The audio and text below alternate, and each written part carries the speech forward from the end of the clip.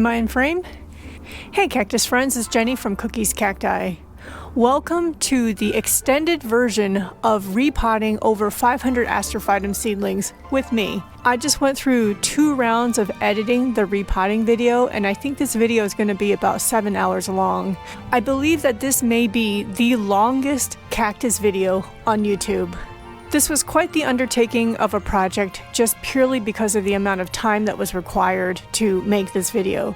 I would say that I got about 14 hours of video footage starting from the beginning of the repotting all the way up to completing that and then doing kind of the prologue and then the epilogue of the video as well. And that's not even the hard part. The hard part is on the editing. I would say I put in probably getting close to, by the time I finish all of this, will be about 40 hours of editing. So with the recording time and the editing time, this will be about a 55-hour project, which is just insane. And the thing is that I don't even know how many folks will be watching this, but I'm going to put it out on YouTube anyway. This project required me to buy 2 memory components. First for the SD card on the camera, and then the second was my laptop was running out of disk space. So there was a little bit of capital involved as well in order to make such a long video. So you might be asking, this is a repotting video on cactus seedlings. Why are you sitting with some pottery in front of you? The reason is because the video is so long that I want to make it fun.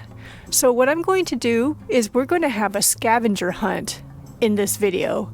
What the scavenger hunt will consist of is that I will have a list of questions and the answers are scattered throughout the video. And the way that you would enter the scavenger hunt is to go onto my website, and there should be a page called Scavenger Hunt, and I will have all the links down in the video description below. When you click on it, you will see all the questions, and that's where you will enter your answers as well. So you would enter all of your answers into the form and then submit the form. The first 3 people who find all the correct answers will win a prize, and the prize is hand-built pottery by various artists. And this scavenger hunt is open globally because we are not shipping plant material this time. There are no restrictions on shipping this prize. So anybody around the world can enter the scavenger hunt and have a chance to win the prizes. So what are the prizes? So the first prize is a pot by Spines and Clay. And I think that this pot is very, very much a signature Bill pot. So I have purchased many Spines and Clay pottery over the years, and I think it's really cool to have one of his pots as one of the prizes. And so this pot has 4 drainage holes.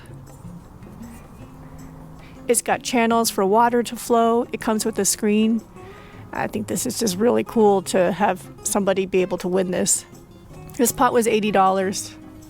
The next prize is a pot by a pottery artist called Cooked Earth.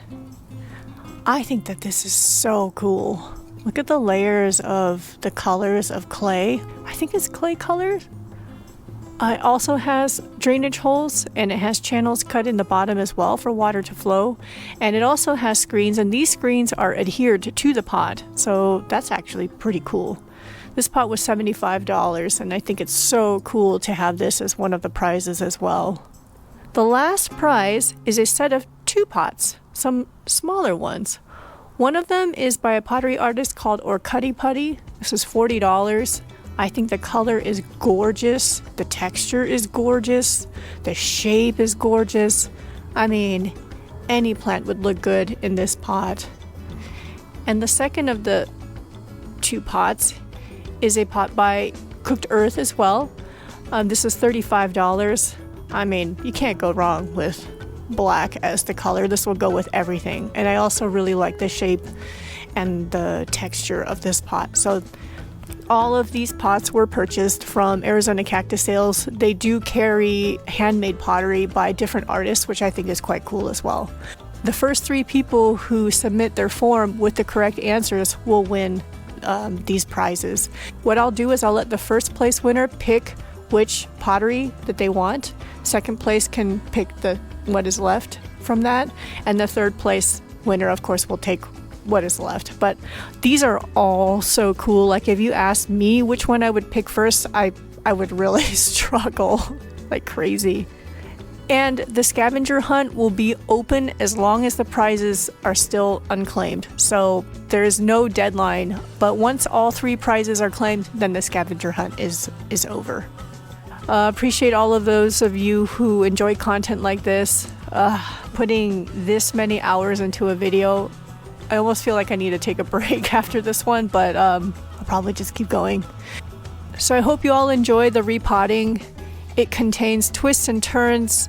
The moment where I realized I had mixed the labeling on 2 of the soil types is caught on camera. So you will see or hear the moment when I realized, I put the wrong label in this pot. So that's caught on camera as well.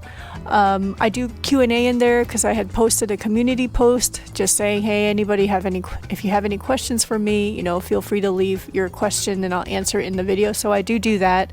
I also asked for questions on Instagram. So I answer all of the questions that I received before I recorded the video.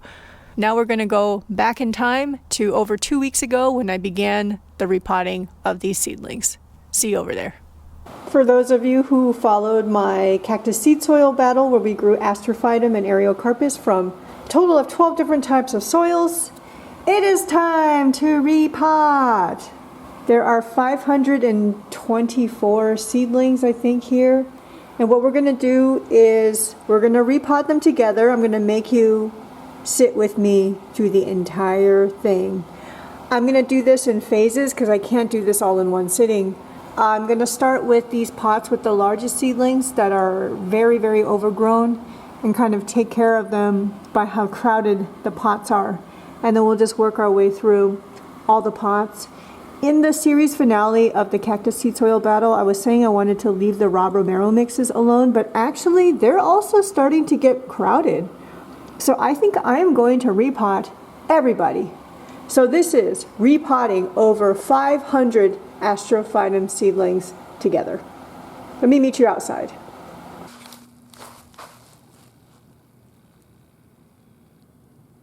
So usually I do repotting indoors, especially of seedlings, but today it's late November and it's so beautiful outside. And then I can just prevent all the dust from getting inside the house. This is pure Uni-Gro. And sorry about the lighting. Let me see if I go like this. You can see that this is just Uni-Gro straight out of the bag. It's actually quite gritty already by itself. So I'm planning to repot all of these seedlings in just pure Uni-Gro. So what I'm going to do is, this is completely dry, just dumped it out from a bag. I'm going to now wet it down. These seedlings had just been watered last night, so I'm going to repot them into damp soil. This is just tap water from a hose. A couple tools I'm going to use. What are these called? Dibbers or something? Just bought off Amazon. And then this soil tamper that my dad made for me.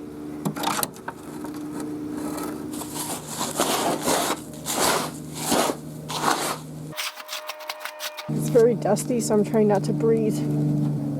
Should probably wear a mask when doing this.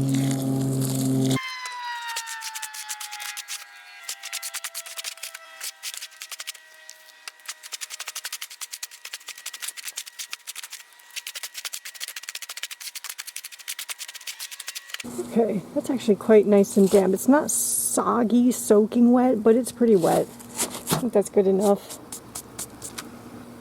I have a stack of 3¼ inch pots right there, all ready to go. Some folks were asking if I could weigh the seedlings, like batch by batch, and maybe do an average. So I brought a scale with me, but I don't know if I'm going to do that all the way. It depends on how much time it takes. So we might try in the beginning and we may bail in the middle depending on how much time it takes. Also, I don't want to remove all of the soil off of the seedlings. Just approximately off is enough. So it may not be a very fair comparison, if you know what I mean. Okay, a little change of plans. I had everything set up outside to repot, but then the sun's at an angle and the UV strength is still so intense that it was way too hot to be outside doing this again. And the sun was touching the seedlings and it was it was just too much. So I moved the entire operations indoor. You're gonna see I have my whole pot of Uni-Gro here that's already wetted down. I've got my seedlings here to my right. So let's go ahead and get started. We're gonna start with Mike's Rare Plants. Cookie's actually right next to me. Hopefully this is gonna work out. Let's do this. It's a little awkward for me though. We'll figure it out as we go.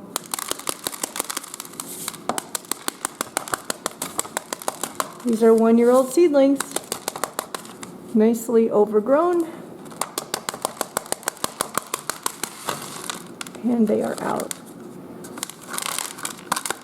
So one tough thing about weighing these is that I don't want to remove all the soil from the roots of the plants, and all these soils have different weights to them, so it may not be a very fair comparison on weight, but let's just try it. So once again, I have these skewers everywhere. Look at the roots.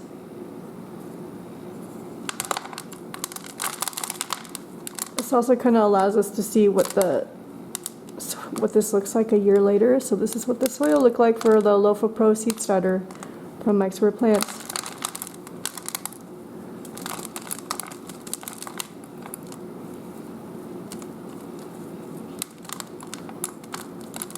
At first, when I was planning to film this, I thought I could do everything in one sitting. That's now I can see that's not possible. No, we're just going to have to work on this day by day. It is the week of Thanksgiving coming up, so I might have a little bit more time. You know what? I prefer doing this with gloves on, so I'll be right back. All right, this will be a little easier on my hands. You'll notice that the soil is wet because I watered these guys last night.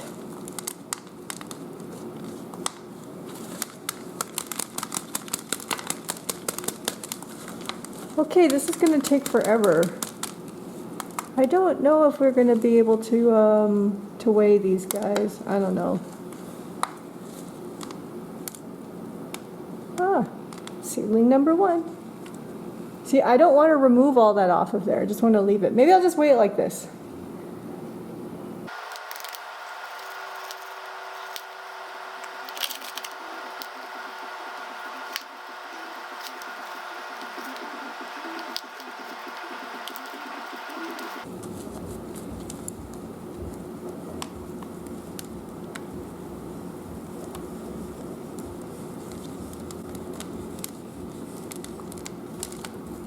Yeah, I don't think weighing is going to be possible. I don't want to remove that. Okay, we're ditching the weighing idea. It's just going to take too much time.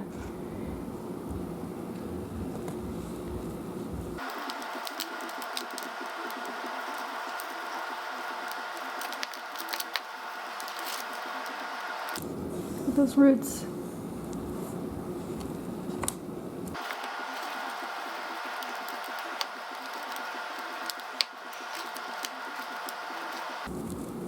Oh, look at that. Probably because it ran out of room.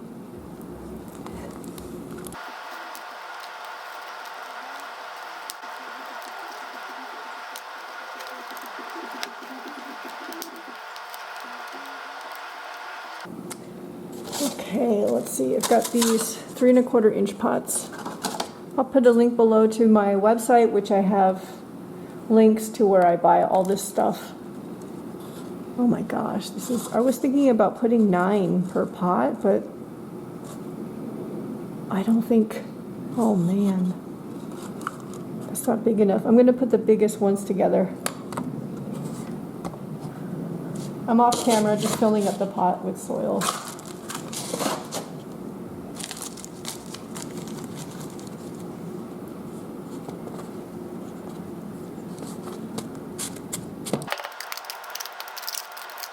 Maybe I can put 5 in here, 4, and then 1 in the middle. Okay, you can see I don't have the groove on how to do this. The nice thing about wet soil is that you can create holes like this and they will stay open. That's one huge advantage to wet soil, or repotting a wet soil. Why don't we put this What do you think? Will this work?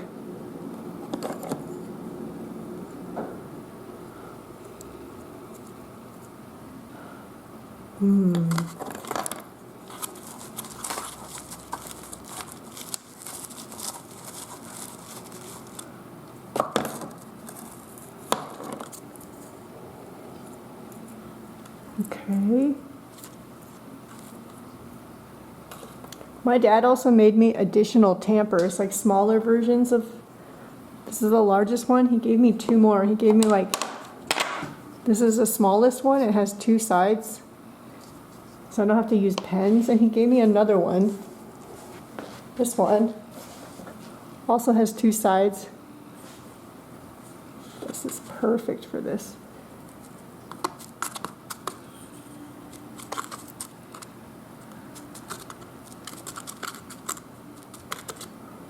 Is it perfectly centered? No.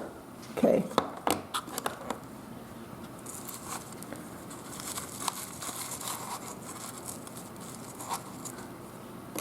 Let's take this one.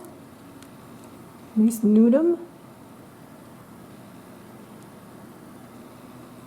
Those roots.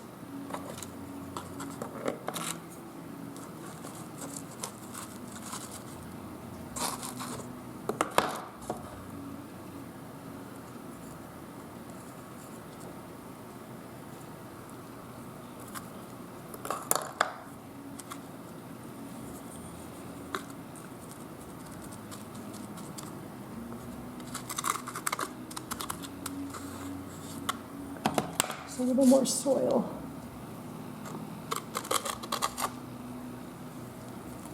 I'm debating how I want to post this video. Of course, we're just starting.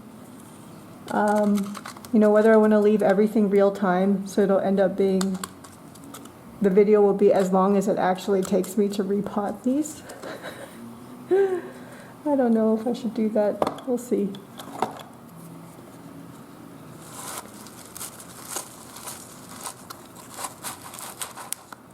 Am I still on camera? Yeah, somewhat.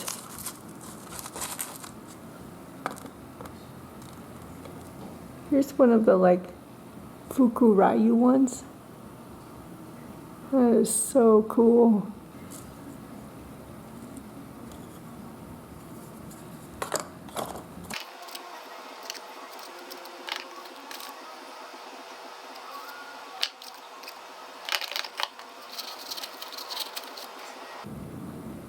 Oh, I need a little bit deeper. Darn it. A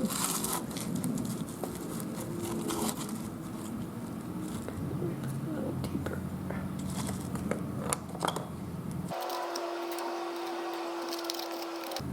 I can already feel tension building up in my shoulders. Oh man, this is gonna be rough.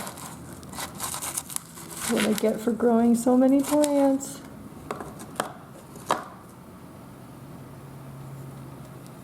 Okay, I think that's,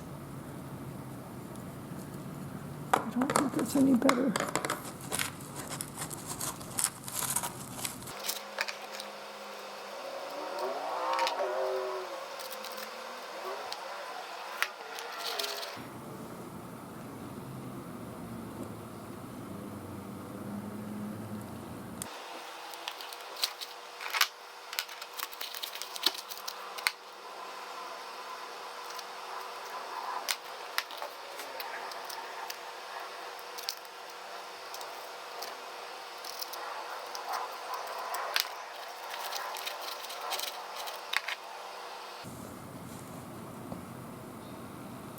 Another Fukuryu.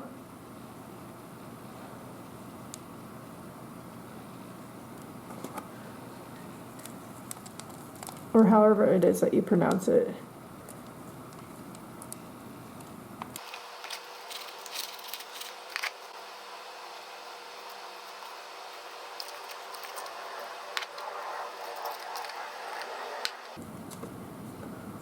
Oh my gosh. 5 seedlings down. Oh my gosh. This is going to be quite the journey. I have a thing of pumice here I'm going to use as top dressing. These guys are pretty big, so they can use a coarse top dressing. Oh my gosh, I just dropped a bunch on the floor.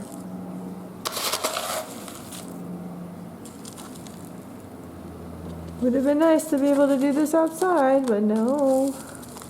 It's too hot. No, it's not too hot.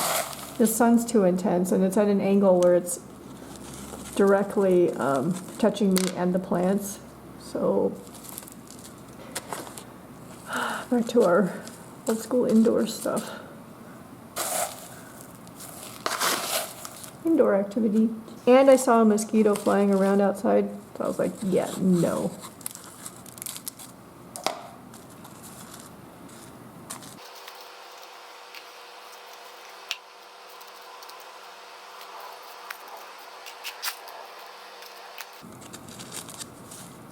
Okay, so it took 20 minutes to do one pot, I think, of 5 seedlings. Oh my gosh. Okay, 5 down, 519 to go.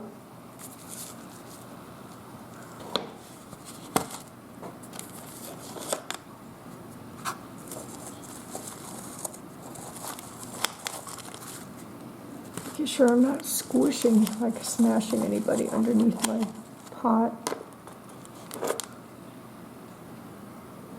I feel like it grew lopsided because of the weird space that it had.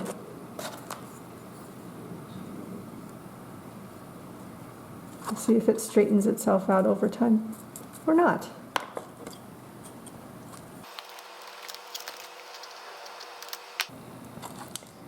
You know what I'm going to do is I'm going to unpot another one so that we can get the largest seedlings together. Oh, this is just such a mess. I think this one's large enough. Look at that one. Yeah, I'm going to get the other pots, the largest seedlings, and pot them together. And then we'll do like the medium size together and the smallest ones together. Look at this root.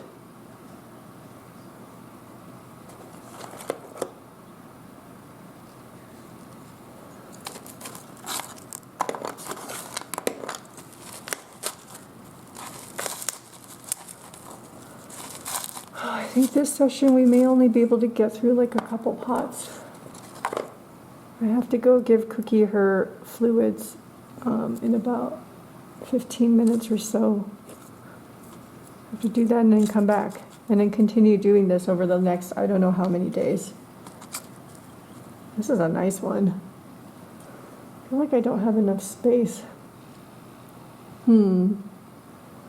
Now I was thinking about tracking which seedlings come from which soil, but now I'm thinking if I want to go by size, then I can't do that.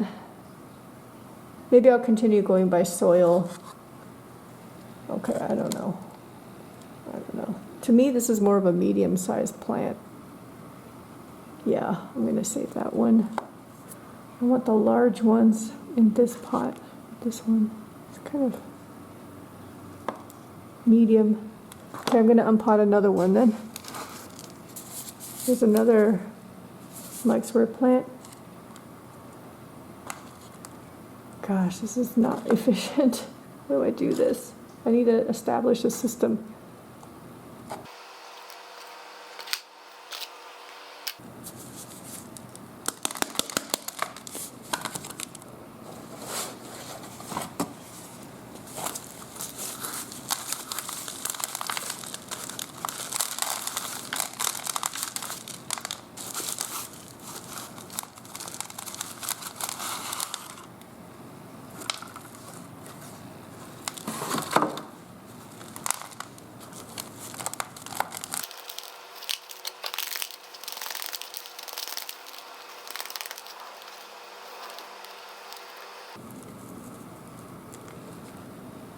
One.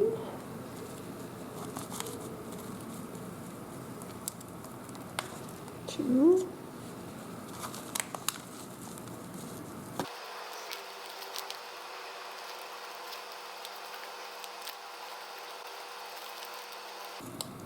Three. 5, 6,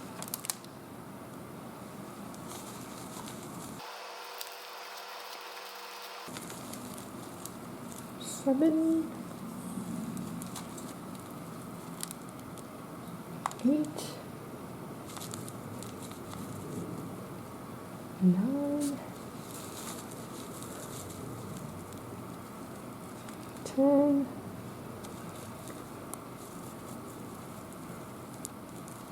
11,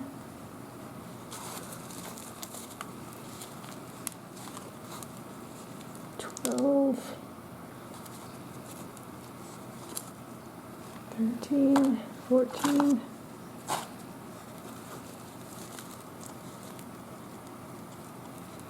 15, 16, 17, 18, 19, I think. Okay. And this one? Oh, no. This one. That's a pretty big one. It's got the white markings on the ribs. That's cool. Oh, it's got another plant attached to it.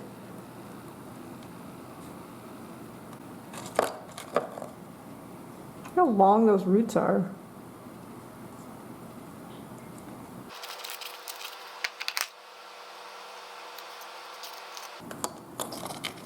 Is this video like watching paint dry?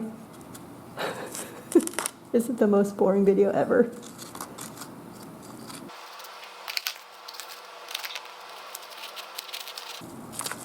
I do see a fungus net flying around. That's no good. Okay, look at this one. That's cool.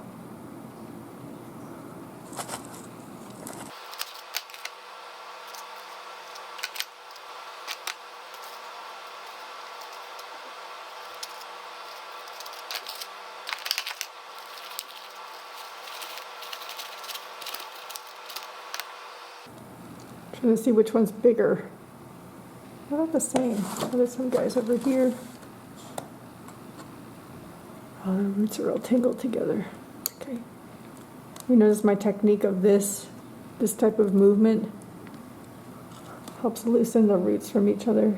I'll put this one in here.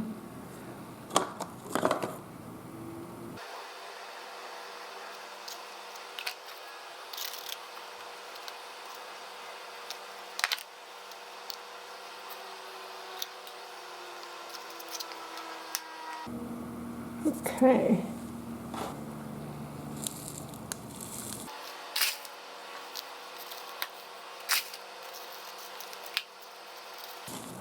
I feel like I need a more efficient way of repotting. At this rate, it's going to take the 10 seedlings in what, 40 minutes, 35 minutes? Let's say half hour.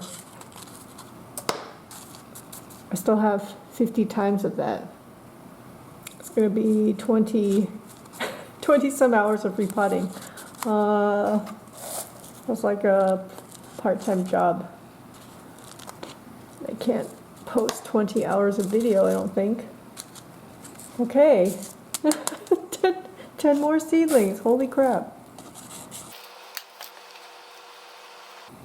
Now that these guys have more space like this, they're in bigger pots with more soil, I think they'll need less water than before.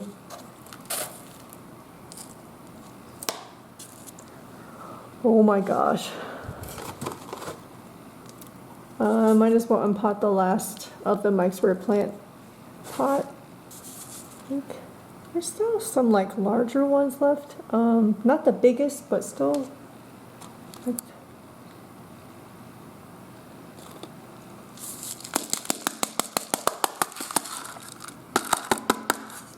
Okay, this is the last mixed plant pot of seedlings.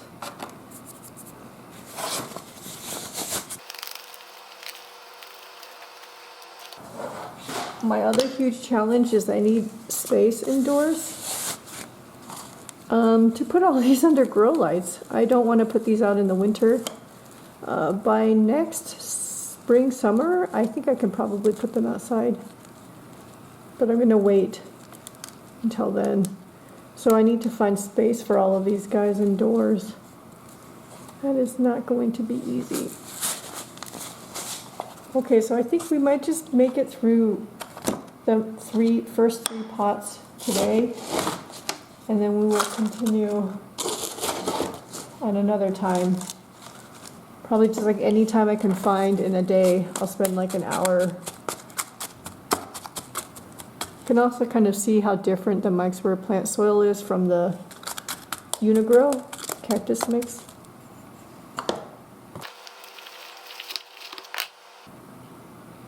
It's a nice one.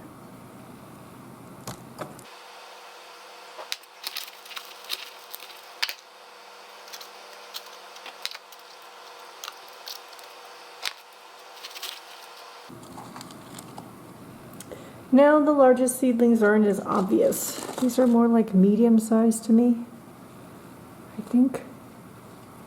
Can I fit 9? I don't know.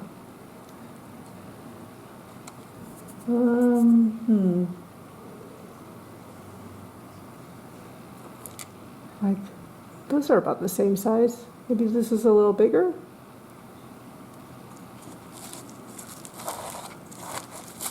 It's gonna be tough to get 9 of these in a pot though. I mean, just the, like digging a hole like this.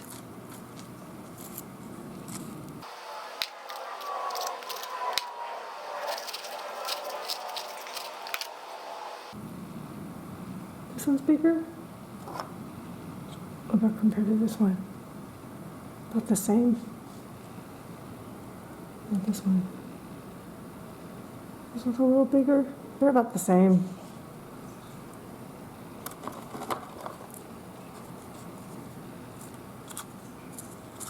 Oh, the other way I could do it is to mix big and small together. That is another option.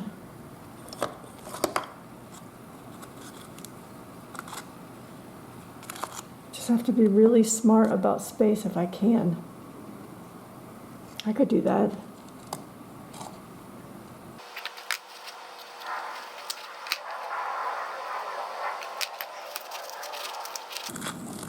Oh yeah, this might work. It's like these are a little too small to just have 5 in a pot, so sticking small ones in the between them, that works a lot better. The assumption is that the little ones will continue growing slower.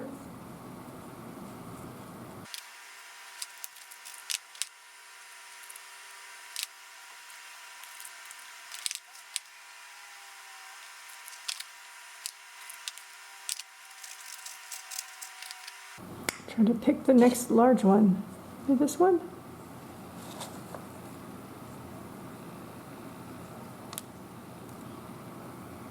Got a little bit of the Fukurayu right there. Just a little bit.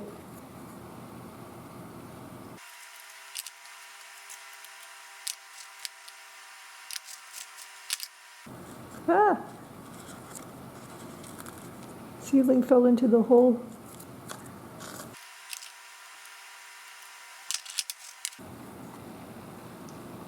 This one looks a little different from the rest. Looks like it has some mysterious in it. This little one in here. Oh, maybe is that too small? No, I'll put it in here. Remember, these are all Astrophytum hybrids off of my own plant, in which I did not keep track of which mother plantscape they came from. It's like a box of chocolates. You never know what you're going to get. Makes it really fun. I have a feeling that these plants take on characteristics from the mother. I think, but I could be wrong. The only way to prove that is to actually keep track and see how the plants turn out, but I don't have the patience to do that. Okay, so I actually got 9 plants in there.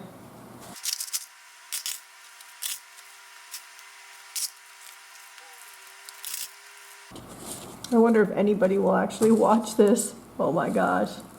I would. I'm sorry, I went off camera.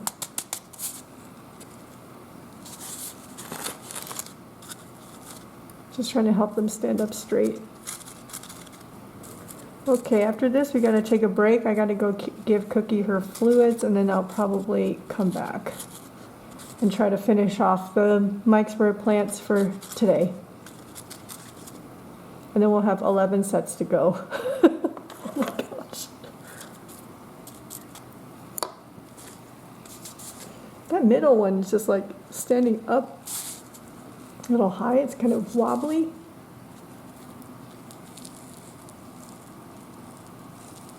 More extra top dressing to help it stand up.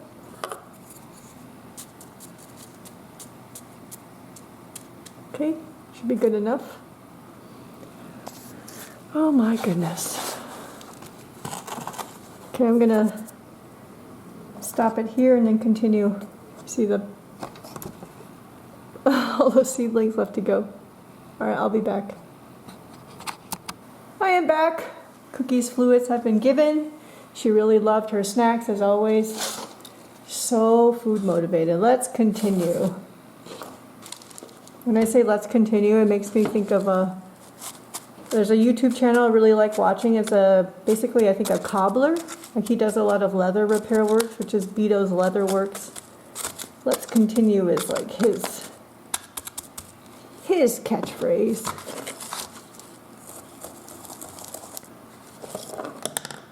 Where'd my stick go? Ah, well, it's okay, I have more sticks. There's another one.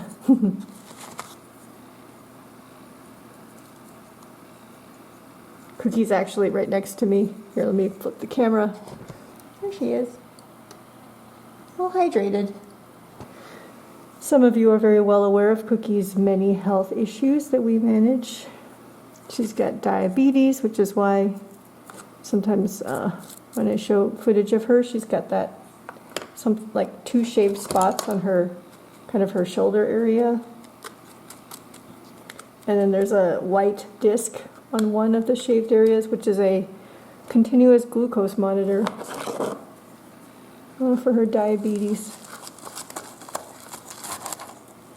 She was first diagnosed with diabetes in around January, February of 2021. And then we actually managed to get her into remission with insulin. And then she managed to be in remission or stay in remission for like 3 years. Is that right? Was it 2021 or was it 2022? Yeah, it was, wait, oh, no. Cookie was, I'm off by a year. She was first diagnosed with diabetes in January of 2022. There we go. Because I remember all her issues started when she was somewhere around 10 years old, so it would have been 2022. And then she stayed in remission for 2 years, and then it came back, and that 2 years later was this year. So she's diabetic again. But in that 2-year time period, she also was officially diagnosed with kidney failure. Ooh, look at that. And then she became hyperthyroid, in which we did the radioiodine treatment for her, which is why I have that short on YouTube of me with a Geiger counter after she came home from the radioiodine treatment. So she was radioactive for a couple weeks. But because she has kidney failure, that complicates the radioiodine treatment and the hyperthyroidism, because bring down that hyperthyroid actually supports blood flow and stuff through the kidneys. So when you remove that, it actually can like show the true damage on the kidneys. And then there's a period that you could be hypothyroid after the treatment, which is common. It's the same treatment that humans go through. And so to avoid that damage, started her on basically thyroid hormone medication, which makes her hypothyroid for the rest of her life. So she's on that medication. So she is hypothyroid now. And so that's managed with medication, which is not too bad. We compound it into a chicken treat, so she loves it. So I have to give her that medication, thyroid medication twice a day, every 12 hours. Insulin for her diabetes twice a day, every 12 hours. And then for her kidney, she's on kidney diets. And we do fluid therapy every 3 days. So I give her subcutaneous fluids at home, which I have a video on this channel as well on how I give her fluids by myself at home. It's doable because she is such a good patient. And this one. So that makes it, she's dependent on, medication, shots, fluid, which is why all my videos are local to Arizona because I can't really travel with all her needs. I have trained my dad on giving insulin shots, so in those few times I have to travel for work, then we're kind of covered because the work travel is never more than a couple nights lately, usually. So I can schedule the fluid sessions to work around the travel, but I need somebody to help me with the insulin and the medication, so my dad can help me with that. But it means no long-term travel. And I try to avoid, having to ask people for help on caring for her. For work is because I have to. But for personal travel, I just avoid personal travel completely. I guess that's the definition of love.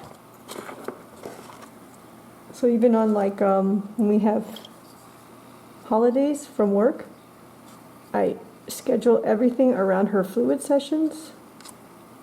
So those days, even for local travel, if I have to be away from the house, I avoid those days. But there's always ways around it. Our fluid sessions tend to be in the afternoon. Does it have to be then? No, but it's the routine that we've established. She loves those sessions so much because I give her a treat that she only gets at that time, which are those tiki tuna sticks. It's her favorite thing ever. So she knows the sights and sounds. Oh, look at this one. It's very weird. So weird. I was saying she knows the sights and the sounds of fluid preparation time because I warm up her fluids to her body temperature before I give it to her. It makes it that much more comfortable for her. In the past, when I didn't know to do that, there would always be a reaction when the fluid would first enter, underneath her skin, because that temperature difference is kind of shocking. So we don't do that anymore. I always warm up her fluids, and we don't that's completely removed that initial reaction, which is great. But she, when she hears the sounds of the fluid preparation, she's already waiting in her spot, which is in my office. She's such a good girl. She's just so easy to handle because she's food motivated.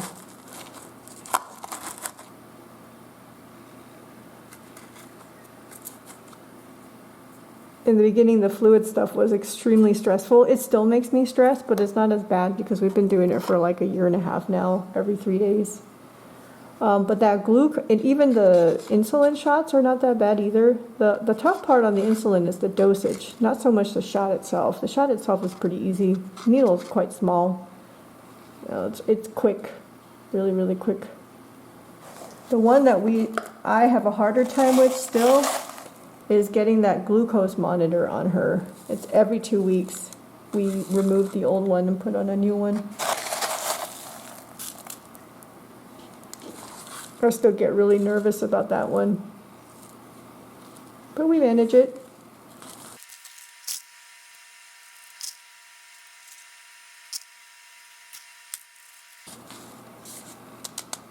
I think there was 26 here, I think. Yeah. 26 minus 9. 17 seedlings to go. I guess we can do one set of 8 and one set of 9, I think.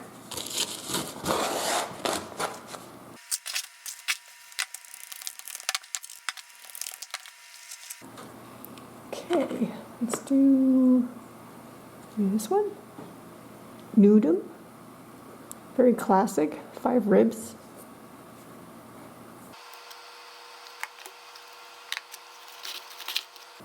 This is kind of cool. It's kind of Myriostigma. It actually has some Fuku-Ryu in there. It's hard to see. And it has the white stripes on the ribs. This will be fun to see how it develops as it grows. As long as I can keep them alive. Oh my gosh. But Astrophytum seem to do pretty well in our climate. They really love the heat. As I've mentioned before, I've never seen them go dormant in the summer here, even despite the high temperatures and the very high-low temperatures. They're squeezable, so you can tell when they're thirsty. So I think they're really great in this Arizona climate. Can you still see? Oh yeah, kind of on the corner of the... Oh. It sounds like 1, 2, 3, 4, 5, 6, 7, 8 ribs.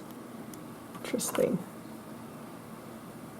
I might be able to guess which mother plant gave this plant came from.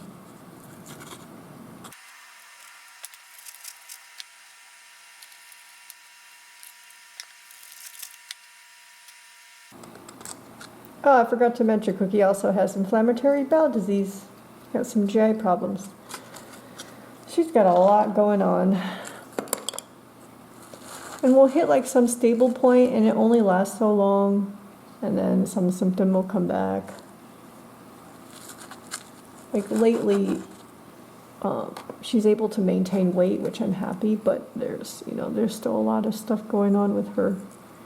She's definitely not a quote-unquote normal cat in terms of health. I guess in terms of behavior and stuff, she's pretty normal.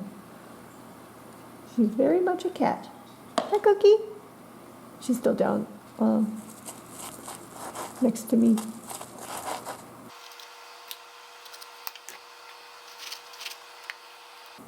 The rest of these are all about the same size. This one. Okay. Oh, I found the other stick. It was like underneath in the soil container.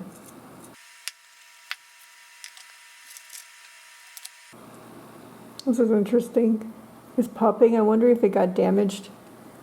So you do see that I have those sticky traps around because there is stuff that gets in here. There's definitely fungus gnats. And I've seen mealybugs show up in here as well. But, it's like 1 or 2. Pretty easy to manage just by manually picking them off. The pests are almost impossible to stop, even growing indoors, for me at least. I have to give it to them, those little critters, trying their best to survive. Like, how do they travel that far? Because I don't see ants in the house, so it's not ants that are bringing the mealies in. So how are they getting in?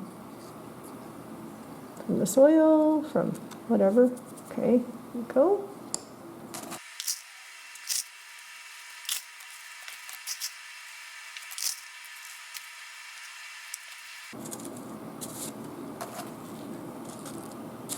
Well, it's still a little squished.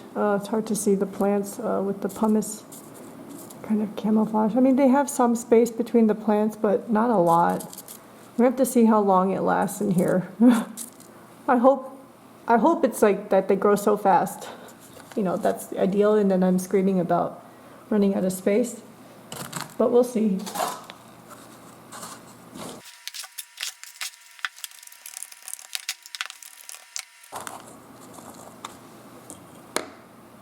I don't know who to put in the middle. There's a trichostata in here somewhere. Oh, look. I don't know how stable this will be, though. I might grow another rib at some point. But this is the first 3-rib Astrophytum I've ever had. It's kind of interesting. It's kind of a mix between some nudum and then some flecked. Very interesting. We'll see if that stays stable or not. It may not.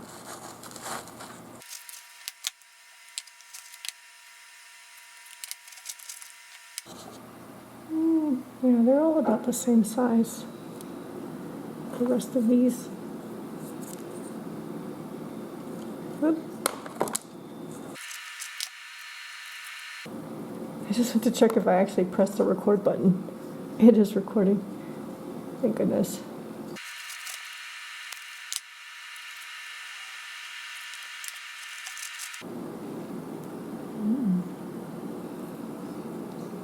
It looks like these seedlings definitely fall into categories. Maybe, I'm not sure. I can see if we can go take a look at the mother plants. Maybe at the end of the video. I'll show you the mother plants and you're going to notice that it'll be obvious like where these characteristics came from. They're mothers and they're the father plants. I just cross-pollinate whatever flowers are open at the time. Look how long that is, so funny.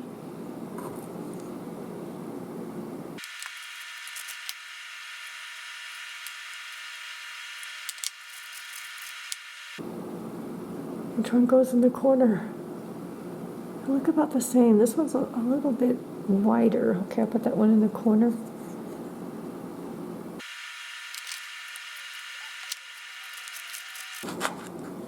And the last one of the Mike's Rare plants. I will go put labels on these newly potted plants just to remind us that these are the Mike's Rare plant.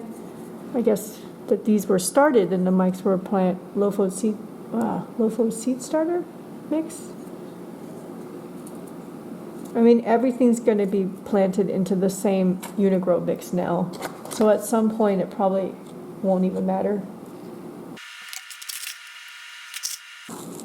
Actually, I have more than just this Astrophytum repotting. If any of you watched my How to Grow Euphorbia obesa from seed, there was an older set of seedlings in there that need to be repotted too. And I have some like 1 year and some months old Copiapoa seedlings that also need to be repotted. You notice that my buying has slowed down since the mystery unboxing. I need space outside to house these seedlings. Like next year, I want to move these Seed Soil Battle Astrophytum outdoors. I mean, assuming that they're large enough. We'll see. But I do want to move them outside. They can't live in here because I'll probably be starting even more seeds. So I need the indoors to be open. Okay, let me put labels on everything.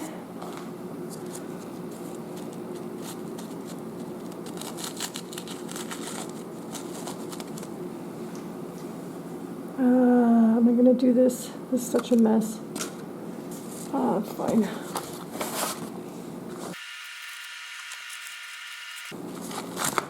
So we repotted 3 2.5-inch pots of 45 seedlings into 5 3.25-inch pots. Sorry, I had a bunch of labels. Yeah, a whole bunch of labels. I think links to this is all on my website. I have one page on my website that has links to a lot of the stuff that's shown here that I use for growing.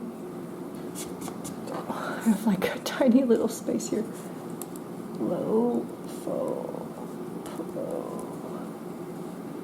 Astro hybrid. Is it? Oh, I should have written. Here, let me write the repot days, just for this sake. Today is the 24th.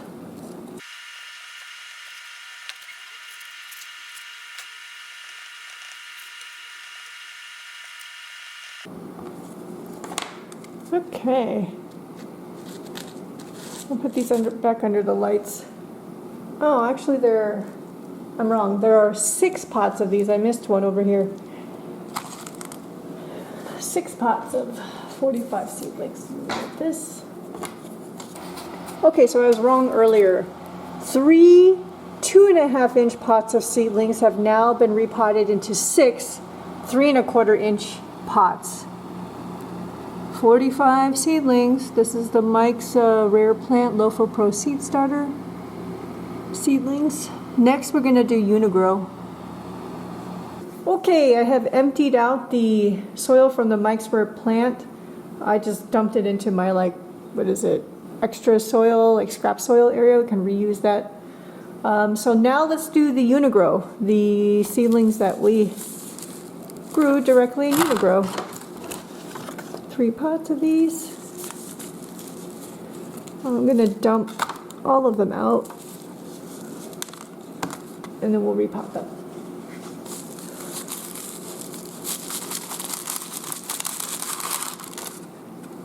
Oh, this is the wrong pot. Wait.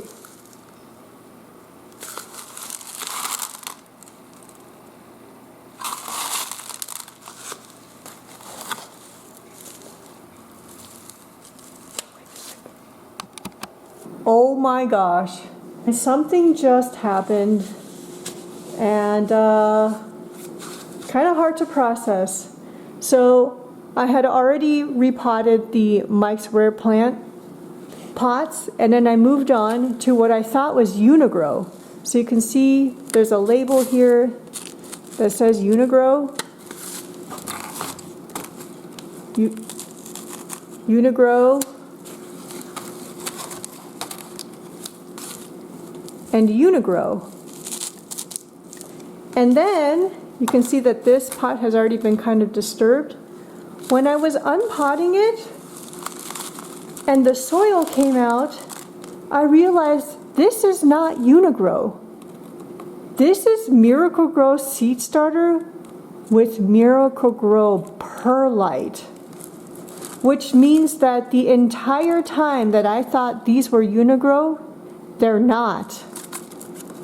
So I made a mistake when I placed the tags. I'm kind of having a hard time sort of processing the mistake that I made. So then what I did, see, this is perlite.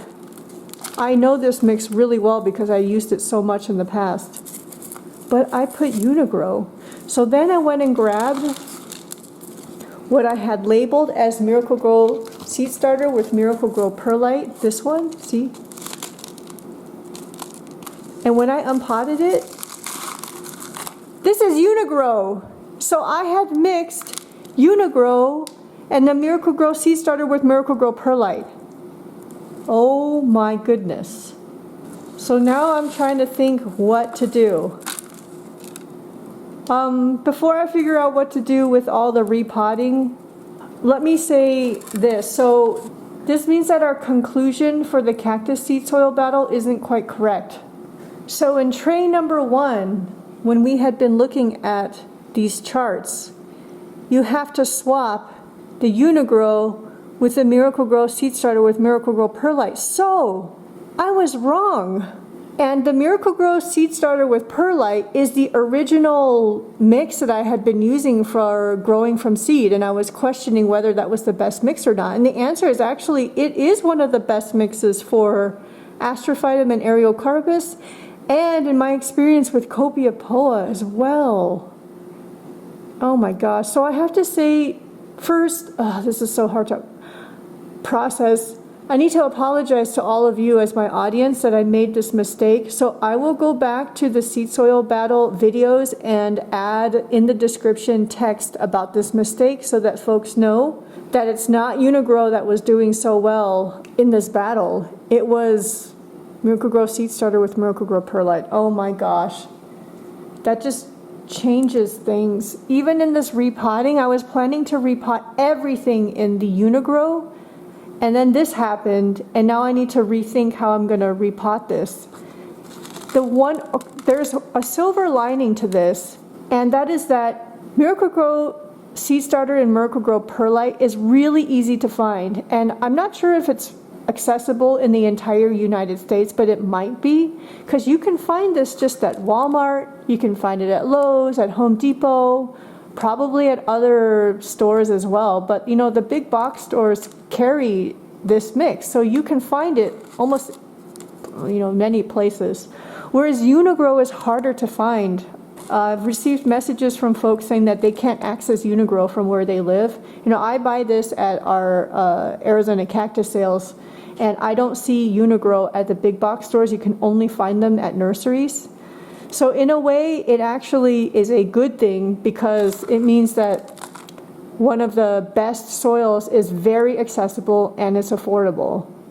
But it makes me feel really bad if, for those of you who have made a decision on the soil for the, you know, the commercial mix that was based off of a year of talking about Uni-Gro.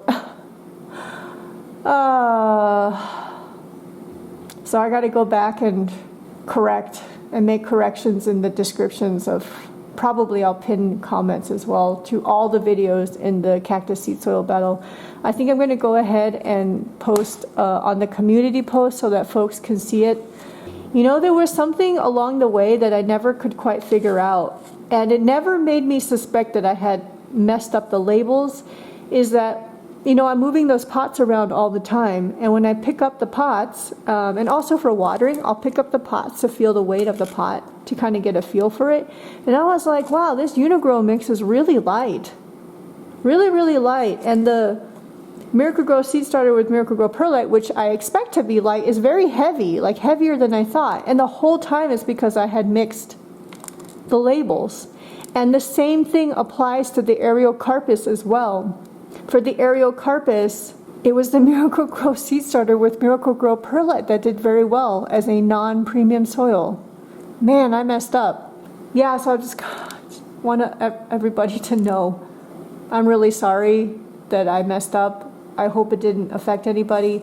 The winning soil was not affected though, East Coast Camanchaca, and that one we could not mess up because its top dressing is different from the rest. The East Coast Camanchaca soil came with its own top dressing, and it's very colorful. And for the rest of the pots, I just used pumice. So for sure, the winning soil of East Coast Camanchaca that's for like absolutely certain that that's not a mistake. But for the non-premium soil, I made a mistake. So there is, in a way, it is kind of good news for everybody because this is so easily accessible and it's affordable. But I hate making mistakes like this. So, and especially, I mean, if I made a mistake on myself, it's fine. But if I made a mistake to, you know, publicly like this, where there's other people who are looking at this for information, then that's not good. I really apologize if anybody has made decisions based off of this video result. I mean, you'll still get decent results with Uni-Gro. It's just that the Miracle-Gro one is even better. So I'm going to sign off. I have to kind of lick my wounds.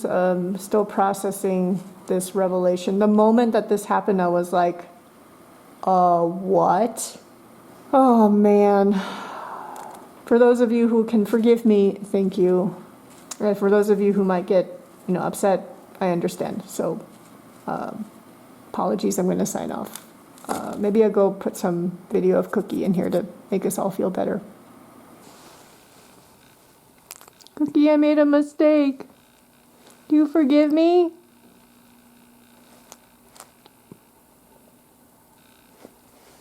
I'll take that as a yes. Okay, I am back after taking a break and getting some dinner, and called my parents to let them know about the mistake that I made. My dad was laughing. What I'm going to do is I want to go ahead and repot all of these. So these are actually Miracle-Gro seed starter with Miracle-Gro perlite pots. And I'm going to repot them right back into the Miracle-Gro seed starter and Miracle-Gro perlite. And it did so well. So this will be pretty straightforward on the decision on what to do. I have a whole bucket that I prepared here. It is 3 parts Miracle-Gro perlite to 1 part Miracle-Gro seed starter. I've wetted it down, so it is wet to the touch. It's not it's not soaking wet. Like if you pick it up, it's not going to drip water, but it is really damp. Like if you squeeze it, it's clearly wet. So I'm going to go ahead and work on repotting these, because if I don't do this now, I don't know when I'm going to have time. So let's just do this. And I'm going to have to decide what to do with the micro plant seedlings that I had already repotted.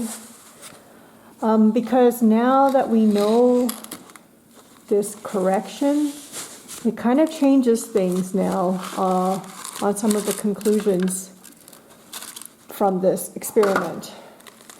Let me go ahead and separate these first. See, look at how easy it is. It's so gritty. It's like it just kind of falls apart, which is so easy to work with. You saw the micro plant is more dense. That's why actually, you know, in terms of numbers, maybe it didn't do the best, but the size of the seedlings were pretty good. Oh, we've got a two-headed guy here. And they're all tangled together. Okay. Oh, look. I thought this was two plants. It's two-headed. And it's considerably darker than it was before because all the grow lights behind me have turned off, so you're going to have to bear with me on the lighting.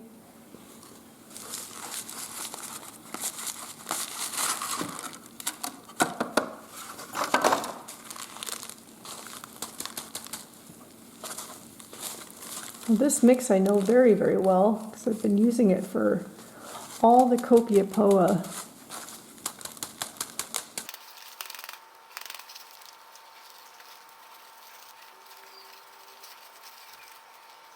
Oh, it's another two-headed.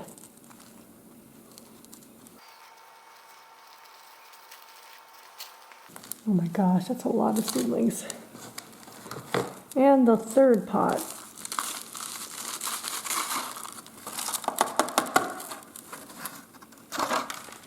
I want to finish these before I call it a night.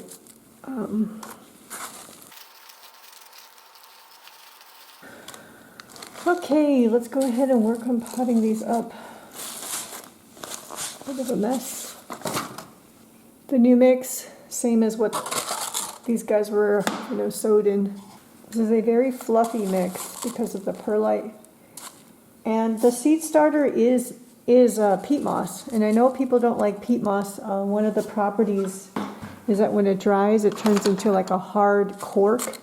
But when you cut it down with perlite like this, it doesn't do that. At least not so badly.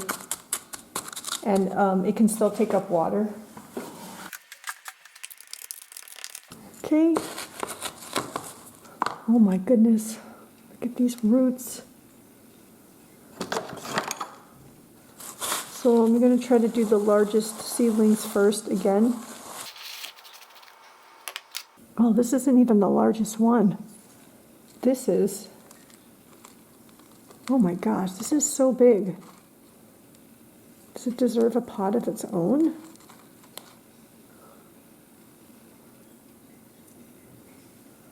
Or can it fit 5? No, we can fit 5. This will be the center plant.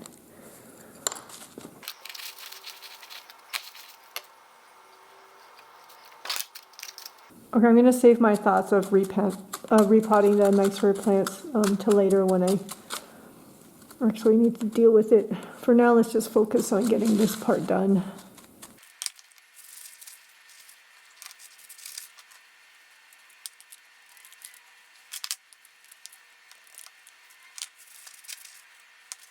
Oh, the bad thing about making such a mess like this, I can't see the seedlings very well to assess their size.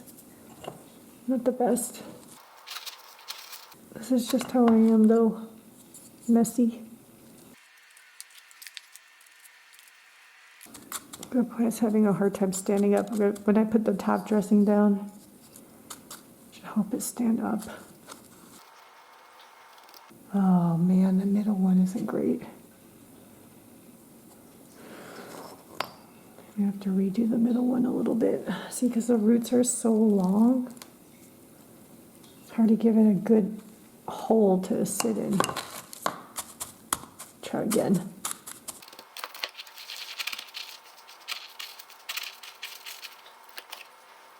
Okay, that's better.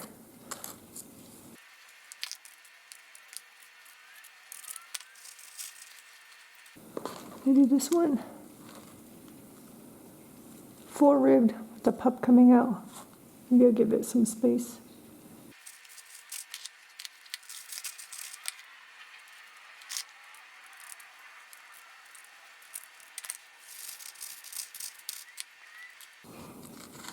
Ooh.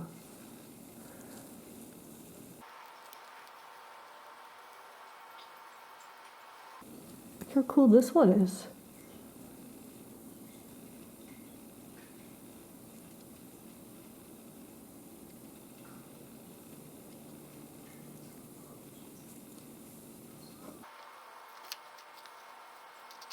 I wonder whose this one's mother was.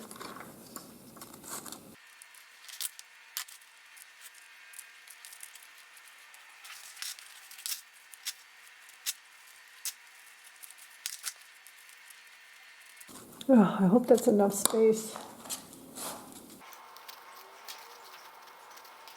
It looks like it's a little bit too full. Oh well. That works. It's not perfect, you can see that, but yeah, at least it's more space than I had before. All right.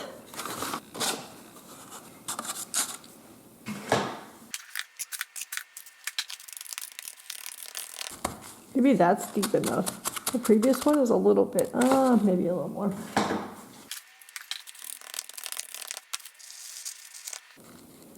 And this one? A little bit of Fukurayu in there, that little bumpiness.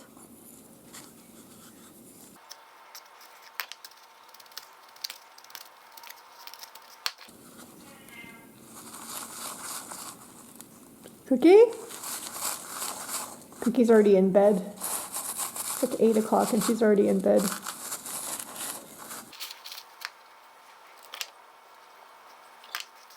I think she woke herself up from a dream.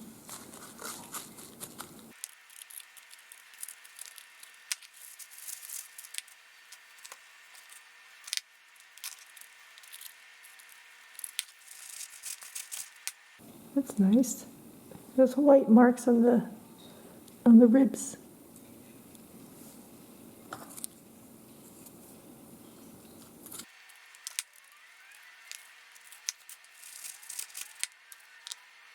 This is a cool one. I might be able to guess who the mother plant or one of the parents is.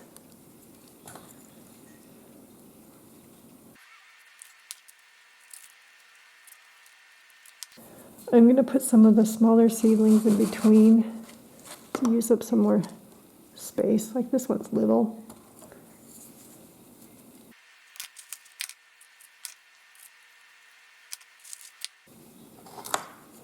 Another little one.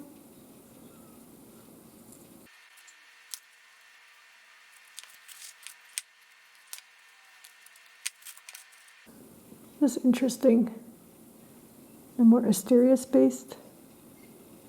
I hope it's okay. The color's a little bit funny. We'll see.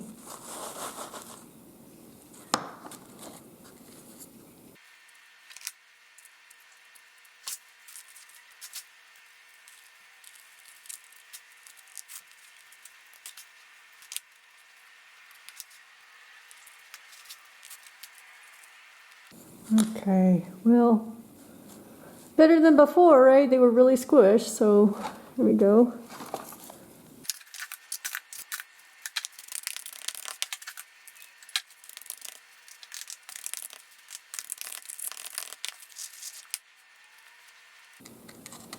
Maybe this one? These look a bit light stressed. See that color on there?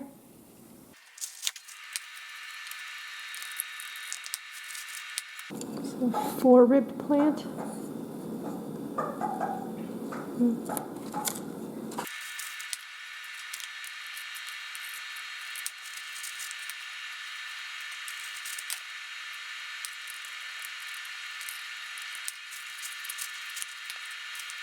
Oh, this is a nice one. Look at that.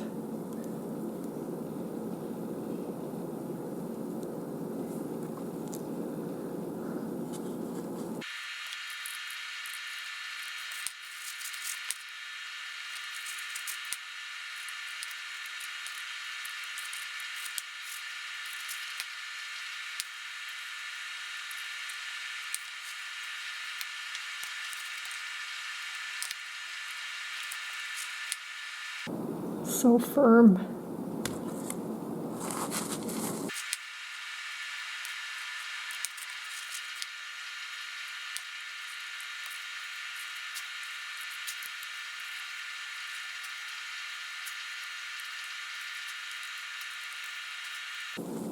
Okay, another one done.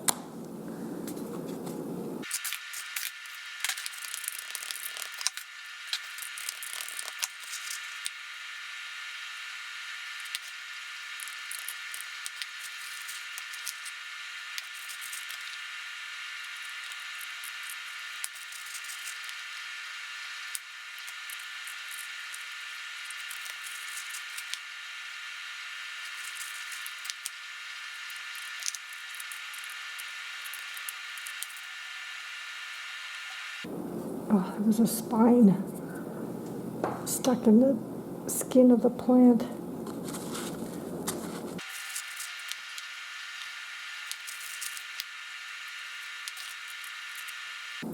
Oh my gosh, how many more are there? Oh. If this is like about an hour per seed soil type, it's going to be 12 hours of repotting. We'll see. Well, I'm going to have a lot of footage to have to go through. Maybe I'll just end up showing it all. But editing a 12-hour video, oh man, that will be tough. Usually when I edit, it takes several rounds. First round just cutting, cut, which usually means you have to sit through the entire, whatever footage you have, because you have to determine what to cut. And then you go through it again to look for mistakes or places where things can be cut a little tighter. And usually you go through one more time to make sure everything looks okay. So for a 12-hour video and going through that 3 times, oh man, well, we'll see.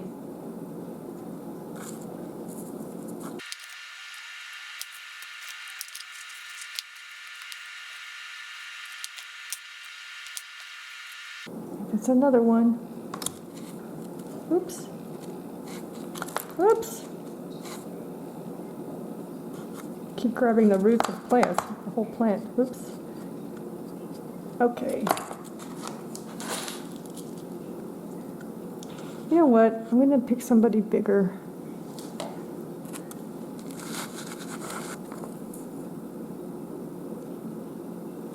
The really little ones, you can put more than 9 into a pot.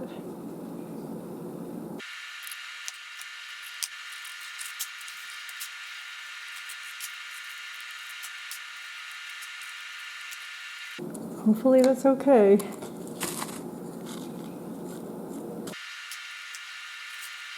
Oh man, it's a little close, but what can you do? Okay, next. I have to stop in a little bit. I gotta go take care of Cookie.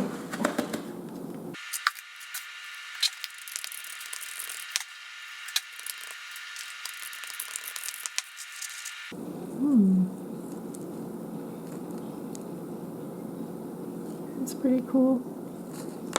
Whoops.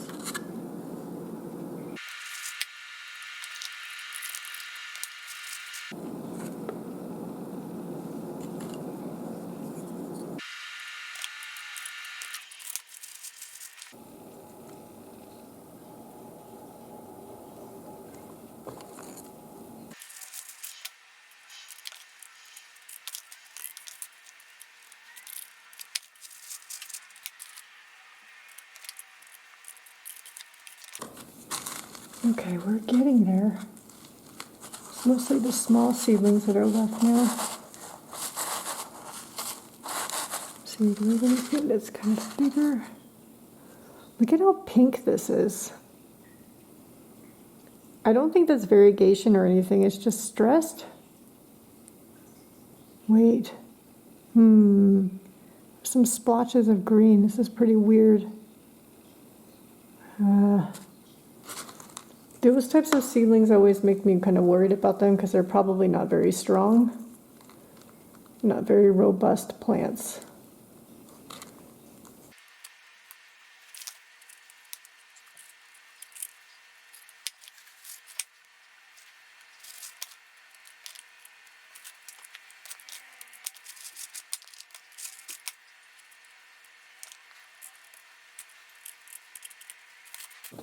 Hope nobody's buried underneath. I guess we'll see. Wow, there's 3 two-headed plants. That's very interesting. Let's see who's bigger. About the same. We'll put this one in here.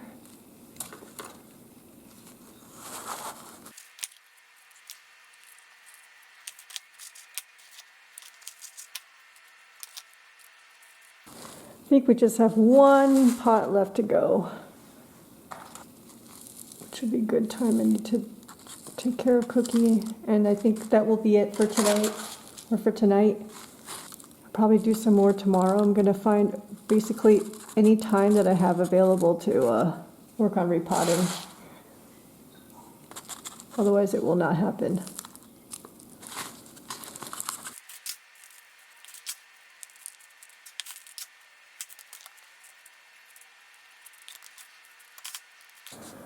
Okay, again, not perfect, but should do. Definitely more space than before. Hope they do okay in here. We will see. And I think this will be the last pot for today.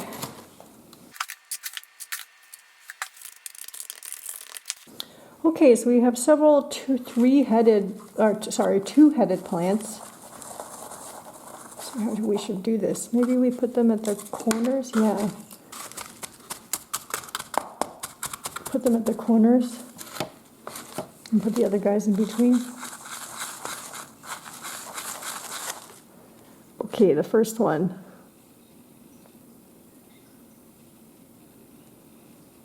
I just thought they were 2 plants. They just look like 2 plants.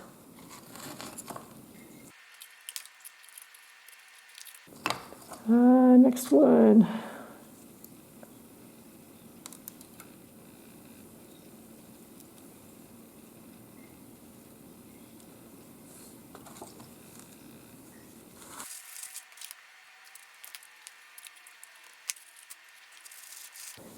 Ooh, last 2-headed guy. See, this one looks a little less like 2 plants. You can actually see them fused together up at the top. You could tell, you know, before repotting that, okay, that's actually a fused plant. I like the other 2, I had no idea. Ooh, it's a lot of strain on the neck and the shoulders. Okay, now we've got a whole bunch of these little ones that you can barely even see on camera. I'll put these guys in here, see how many of them are there. Make sure nobody's buried underneath. Yeah.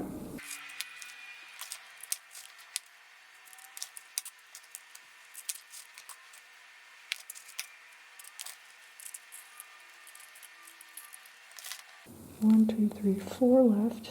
1, 2, 3. Okay. I'll stick them a little closer together.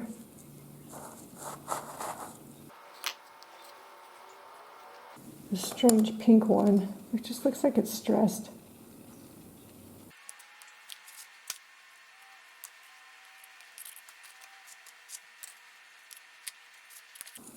I'll show you this little cute, don't know if it'll live, but certainly cute. Ooh. Okay, let me just make sure there's nobody else left in here. Okay, I think we're good. All right.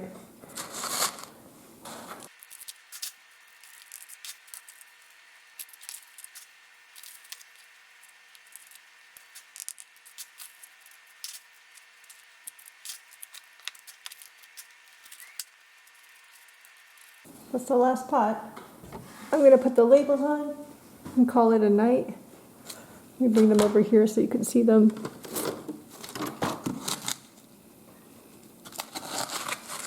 It's another 6 3¼ inch pot, and I'm putting in on the correct label now.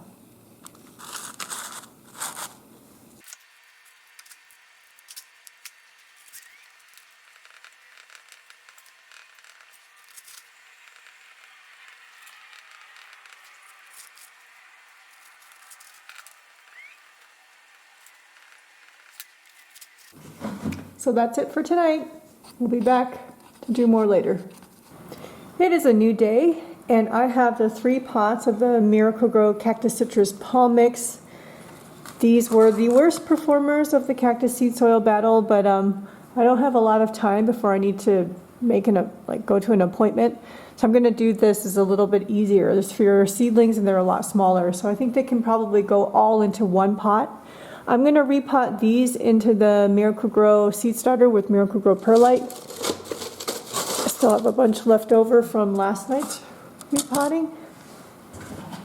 So I've just got an orange Home Depot bucket over here, and I have a lid, so the soil was kept moist because I had the lid over the bucket overnight. So what will be really interesting with this batch is that the seedlings are not doing so hot in the Cactus Citrus Palm Mix. So once we switch them over to this seed starter mix with perlite, we're going to see if they start to pick up a little bit in their growth. I've actually seen this happen before in the past with my first Astrophytum, actually my first cactus that I have ever grown from seed, which happened to be Astrophytum. I started them in, I think, like pure Kellogg mix. I had no idea what I was doing at that time. I still don't know what I'm doing. But then somebody recommended, like, where did this seed starter mix even come from? Somebody sent me a recommendation saying that they've heard of old school growers using this mix, which at that time he said was just half seed starter, half perlite. But now I'm even more on the inorganic side, so I do 3 times perlite to 1 part. 3 parts perlite to 1 part seed starter. But that's where I had learned it from, and when he told me about it, I really liked it because it's so simple and it's so easy to find. And I guess it does pretty well. Must be a reason why those growers are using this mix. I'm going to move this off camera a little bit. This pot almost looks like it's empty, but there actually are at least 2 seedlings that I can see. But in that very first, ever, oh my gosh, look at that, it's so small, but it's alive. But that first ever cactus that I grew from seed, I started them in just pure Kellogg mix in like plastic sauce cups. And I mean, they germinated very well, and they grew, but they grew really slow. And then I learned about this mix from that person. I think it was on Instagram that he told me about it. He messaged me. And then I switched those Astrophytum into this mix, and they started to just take off. So I've seen this happen before. We'll see if it happens again or not. Oh my gosh, this is so small.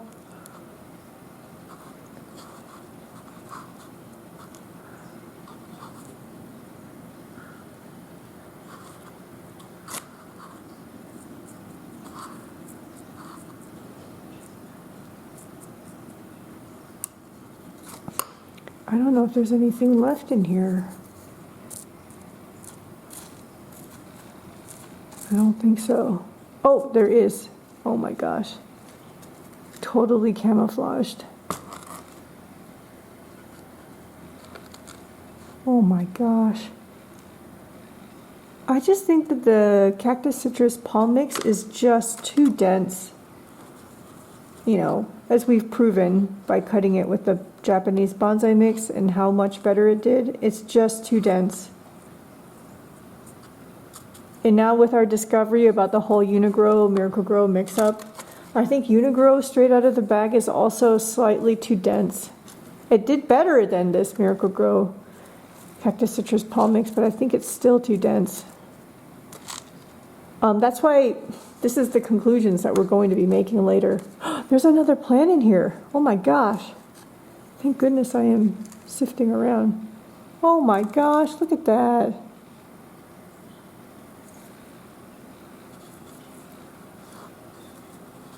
But, in tray number 2, where we had the experiment of cutting the Uni-Gro with the Japanese bonsai mix and how well it did, that just shows you, I think it's just too dense. Okay, now I gotta really look to see if there's anything else. Okay, I see one very dried up seedling that's dead. Wow, there's actually 4 seedlings in there. Okay, I'm pretty sure I got everybody. All right. This one has 3. Okay, let's get these out.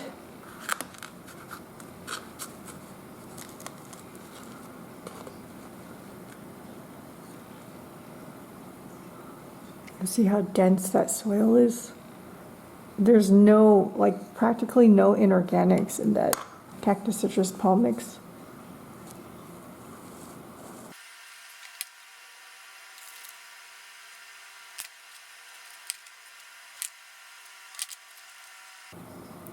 Remember how long those roots were in the Mike's Rare Plant mix and in the seed starter mix? Look how short the roots are here. Just like they can't, I don't know, can they just not get through that dense soil? I mean, it has almost, that's it.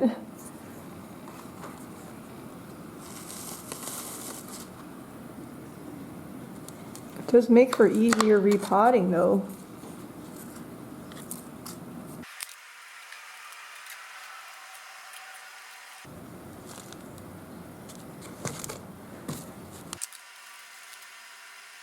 This probably answers why these plants are so small. They just have such tiny root systems compared to the other more successful soils. Right here.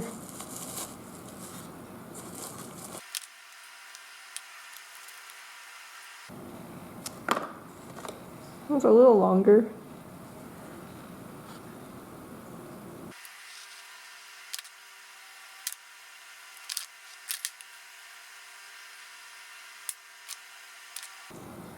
Oh my gosh, there's some like teeny tiny, oh, my big human fingers.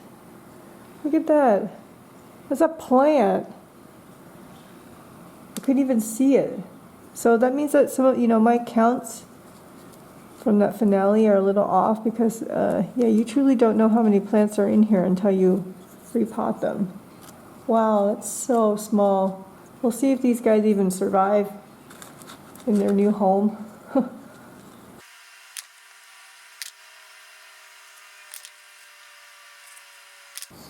So this is the week of Thanksgiving. Today's actually a Monday. I took the week off. My company allowed us Wednesday through Friday off, so I took off Monday and Tuesday. So today's actually my day off. But last week was so busy I wasn't able to finish everything at work. So I actually did a little bit of work this morning, even though it is my day off. But, I'm trying to take advantage of the time off to take care of this. Otherwise, with Q4 closing, it's going to be incredibly busy at the end of the year. And I know I won't have time for this until the winter break for Christmas. But that won't be until near the end of December, so gotta do this now.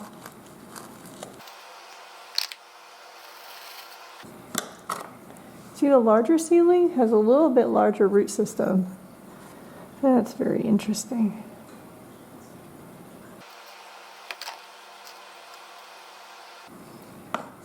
Once I put the top dressing on, these guys are going to get buried. The little ones, that's okay. Yeah, all the larger seedlings have larger roots. Look at that. Better.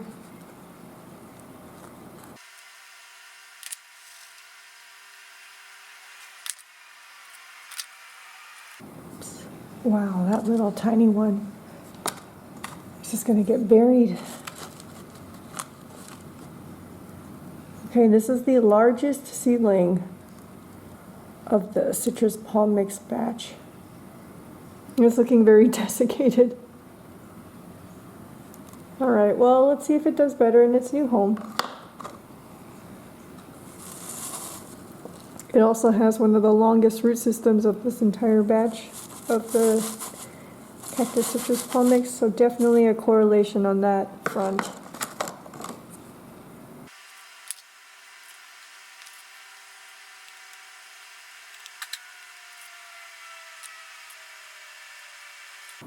Okay, top dressing time.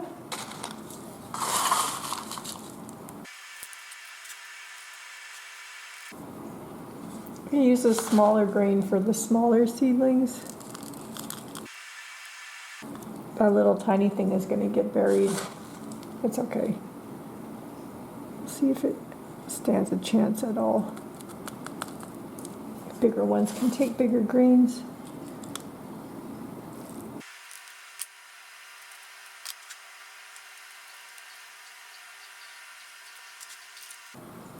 Okay, that should be good enough for now, I think. So we've done 3 of the soils now. Mixed plant, Miracle-Gro seed starter, and this Miracle-Gro cactus citrus palm mix. But I think I'm gonna go back and I might redo the mixed plant because that's planted in pure Uni-Gro, and I think that's too dense. I may redo those. Guess I'm gonna bring you all with me on that. So we will see how these do now that they've been swapped from the citrus palm mix, cactus citrus palm mix, into the seed starter with perlite, and see if these guys do any better. They're so camouflaged in there because they're so small and the colors are a little off and kind of stressed. So we'll see. All right, so that will be it for this round. We'll be back. So I've decided a slight change in plan. So originally, before I had my revelation that I made a mistake on the labeling of the soils, I was going to plant everything into just pure Uni-Gro. But now I know that Uni-Gro, purely just straight out of the bag, is not the best option. So the best option actually was the Miracle-Gro seed starter with Miracle-Gro perlite. So I'm going to use that for what I'm thinking is some of the pots in this repotting. And then what I'm going to try is a Uni-Gro mix. So I've got the camera pointed to a 5-gallon bucket. I'm going to mix Uni-Gro, whatever I have left of the red lava rock, and pumice. And I'm going to do it 2 parts inorganic to 1 part Uni-Gro. That's kind of close to what we did in tray number 2, and the seedlings did very well in that mix, and it kind of makes sense because Uni-Gro is a little bit too dense straight out of the bag. So cutting it down with inorganics makes sense. It allows space for those roots to grow. So I'm going to go ahead and mix it here. And the reason why I'm doing this and not the Japanese bonsai mix is because I don't have any more of that bonsai mix left. And it gets kind of spendy, so I want to keep things really simple. Okay, so that's 4 scoops of Uni-Gro straight out of the bag. Supposedly I would need 4 scoops of pumice and 4 scoops of red lava rock. I don't have enough red lava rock to do that, so I'll just do what I can.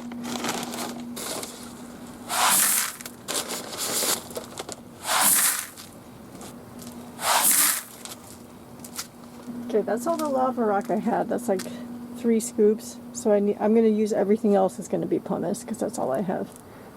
So I actually need 8 scoops of the inorganics. I've only done 3, so I've got 5 scoops of pumice to go. Don't breathe any of that dust in. I don't know if that dust is captured on camera. Don't breathe that.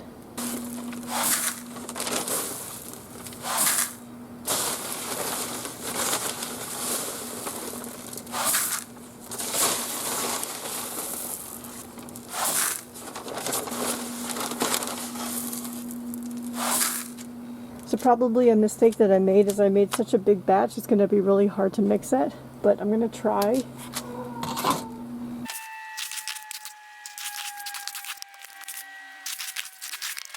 Okay, I went to go put a mask on because this is too much dust.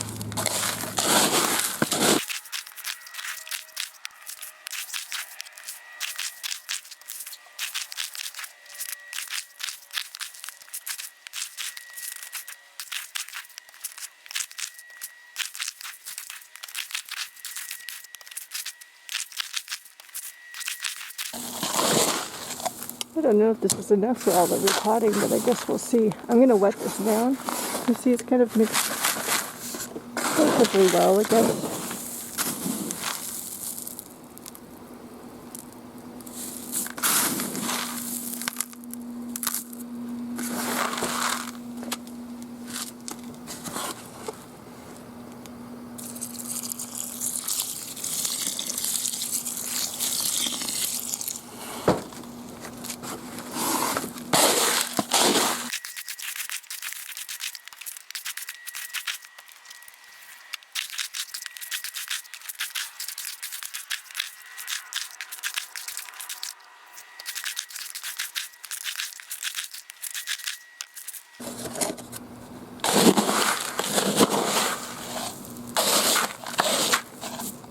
Okay, that should pretty much do it.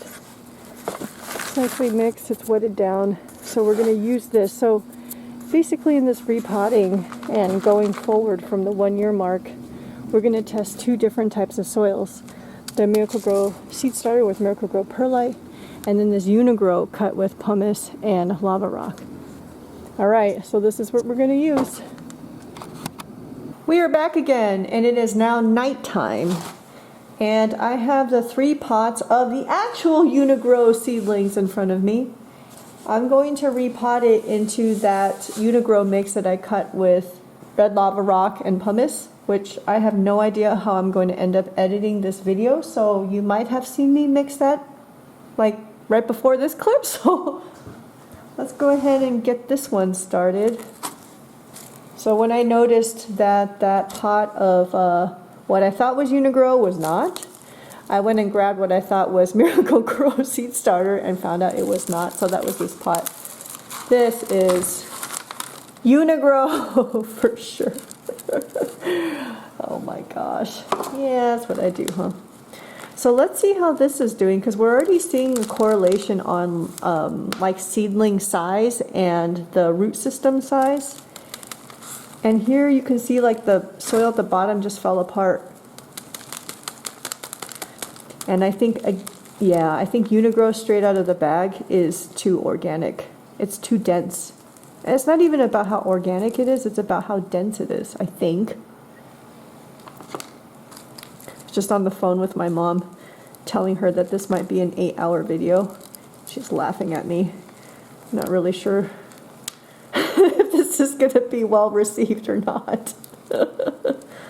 Maybe some of you can watch this, you know, to accompany you as you're doing your own repotting.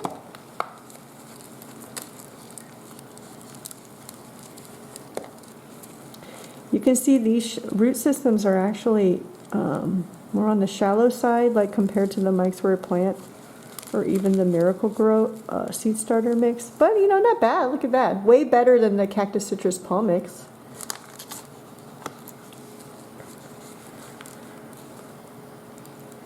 So in between each of these soil types, I'm taking this soil and just dumping it outside into my scrap soil bucket or tray. So I'm not throwing it away, I will reuse it.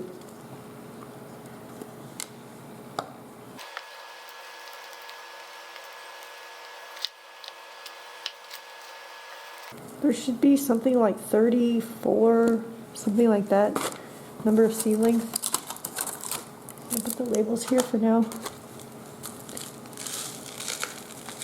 Dumping the pumice so I can, top dressing so I can reuse it.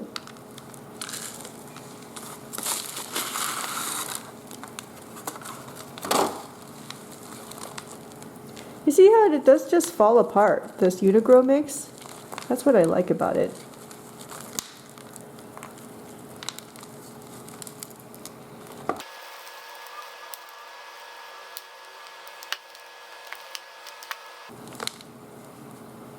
There are some weird small seedlings in here.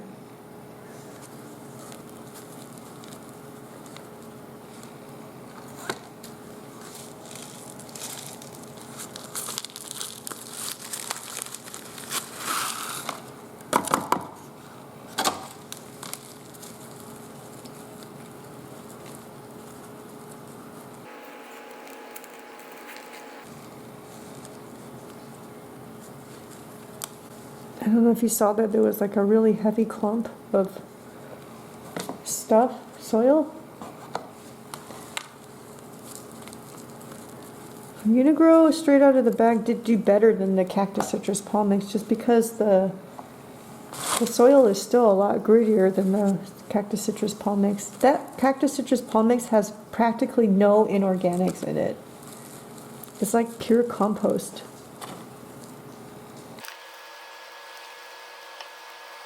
I have the 5-gallon buckets of soil, wetted down soil by my feet. You can't see in this frame. But this is the Uni-Gro cut with pumice and red lava rock.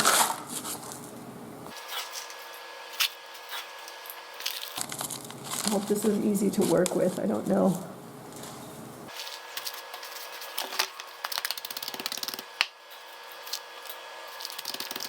It's about 6:30 in the evening right now, so the grow lights are on the shelves are still on behind me, but they might be turning off in about half an hour.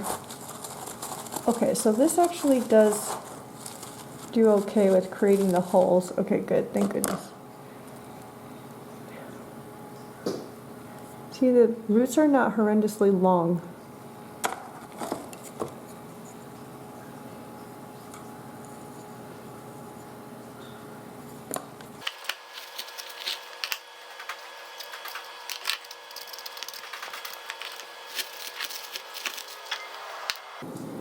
Look at the little guy down here.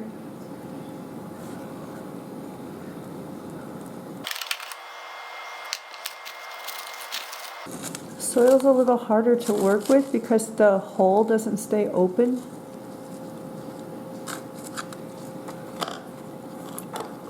The soil falls in really easily.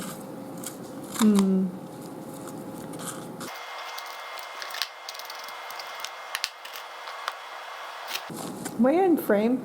Kind of. Yeah, that's good enough.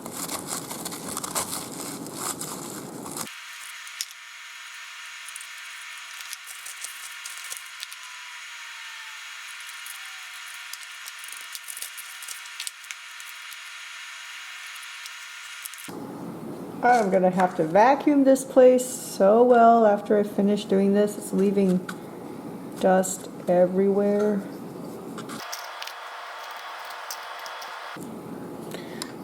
Okay, I'm not gonna worry about them falling over. The top dressing will help with that. Let me stick some guys in here.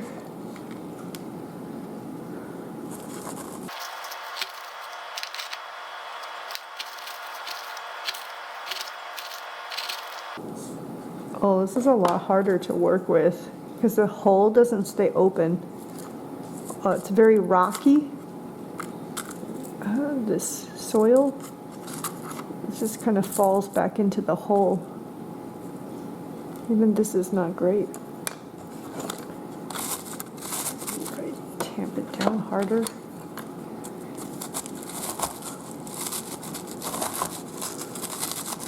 Oh, this is a lot harder to work with. You know what? I may need to wet this down more. I'll be back. I'm going to wet down the soil more because this is too hard to work with.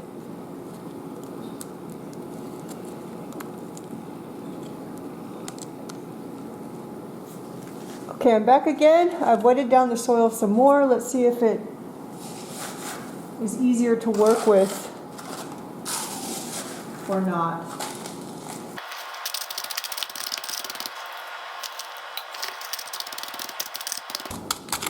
Is this the most way to repot? No, efficient way to repot seedlings? Probably not.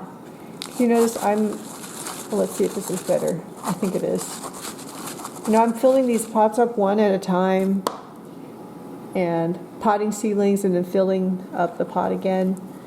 That's not, that's not batch work. What you really should do is fill up all the pots with soil, tamp it down at once, and then go, do all the activities in batches. That's more efficient, but I don't know. By doing it one at a time, I get a better feel, I guess, for things, because I'm still trying to figure, out my system. Okay, I think it's easier to work with. Let's see. Yeah, that's easier. Now that it's the soil's more wet, then that hole will stay open longer. Okay, that's better.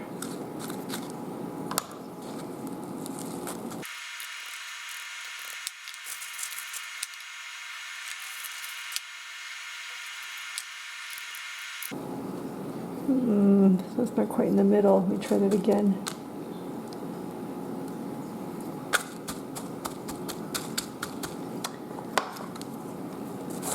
So this gritty mix is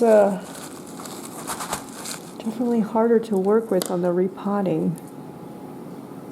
Okay. Is that better? Yes. That is better.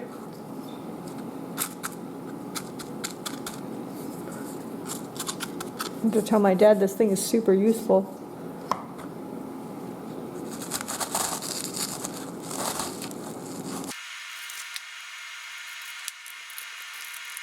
So I'm thinking for the Mike's plant, which the Local Pro seed starter, which we already repotted into solid Uni-Gro, I may redo those. I might do half of them this Uni-Gro mix and half of it the seed starter mix and see what happens.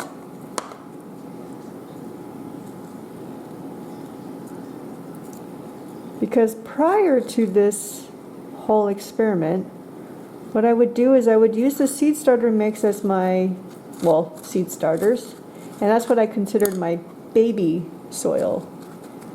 And then after the seedlings get to a certain size, there's Jenny rules, I guess, on when they're ready. I upgrade them to what I call my adult soil. And the adult soil is Uni-Gro cut with pumice. So then now the question is like, do I actually really need to do that? Or can I just keep the seed starter forever? This one's like Asterias based. It's pretty. Oh, my first grow light has turned off. It's about to get a lot darker here. It's okay. So maybe there doesn't need to be adult soil and baby soil. I don't know. But this part of the experiment may be able to answer that question. But these seedlings are still very young. At 1 year, they are still very, very young.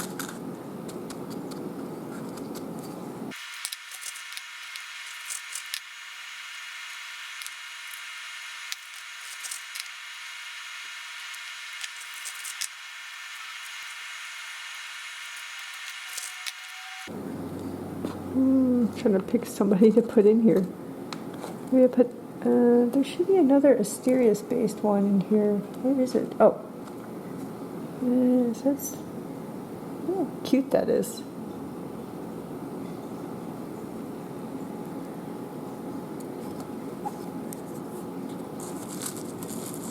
At least I think it's Asterias based.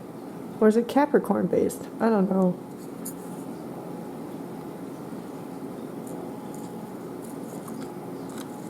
I have a Capricorn hybrid as one of the mother plants. Maybe this is its child. Okay. Okay, there we go. 9 plants in.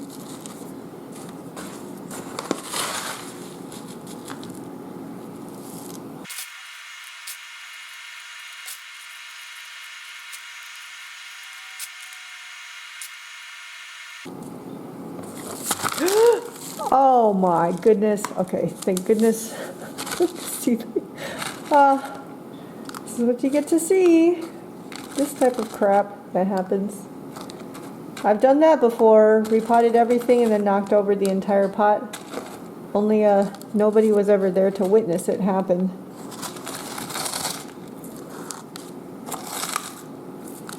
And now you all witnessed it. At least this time none of the seedlings fell out. In the past they have.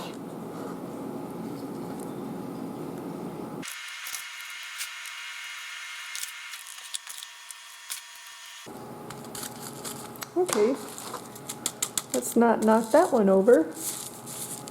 Should be good enough.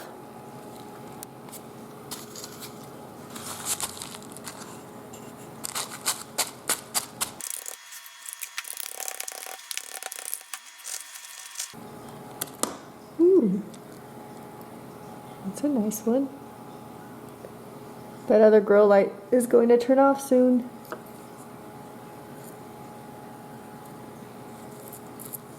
And we'll be plunged into darkness. Okay. So this is how I'm spending my holiday break. Yep.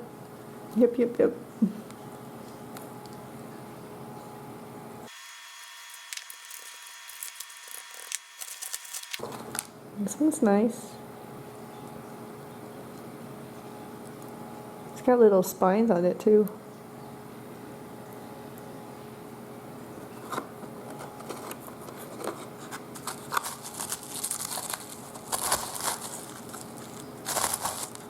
What am I going to do with all these Astrophytum? I don't know.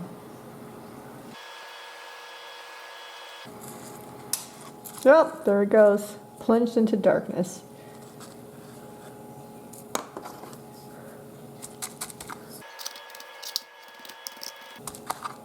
Should I label this the most boring video in the universe or something? I don't know. Is it like watching paint dry? Watching grass grow?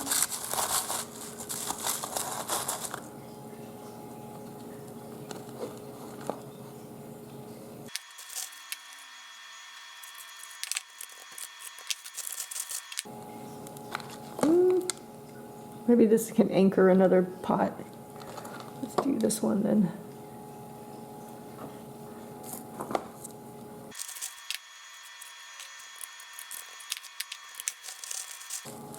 Okay, so the more moist soil definitely helps on the hole making front.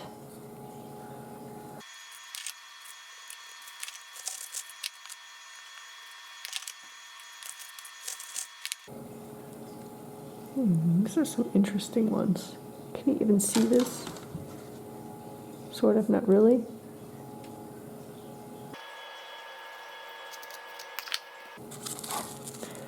The last one for this pot.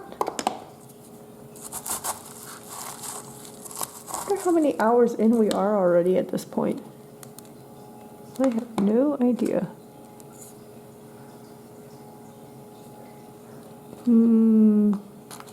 Maybe this one?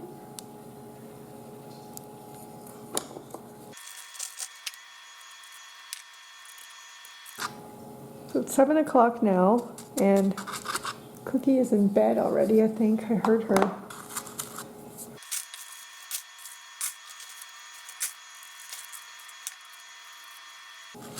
I wonder if I'll be able to claim this as the longest cactus video on YouTube. I know that there are really long other videos on YouTube. Like the music channels, ASMR channels have like really, really long videos, or they're like on loop. This is definitely not on loop, but this is going to be really long. In the cactus world,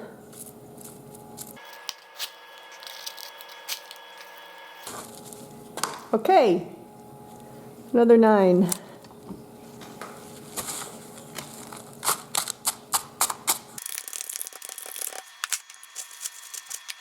And look at that root system.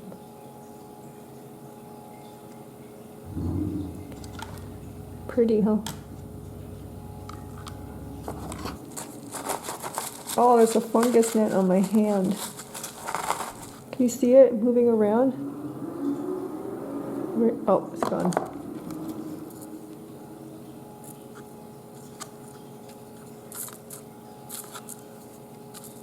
Oh, it's back on my hand, on my arm.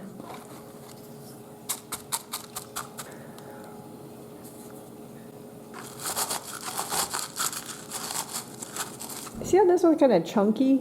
And then this one's very ribby.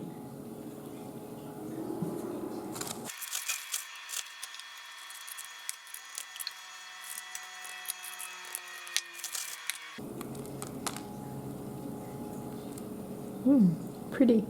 Mix between chunky and ribby.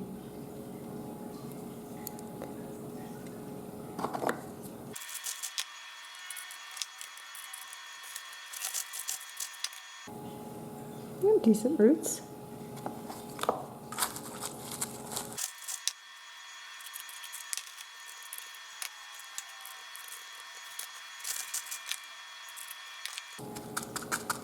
Mostly little ones left now.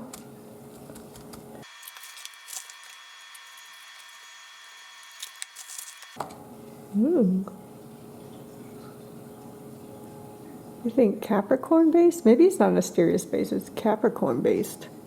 I don't know. It's got spines on it too. I think this is going to be the last potting for today. Then I gotta go finish up editing the video for this Sunday's video release, which by the time this video came out or comes out, that video would have already been released.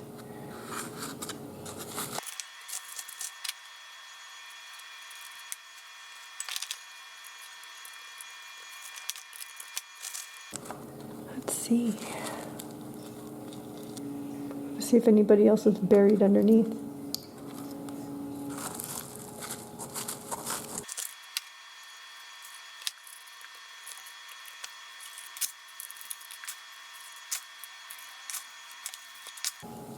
So this mix is, like, weight-wise, is much heavier than the seed starter with perlite. The nice thing about the seed starter with perlite is that because it's so lightweight, when the soil has moisture in it, it's really easy to tell just by holding the pot. With something really heavy like this, it's very hard to tell. The difference in the water weight is much more subtle, whereas in the seed starter, it's much more obvious when there's weight added by moisture. I actually think that it's an advantage also of the seed starter, that you can tell if the soil's dry just by picking up the pot. I mean, that's awesome. Another 9 seedlings. Let me check if anybody's buried under here. Doesn't look like it. Okay. Final pot.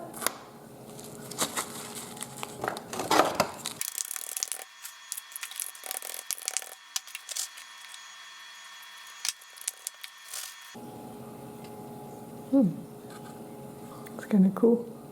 So little.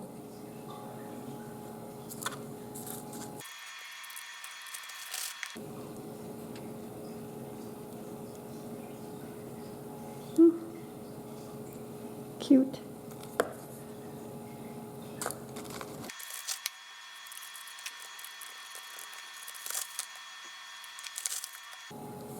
Am I still on camera or in frame? Okay, good. Thank goodness. I kind of forget that the camera's on, so I'm doing this. My mind is like wandering off.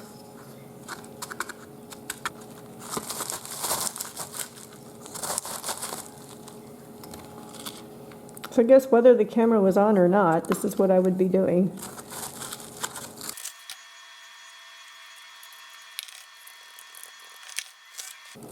These are all the little guys.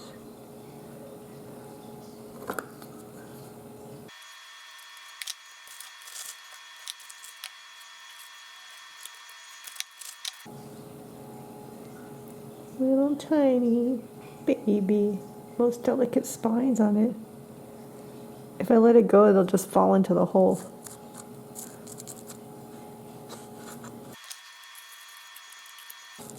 Oh, last seedling, unless there's some straggling guy in here I can't see.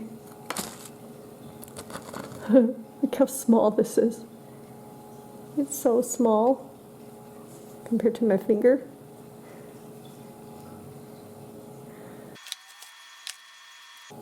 There we go. All right.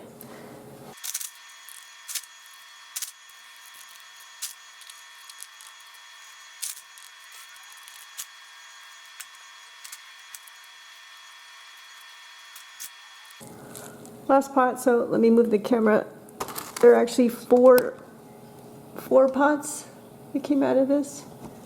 I'm going to put the labels in them. So since I only have 2 kinds of soils that I'm repotting into, it's actually not too important to label it as much about which pots are with which soil, because you can feel it just by picking up the pot. This Uni-Gro mix is way heavier than the seed starter. So I just need 1 extra label for the 4th pot. Oops. I was going to add the repot date on the back of these original labels. Today is now November 25th. Okay, all the labels are here.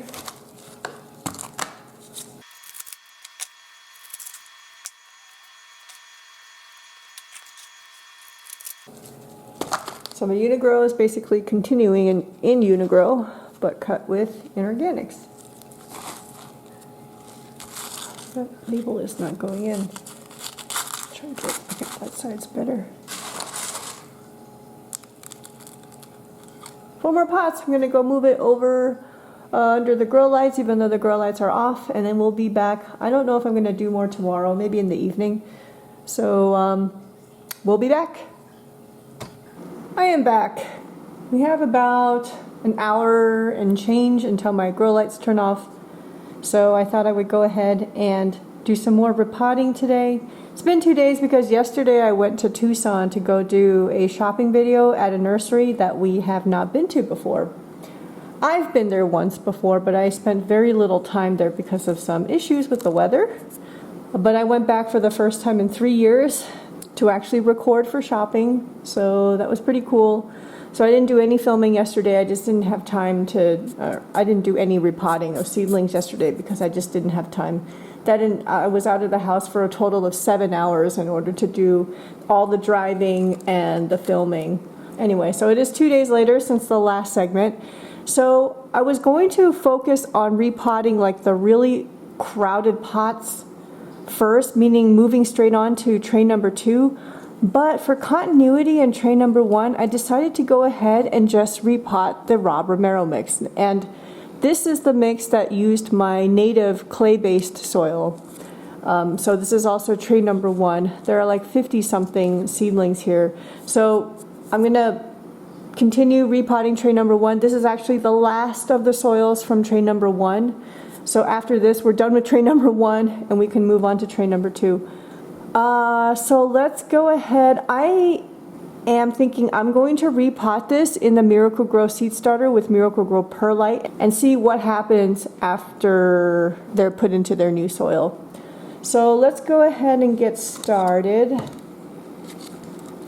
This is going to be interesting because of that clay. The whole pot is really heavy. Let's see what these look like after a year. I am very curious, and maybe we'll see another correlation between seedling size and root size. So we'll check that. So yesterday before I left for Tucson, I posted on the YouTube community post on my channel, checking if you all had any questions for me. I figured I could pick some of the questions, just kind of answer them while I'm doing this repotting. I did start to, whoa, okay, before I continue talking, this is what the soil looks like after a year. You can see all my clay in there. And remember, this is mushroom compost, pumice, and my native soil.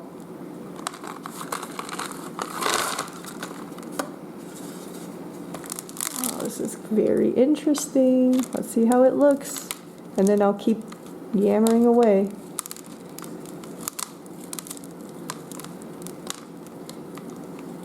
It does fall away pretty easily, so that's good.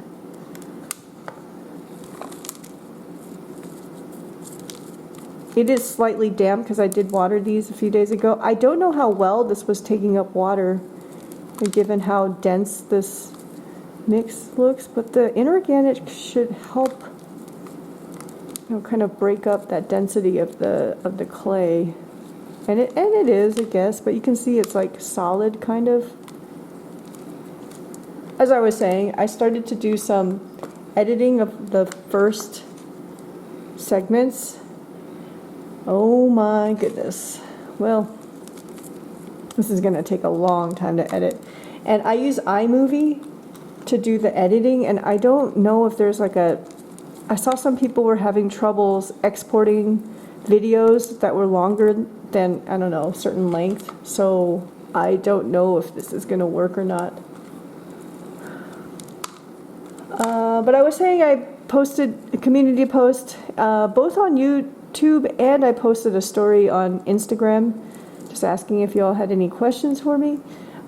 So one of the questions actually on the YouTube community post, it wasn't a question, it was a request.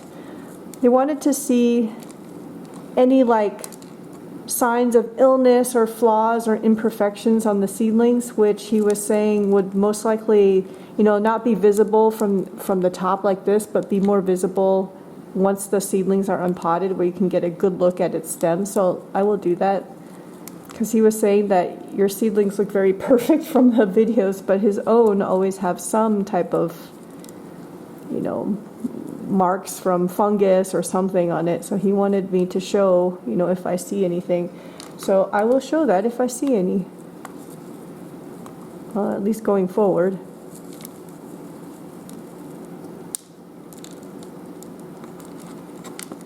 This is coming apart relatively easy. Like so far I don't see any marks at the base. Oops, oh my gosh.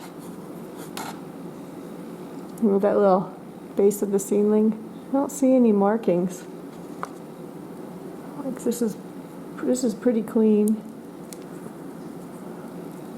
So you can see the roots better than that Miracle-Gro Cactus Citrus Palm Mix, but you know, not as long as some of those other soils that we looked at already or unpotted.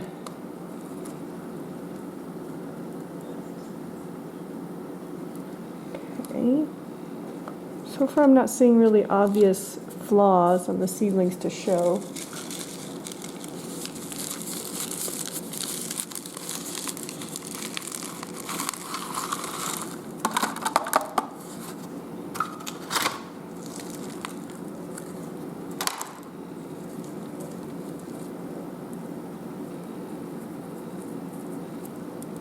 So as I was beginning to edit like the first 45-minute clip or something of the, you know, where we began this entire thing, I was trying to decide whether to leave the repotting real time or to do some speed up, and I did end up deciding to do some speed up. Like when I'm tamping the soil, do you really need to see that in real time? No. You know, when I'm silent and just making holes in the soil and stuff, and I didn't cut it out, but I did speed it up. So you still get to see the whole, like the whole process. But I'm sparing you some of it. The drudgery, I guess. Well, it falls apart nicely, so that's good. And that's not bad for root system. I know there's a bunch of dirt on there, but still, you know, it's a decent root system. Well, I guess this is the biggest seedling, probably. One of the biggest.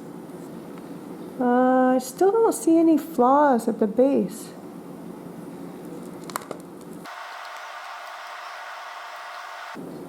If I see any, I'll just show it. So far I'm not seeing any. I'm sure there's going to be some with some like sickness markings and stuff. Cookie again is down on the floor by the grow lights. You just can't see her. Okay, well the soil fell away pretty well, and you can see on these smaller seedlings, and there's a root there. Not huge, but it's not bad. There's a spine in my hand. Okay. Oh, there's one more pot here, I forgot.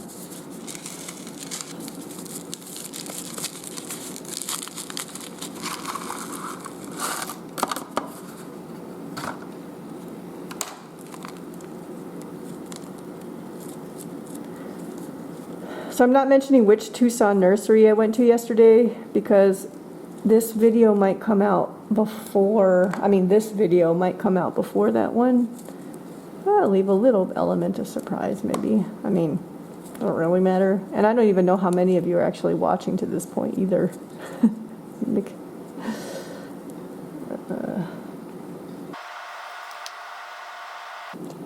These are little. I'll probably pot 16 in a 3 1/4 inch pot. Okay. Oh, that wasn't too bad. Not too bad. You little guys. Well, these little ones, I don't see any like flaws on them or fungal marks. Nope, not yet. Okay. Setup is not ergonomically good. Maybe I'll do just a little bit more batch mode that I was talking about. It's like you do all the actions together at once. So filling up these pots at once.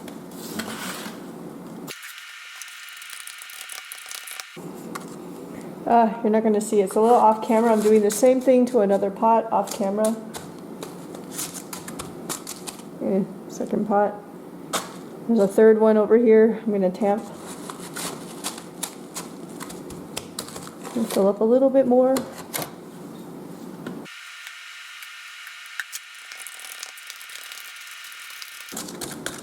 That's funny how I'm only creating three of these. I probably need more. Here, let me do a fourth one.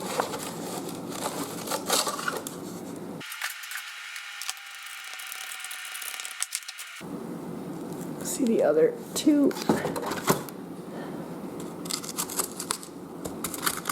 Not quite to the lower lip of the pot, but you know, when I create the holes, it's going to mound the soil, so it'll kind of raise the levels.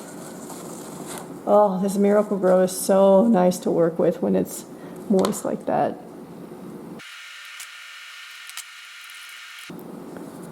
Let me grab some of the questions so I can actually chat a little bit while I'm doing this. Alright, so Maria Sweets 5 asked, what got you into plants? What motivated you to start a YouTube channel?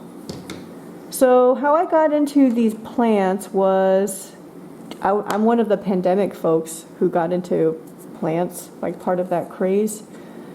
During summer of 2020, I had a betta fish who died. And some of you may have seen in my previous video where I showed a picture of what my yard looked like before I got into plants. There were no plants at all in the yard. I'm not the original owner of this house, but it was the yard was done by the previous owner, and it was done nicely, nice and neat.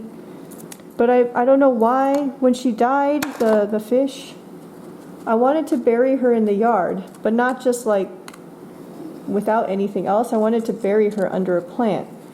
And for some reason I thought, why not a cactus? And at that time, I didn't know anything about cactus.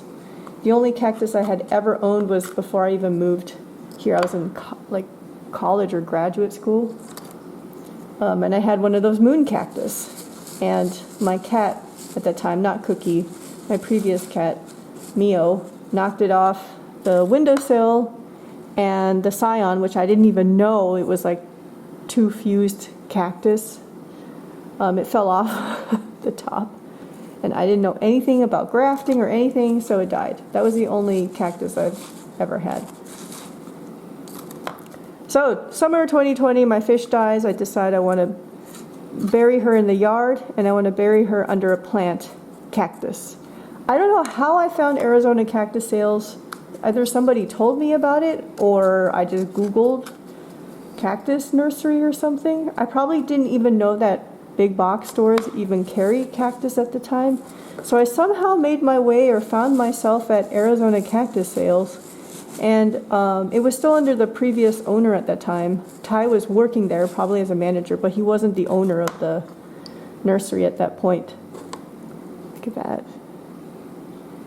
Somebody, greeted me when I arrived on the property, and I said, I'm looking for a cactus that doesn't have any spines, because I have, at that time I had oh no, there was only Cookie at that time.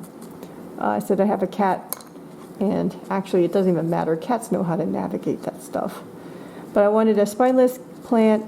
Then he asked me what part of the yard would it be in, what's its exposure, and he recommended the totem pole cactus. And so that is the very first plant that I ever got. Or I'll say that's the very first cactus that I ever bought. And then I don't know what happened. I think on that trip I also bought a couple of aloe. I didn't know what they were. And those aloe are all dead. But something switched, like a switch flipped in my head. And then I would end up finding myself at Home Depot, like I discovered that. At that time it wasn't just cactus craze, it was also houseplants, which I know the craze is still going on. So I found myself at Home Depot. I don't know how I knew, but somehow found the plants at Home Depot. Bought some plants there, then it was Walmart, and it was so new. Probably like many of you, when you're just starting, you don't know anything. Your soil mixes are wrong because they tend to be too organic. Like the really inorganic mixes freaked me out. I didn't know anything about pumice. All I had access to was what the big box stores had, which was perlite and like rocks and stuff. So that's how I got into plants, because a fish died, buried it, bought a plant, switch flipped in my head, and then I went crazy from there.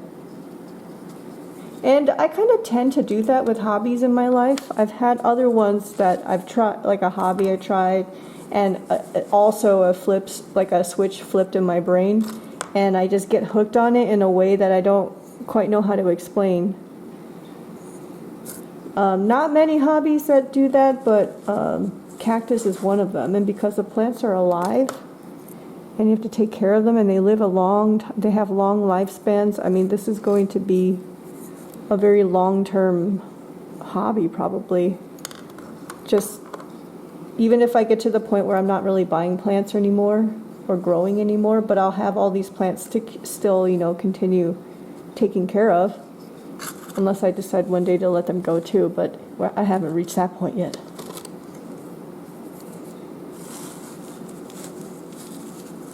Okay, I'm going to need more than just 4 pots.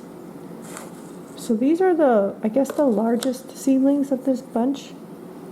Still not seeing any issues at the base. Okie dokie, that's pot number 1. So we're starting to find a bit of a rhythm now of placement of things, and it's always like this. It's really awkward when you're just starting and you haven't found a rhythm. I think we're starting to now. Oh, there's one more spot here. Let's see, who can we stick in here? The rest of these are all... I'm not seeing any like really big ones. Yeah, these are all about the same size. Oh, that's really pretty. What about this one? Well, they're about the same. Okay, I'll just stick this one in here. The second part of Maria's question is, what motivated you to start a YouTube channel? Okay, why don't I finish this and get the top dressing on, and then we'll start the next one, and then I'll talk about that.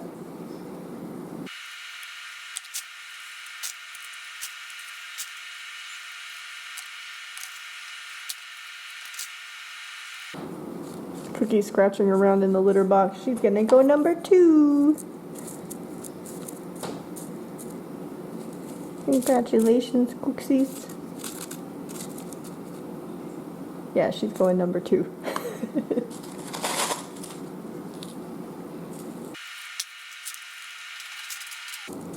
Okay.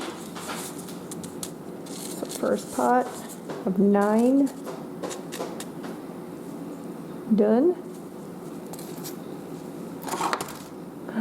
Next one. Let's see. I feel like these we can stick 16 in a pot. Yeah, let's try that. Let's try.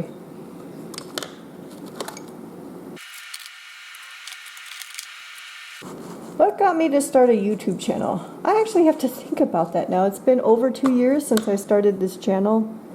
Some of you have been with me since I started.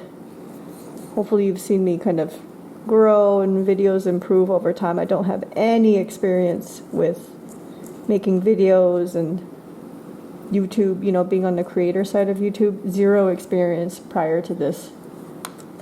And so you can imagine when I was getting into the hobby, I was constantly looking for information, how-tos, and a lot of how-tos, I would say. And I loved shopping videos too. So I was a heavy consumer of this plant content, cactus content on YouTube. I still am. I still am a heavy consumer, and I often go back and revisit videos I've seen before, just to like remind on information. But there was something that I wanted. First, in the shopping videos, I wish that people would show the prices. I really wanted to see the prices, and it didn't matter if the price was high or low. It didn't matter. I just wanted like a point of reference, you know, kind of an idea, because, you know, of course there's more nurseries than that are outside of Arizona too, and here I can go to the nursery and check out the prices, but the California ones, I can't see those myself. So I wish that people would share the pricing information, but most people don't. When I started the channel, and I wanted to do shopping videos, I did what I wanted to see. So that's why I always show prices, and I always say it doesn't matter what the prices are. It's just it's another point of information for you all, just so you're like, oh, okay, so that place has blah price, you know. And then the other thing I really wanted to see was more on growing cactus from seed. There's lots and lots of videos on growing cactus from seed, but they tend to just show the like the seed sowing, and then there's not a lot of follow-up. There are some videos that have it, but they'll kind of follow up for a little bit and then just sort of disappear and stop following up, and that's totally fine. But I was like, oh, I wish there was some more complete seed sowing series and like growing cactus from seed. So that's why I have this type of series, because it's what I wanted to see. Because when I started growing cactus from seed, I really wanted a reference, like, okay, so how big should they be, you know, by 2 months? How big should they be by 6 months? And I know that the conditions and everything vary, and not everybody's going to get the same results, but it doesn't matter. I just wanted some point of reference of a little bit of what to expect as you go along the path. And I've seen feedback from folks saying that that's what they like to do with my videos, is that they have a point of reference. They kind of I have a feeling, it's like, okay, here's one person's experience of growing cactus from seed, and this is roughly, you know, what she sees at this time period, this time point. So basically, what motivated me to start a YouTube channel was to create the content that I wanted to see. And there was another reason. So for example, you know, this is our latest growing series now. But last year, or 2 years ago, I did a lazy way to grow cactus from seed, and that experiment was primarily focused on Copiapoa. So there was this, I felt like, a little bit of missing information on Copiapoa. There's very, very little video content that I could find. Okay, so this seedling, I see a little bit of like white on the edge. I don't know if that's disease. It's a little bit of like, you know, this color. So a little bit of something here. Okay, anyway. There was very, very little information about growing Copiapoa, especially growing Copiapoa from seed. Almost, I would say, practically no information or no videos or content on YouTube on that at all. So if you see, some of my early content is about my Copiapoa seedlings. So I was literally started the channel to put information out that I wanted to see. That's just what it was, like what got it started. I also had this like wanting to share, because you'll hear people give general advice about, let's say, watering or winter prep or what soil type to use. But sometimes the information is given as if it's a one-size-fits-all advice, but I also felt like that's not true. There is no one-size-fits-all. There's general rules of thumb, yes, that I absolutely agree with, but there is no one-size-fits-all solution or way to do this stuff. It really, really depends. I've had people who said they followed exactly what I did in the A Lazy Way to Grow Cactus from Seed, using this seed starter to grow Copiapoa, and those individuals are here in Arizona, in like maybe 10, 20 miles away from me, and they have like very similar conditions, similar growing light, similar temperature, but they don't get the same results. So how do you explain that?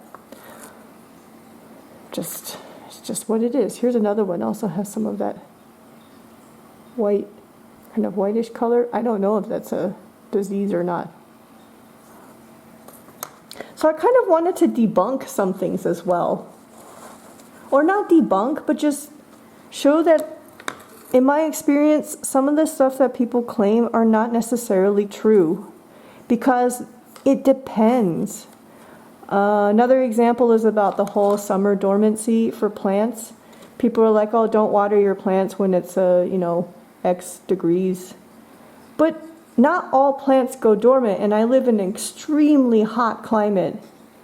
And I don't see certain plants going dormant. So I want to share like that type of experience. So that's another reason for this YouTube channel. People tend to don't like I hear a lot of people who are against peat moss. Well, this seed starter is peat moss. So, you know, that's another thing that's not necessarily true, to always avoid peat moss. It's not necessarily bad. And this experiment is showing that. Along with the lazy whales, copia poa do pretty well in this mix, you know, at least starting them. I don't know about when they get older, but starting them, they seem to do pretty well in this mix. So it's like another thing where people say, don't do this, don't do that, do this, do that. And then you go and you try yourself and you realize, I don't see that applying to me. And by the way, they could be completely right for their growing condition and in their experience. But it's really hard to just because it worked for them doesn't mean that it's going to work for me. So that's why all my videos have all these disclaimers all over it, because it's true, right? I'm showing you an example of what I'm doing. It may work for me, it may not work for me. It may work for you or it may not. The other thing is about when growing cactus from seed, a lot of people say to microwave your soil. I don't do that. That's why I have the A Lazy Way to Grow series where, and even all of this, I don't microwave anything. I don't sanitize anything. I just let it be. And showing you that you can have success if you don't. I'll say it again.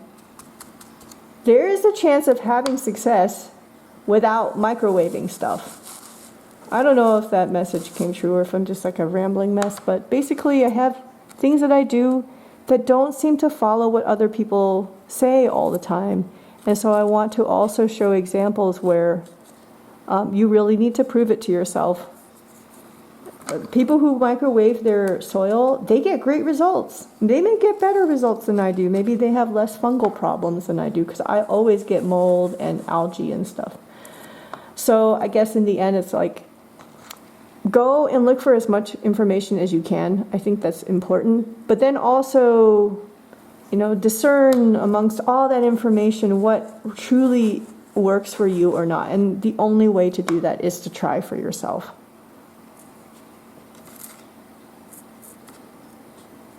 So I'm trying.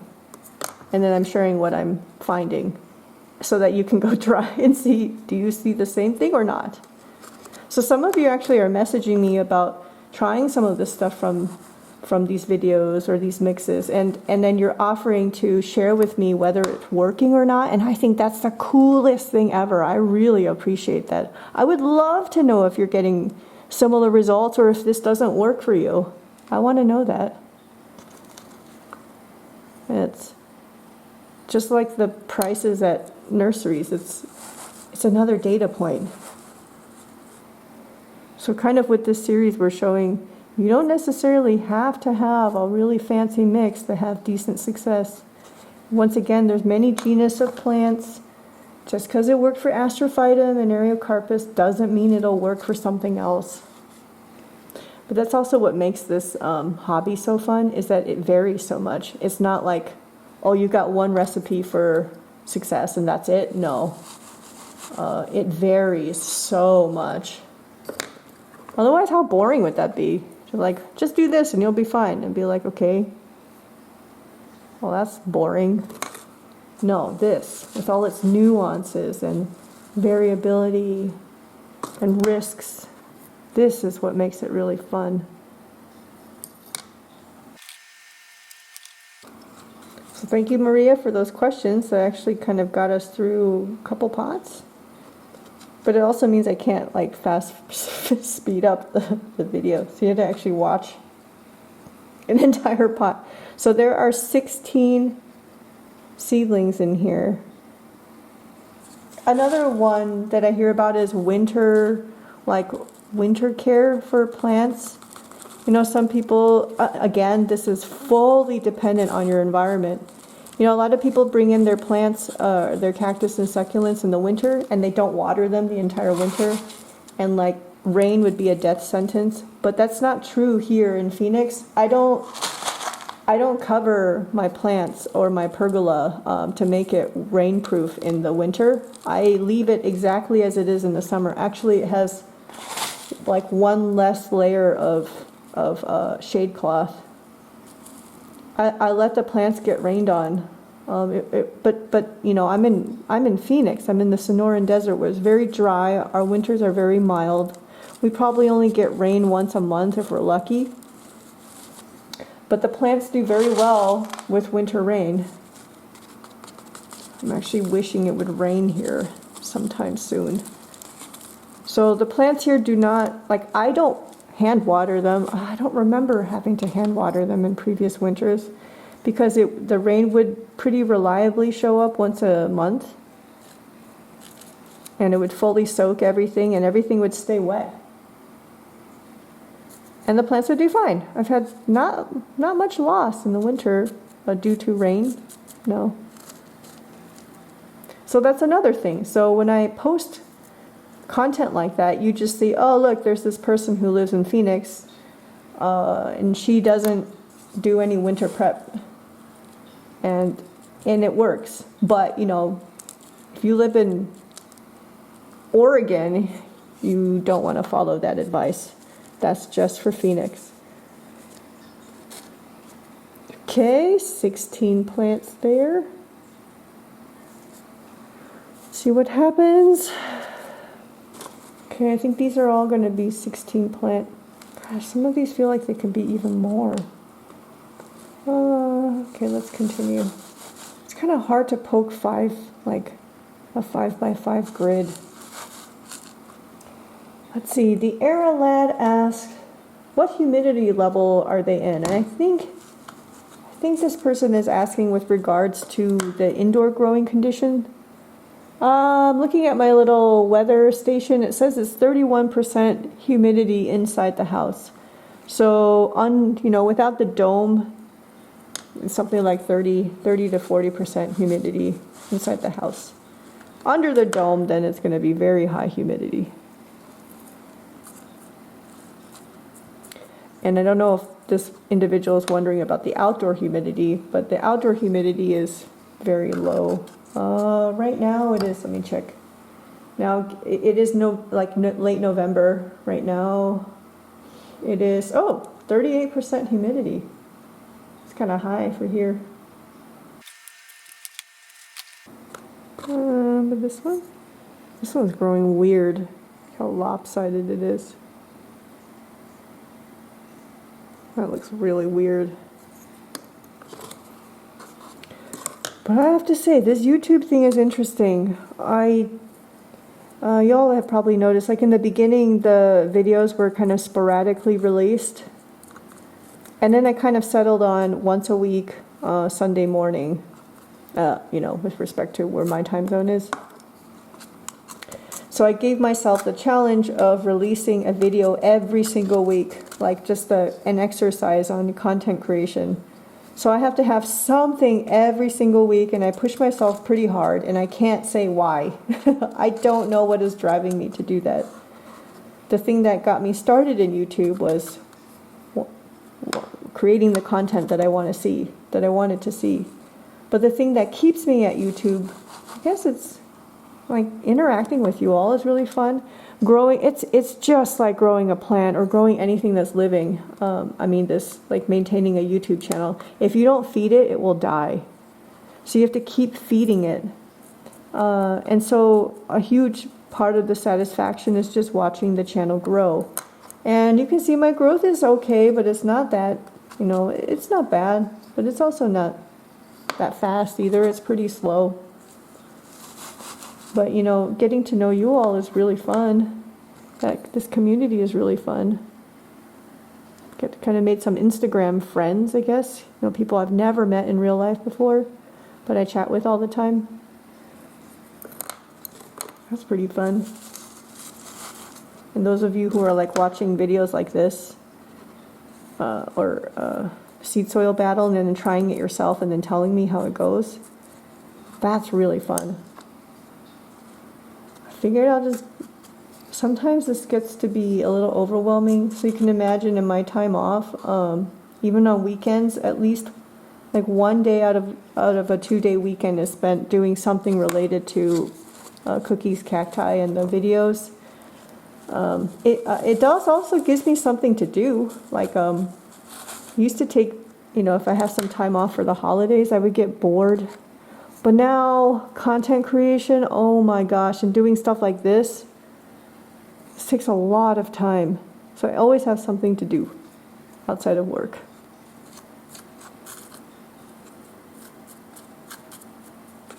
I figure I'll just keep doing the YouTube thing until one day I just lose the desire to keep posting content. I don't know, we'll see. It's happened with my other hobbies. I've had ones that have stuck for like 10 years and then one day I just stop it. It just stops.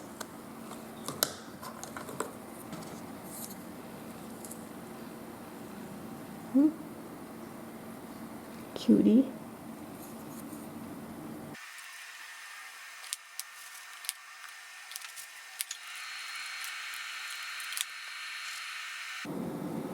Okay, another question from the YouTube community post. It's so funny. I love this question. It's so funny. Does Cookie mind you touching all of her property? How are you both doing? Cookie better not mind. I'm doing all the work. Oh, that actually brings me to another thing about starting the YouTube channel and also calling it Cookies Cacti. Cookie's health I talked about earlier is that she has a lot of health problems. But getting her on YouTube also kind of memorializes her forever. I know that there's going to be a day, I know, if I'm still doing YouTube, where I'm going to have to be saying that we had to say goodbye to her. I know, someday that's going to happen, and it's going to, oh my gosh, okay, let's not talk about that right now. But anyway, it does allow Cookie to live forever on the internet. So that's the other thing. I almost forgot that part. Yeah, so if Cookie minds me touching her property, I think she's too sweet. So I'd say, yes, she does mind me touching her property. And how are we both doing? Yeah, we're doing fine. We're both still alive. We still have our health to some degree. She's still maintaining weight. I like freak out when she doesn't. We're doing good. Family is, alive, healthy. Got a job, thank goodness. Another question is, what are your top favorite plants in your collection? Do you have any aroids? Okay, I can answer the second part easily because the answer is no, I don't have any aroids. For some reason, houseplants, I have some, but very limited. They're mostly snake plants and like easy to care for things, a ZZ plant. There's because watering and stuff is kind of a pain when they're indoor plants, whereas outside you just take a hose and hose everything down, but indoor it's a lot harder, and I'm not doing a good job of caring for them. Except for like ZZ plant is the best because it really doesn't need anything. See, I do cactus and succulents because they don't need a lot of attention. But the first question is really hard, of what are your top favorite plants? Oh man, that's a tough question. I don't think I really have a favorite. I'll say I love my Crucigira, the one that I bought from the silent auction, the CACSS silent auction last year in 2023, that I went insane and overpaid. That one's really special, I feel like, because getting your hands on a plant like that is pretty tough. Like finding a plant that looks like that's on the market to exchange hands is, I won't say it's impossible, but it's very hard to find a plant like that. So I'd say that's probably one of my favorites, just because it's so hard to find. But otherwise, I would say, in terms of genus, I can say favorites of genus. I love Astrophytum, if you can't tell. But but I have a lot of all these mother plants are Astrophytum, and I don't think I can actually pick out a favorite of the Astros. Of the Areocarpus, I have a cauliflower I think that thing is pretty cool. I mean, cauliflower you can find, but that one I think is pretty cool. Yeah, I think maybe that's one of my favorites, but I love them all. And then like in terms of genus, I like Astrophytum. Mammillaria is one of my top loves. They're more mysterious to me because they really don't seem like they need very much. I feel like Astrophytum and Ariocarpus are actually more needy than Mammillaria. It's kind of interesting. I can't read the Mammillaria very well. I really, really like them though. They will forever be a favorite genus. Dare I say I may like Mammillaria even more than Ariocarpus. And then Copiopoa, I don't know why I have a strange obsession with them when they don't really like it here that much. I mean, they can take it here, but they don't. This is not an ideal environment for them. Okay, let me scoop this. One more pot, and we're done with tray number 1 repotting. Oh, but I might come back and do the microwave plants again. I'm still trying to decide. Should I do that? I was thinking I'd do half the pot. There's 6 pots. I'll do 3 with Miracle-Gro seed starter and perlite mix, and 3 with the Uni-Gro, cut with pumice and lava rock. Should we do that?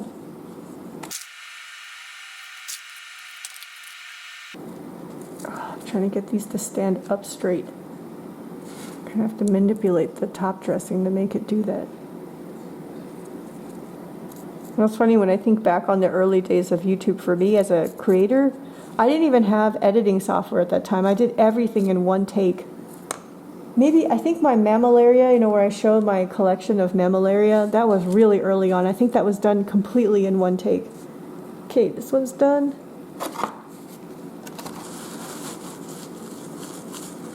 Let's see if I have any more YouTube questions. Oops. Yeah, I think that covered all the questions from YouTube. Then I have some from Instagram. Dave K. Stott asks, do you have, I think it's many Gymnocalyciums? I don't have a lot of them, but I do have some. Gymnos are actually very amazing plants. They're relatively easy here. I don't have too much trouble with them. I feel like they're more forgiving on water. They do okay here. For some reason, I just never went heavily into them, but I do have some. Let me think if I can remember some I have off the top of my head. I have a Saglione, is it Saglione or Saglionis? I have one of those. Pretty big guy. Pretty easy to take care of. I have a Cardensianum. That thing grows so slow. I got that pretty early on in the hobby. I don't remember where I bought it from. Oh my gosh, I should know that. I don't remember if it came from box or not. And then I have a bunch that I don't remember. Horstii I have. That's one of my earliest plants as well. I have a Ferrari, Gymnocalycium Ferrari, not the car.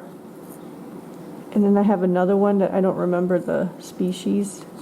And then I have is it Ocho Terrene? And then what is it? Its nearest relative, or, what is that one called? There's with a V. I forgot. And then I have another one. I also forgot its name. So I have maybe 1, 2, 3, 4, 5, like 7 or so of them. They're quite nice plants, highly recommended. I've never tried growing, I have grown one gymno from seed.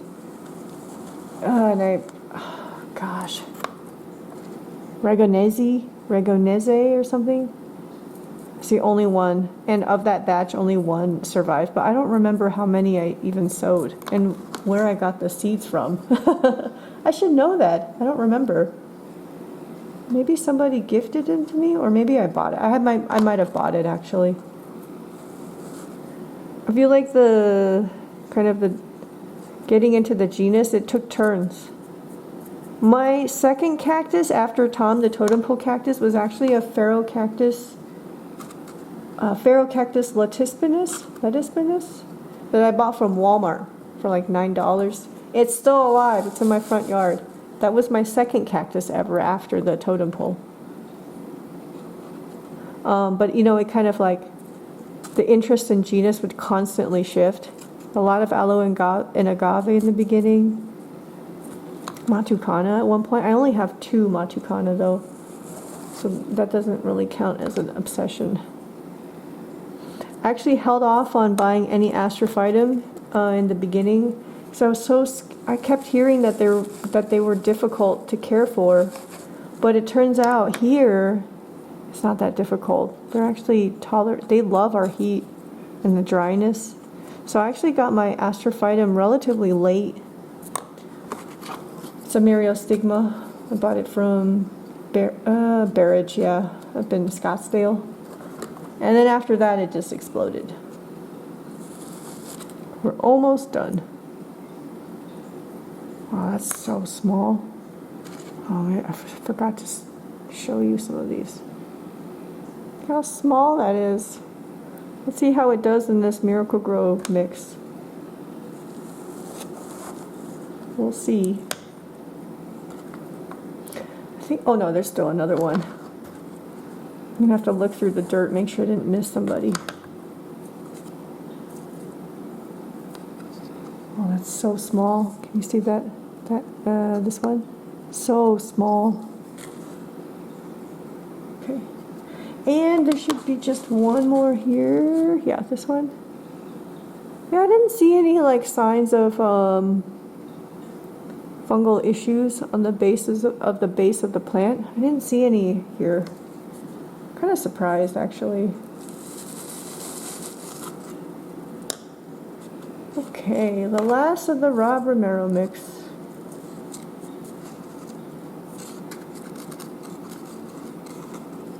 Okay, let me check. Nope, didn't miss anybody.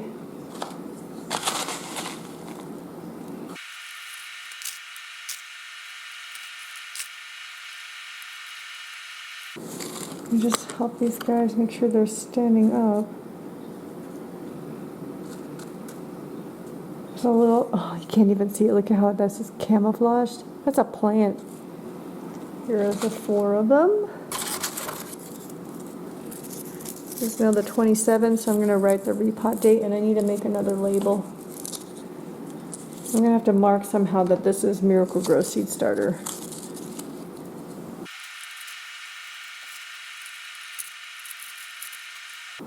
Let me do this so you can actually see.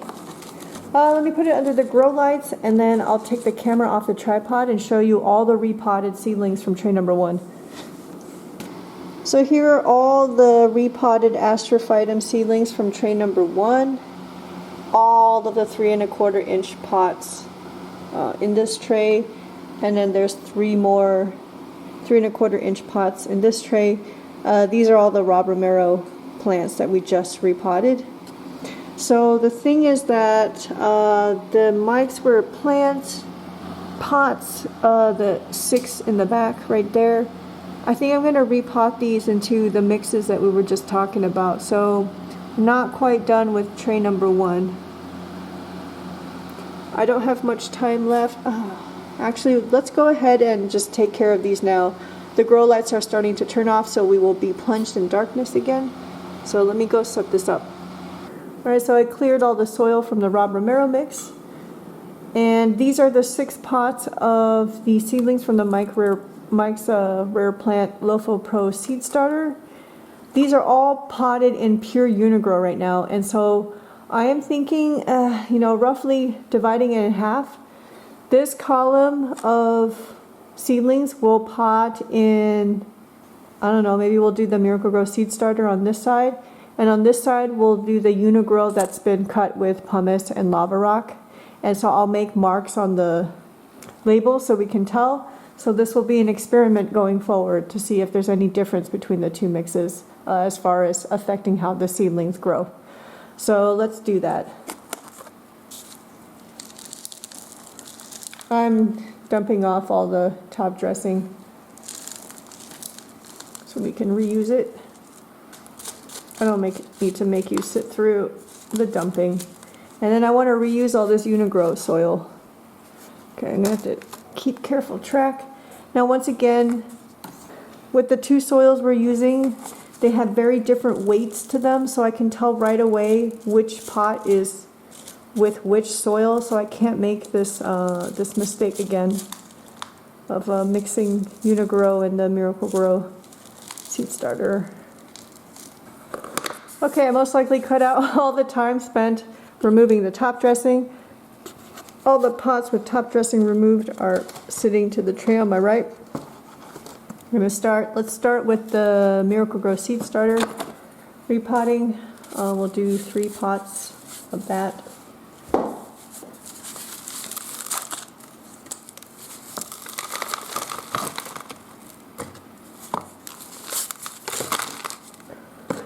It just fell out. I can probably just pull them out. I don't even need to, yeah, I can just pull them out.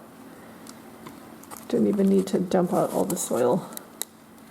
I'm going to make it a little bit easier for me to manage the soil pile. Yeah, I'll just do it like this.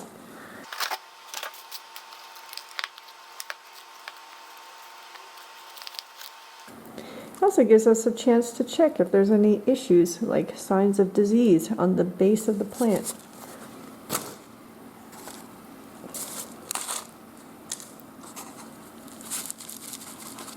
Oh, these roots are a lot deeper.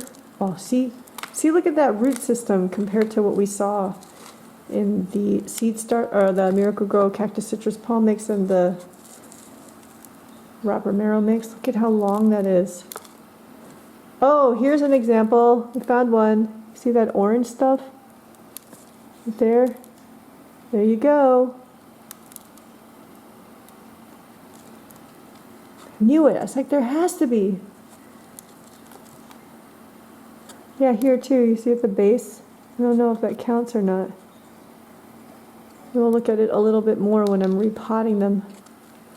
What about this one? This one looks like it's had something there and it's dried out, scarred over. Look at that. Interesting. Okay. The Miracle-Gro seed starter. Okay, so I already know I need 3 pots. Bad thing about what I just did is I just mixed everything up, but oh well, whatever.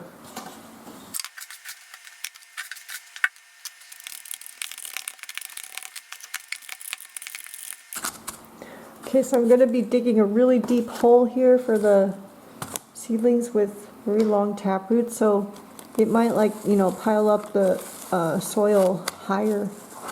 That, you see how it's lifted there? Or should I put more?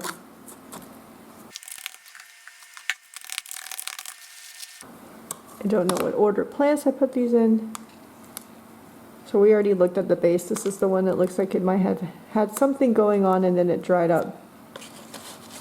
Plant is doing fine. Hopefully it does fine over time. We will see.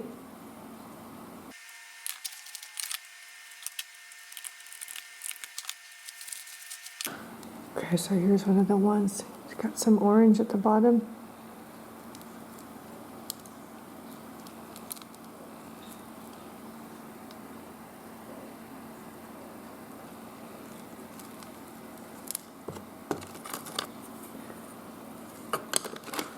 Oh man, this always takes so much time.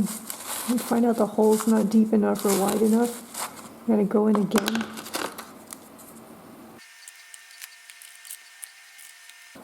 Oh, I guess you could say it's just, this word just came up in my mind.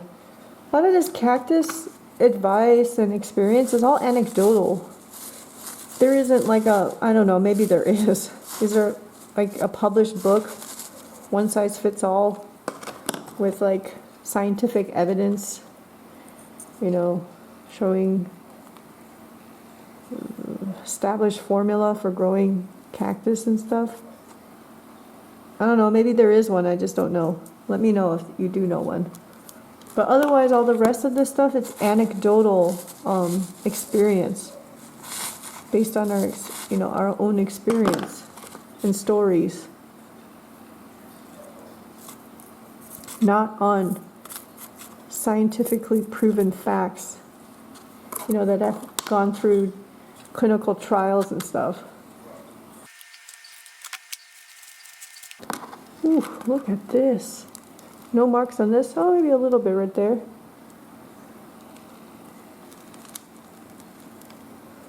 Look at that root. Again, this is Mike's bird plant, or you know, sowed and grown in Mike's bird plant, local pro seed starter.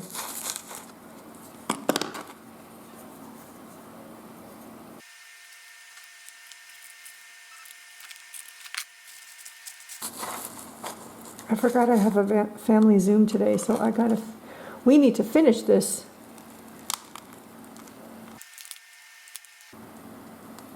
And this we saw earlier. Yep.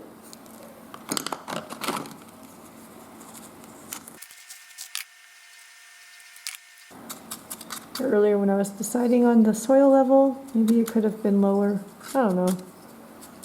That's fine. This will work. Okay. Do this one. I'll do the top dressing all together.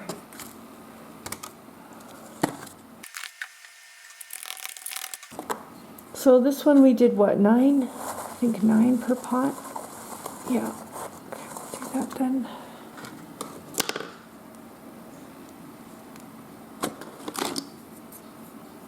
No marks on here. I used a little deeper.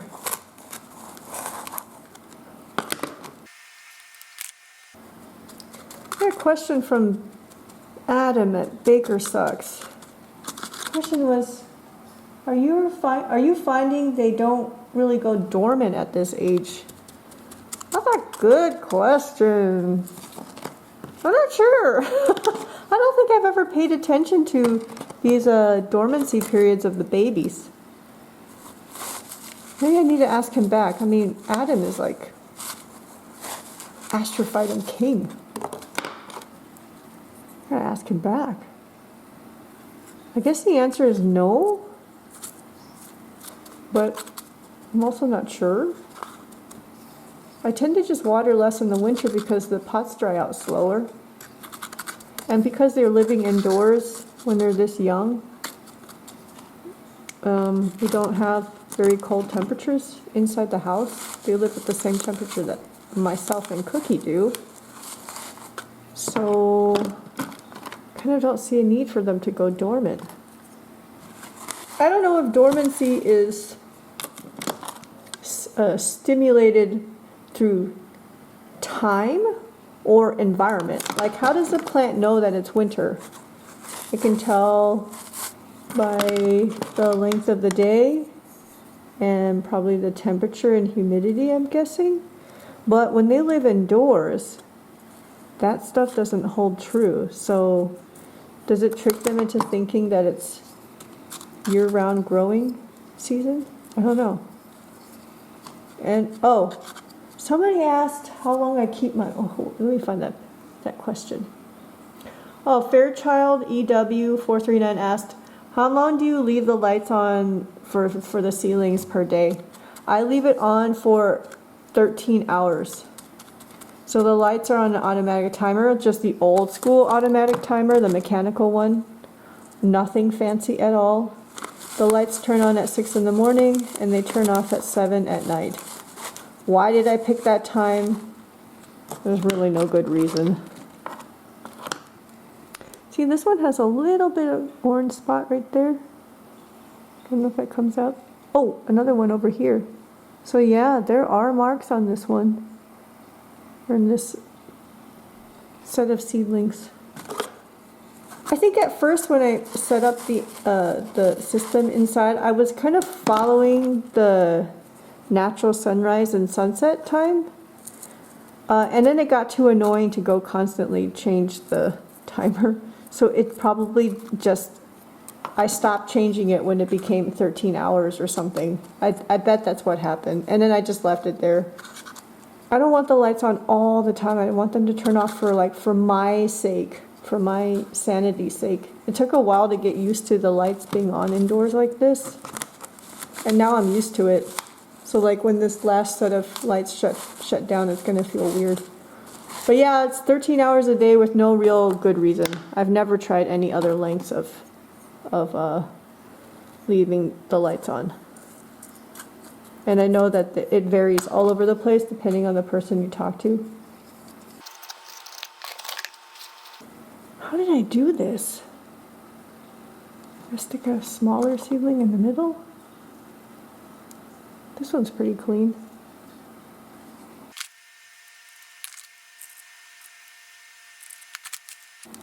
That one's clean.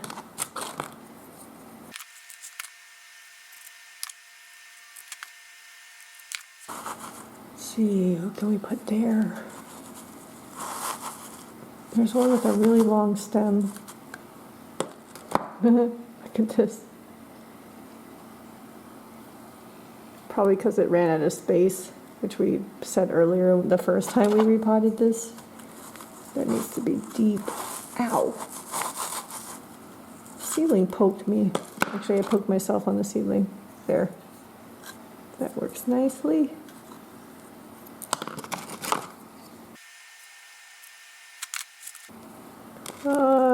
Should go in there, maybe this one. Base looks clean.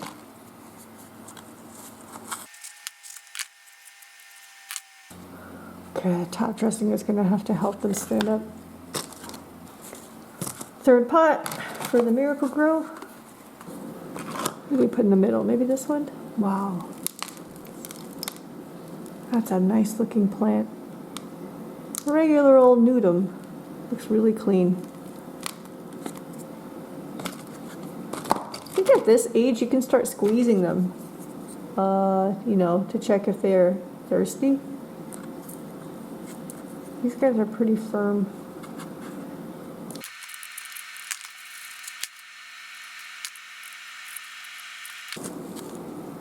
Not too low. Nah, that's fine.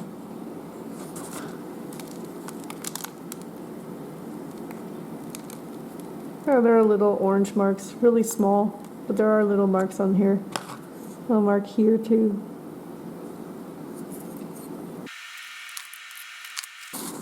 Oh, this is still so straining on the shoulders and the neck. Something about this position.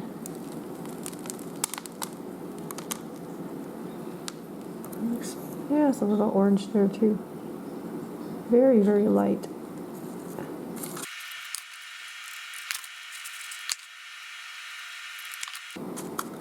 Riveting content, I'm sure this is.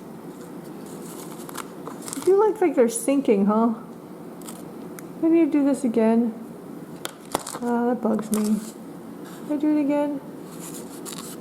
I'll just leave them. I'm gonna leave them. Maybe I'll add a little bit more.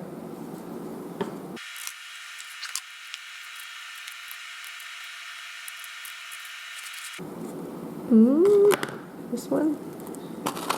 Our root system is not that big. I think somebody asked me, what am I going to do with all these Astrophytum in the future? I don't know. That's like asking me about all the other seedlings. What are you going to do with all of them? I don't know. I have some options. Probably some of these will probably end up being donated to the CACSS silent auction. There's a mini silent auction at the start of every CACSS meeting, so you can always bring in plants to donate. Yeah, pretty clean there. Like at, you know, at any one of those meetings, and they usually have one meeting per month. So some of these will probably end up showing up there. I guess I could always, you know, gift them to friends, trade with friends. Otherwise, I don't know if I want to sell or not. I'm not sure. And then the other way is, I know with Arizona Cactus Sales, I think I have an option there also to, you know, bring the plants there or sell it to them. maybe. I don't know. I've never tried that before. Because they do sell plants that are grown by like kitchen growers like myself. Or backyard growers. So I have some options. But for now, I just want them to grow. And see what happens. So I do, you know, since we're doing all of this, this must have gotten damaged. Maybe a bug ate it, you know, the side, damaged the side, or maybe I did something to damage it, and so it's pupping. That's my guess.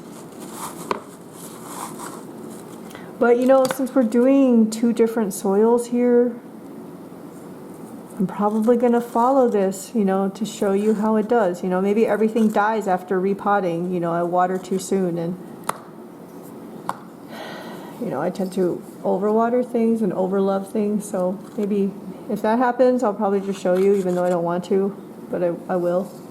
I think this is good enough. But we'll probably follow these then. We'll continue following them. I don't know how often, maybe not once every month. At this point, unless I see them growing fast enough to warrant that frequent of an update, but I will do regular updates. We'll see.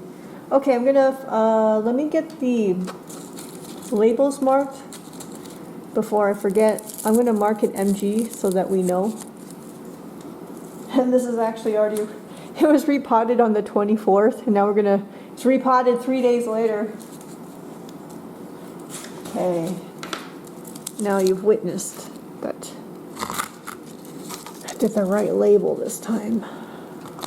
Put the labels in, and then we'll put the top dressing on.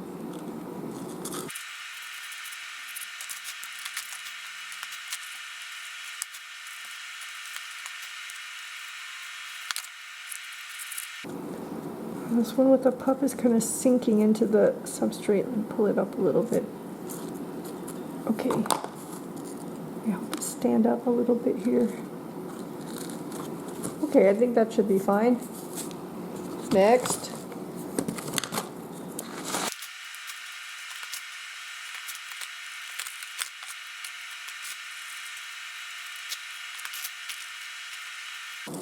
Okay, that's good.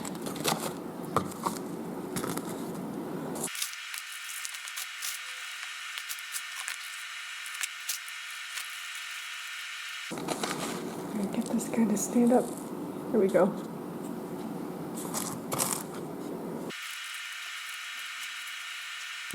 Okay. Oh, so much pumice dust.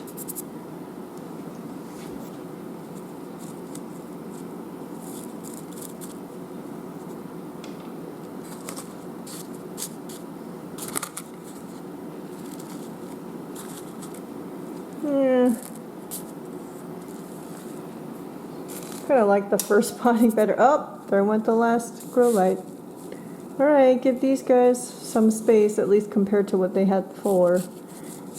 Okay, so these 3 are done. I'm going to put them back onto the shelf, and then we're going to work on the last 3 pots, and then we'll be done with tray 1. Next is going to be the Uni-Gro mix. Getting the labels ready first. All right, let's do this. Let's see if these come out easy. Yeah, they do. Now put them into, yeah. I don't want to pull too hard. Okay. Oh, I'll probably damage some roots. Gotta do like this. Okay, so these 9 can go together. These 5 can go together.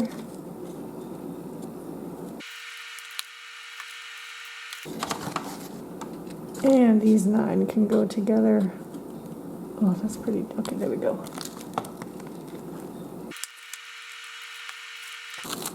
See what I mean by you start to develop a system? There, now we know which plants went together. Okay, so I've got my other bucket of the Uni-Gro mix already ready to go.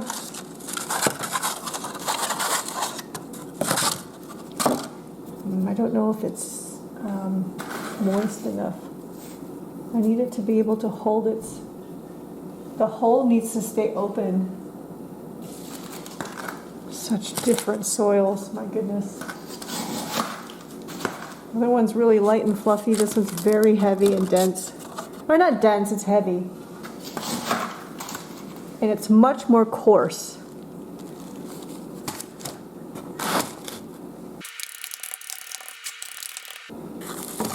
Let's see if the hole will stay open. It does, thank goodness. Okay, let's do the pot of 5 first.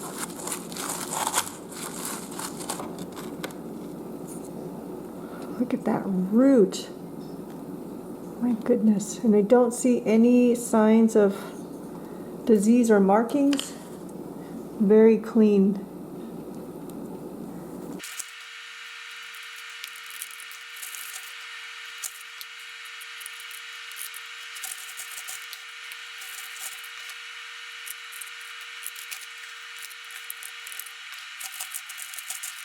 This fit.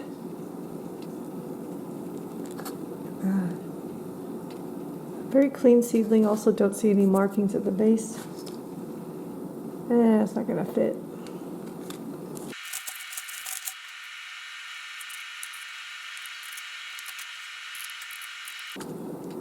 Oh, it keeps falling over. I need the top dressing to help with that. Okay.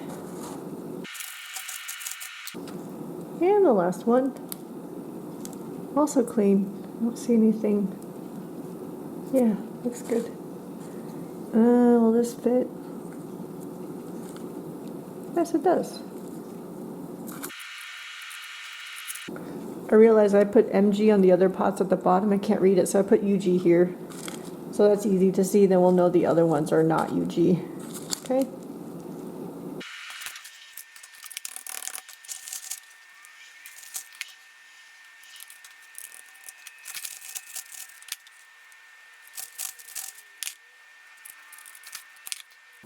One, two, three. Okay, good. The larger seedlings are like the center and corner plants, and the smaller ones are in between. I have 15 minutes till I need to go.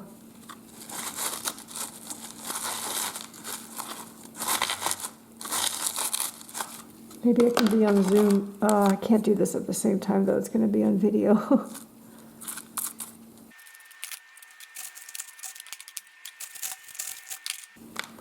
Clean seedling too. This is a quadricrustata. Who knows if it will stay that way? My periodic speaking actually makes the editing even harder because I have to go look for when I'm talking and then put the video back to normal speed. But it's fine.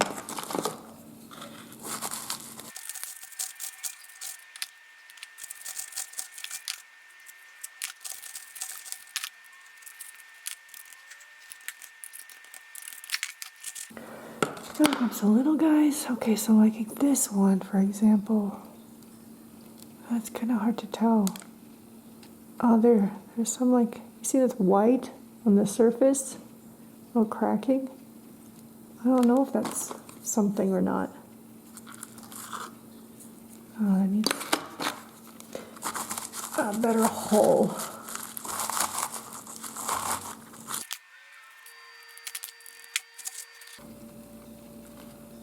How cute that little taproot is.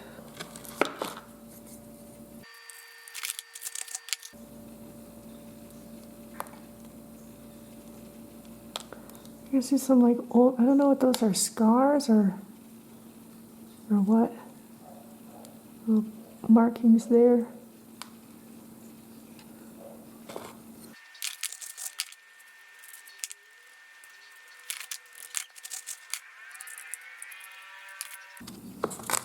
Should do it on that one. Last one.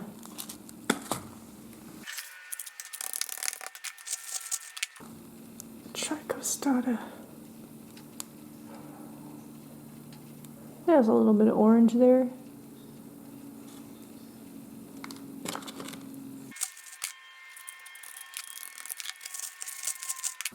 A little harder to tell which ones are the larger seedlings here. They're kind of similar.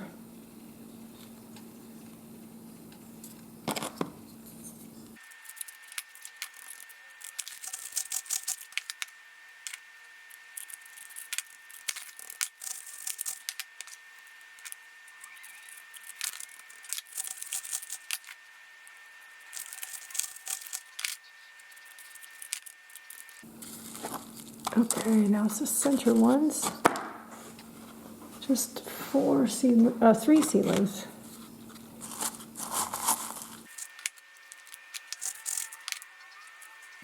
Darn it, didn't hold the whole.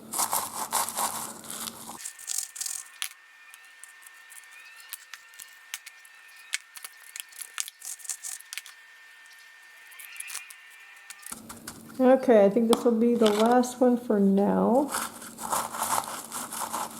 And then we have completed tray repotting, tray number 1, including this change of plans as well. Oops.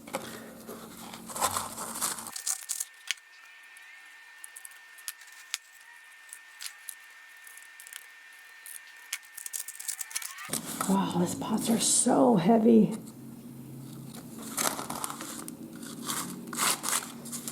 Let's top dress this.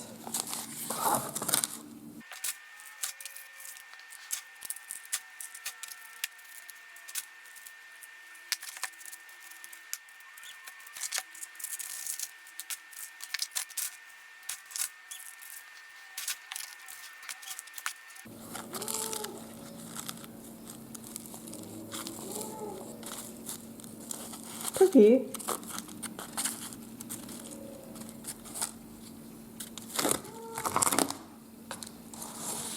I don't know if the camera microphone can catch Cookie making sounds. I'm trying to hurry because I'm late for my family Zoom. I just want to finish this and then probably going to sign off for today. Tomorrow is Thanksgiving, so I will be at my parents' place. Maybe in the evening when I get home I can continue on tray number 2. Or if I'm not horrendously tired after the Zoom, I'll come back. But I have a feeling this is going to be the last potting for this session.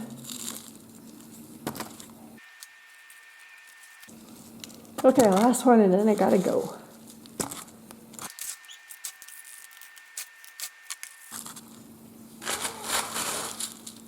Cookie.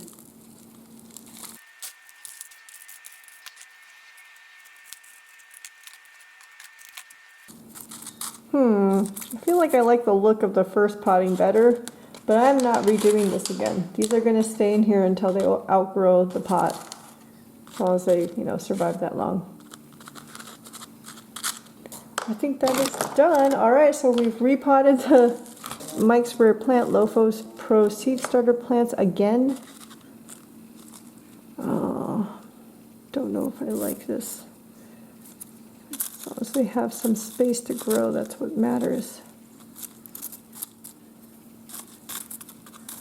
These guys, the next round, they're probably going to go into their own like 2.5-inch pots, but let's see.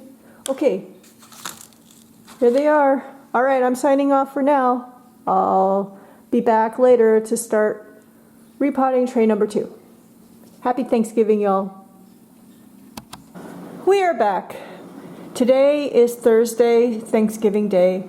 I was at my parents' place for lunch. We had a hot pot, and then spent the afternoon with them, just spending time and hanging out together. It was really nice.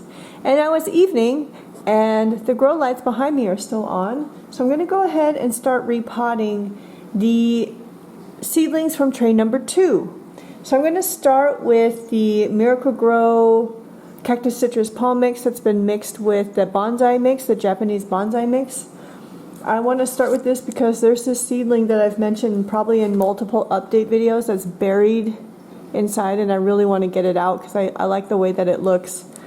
If you remember, I have 2 sets of the Japanese bonsai mixed with commercial soil. There's Miracle-Gro, and then there's the Uni-Gro that's been mixed in. So what I'm planning to do is to repot the Miracle-Gro into the Miracle-Gro seed starter, and repot the Uni-Gro with the Japanese bonsai mix into the Uni-Gro mix that we've been using with the pumice and the lava rock.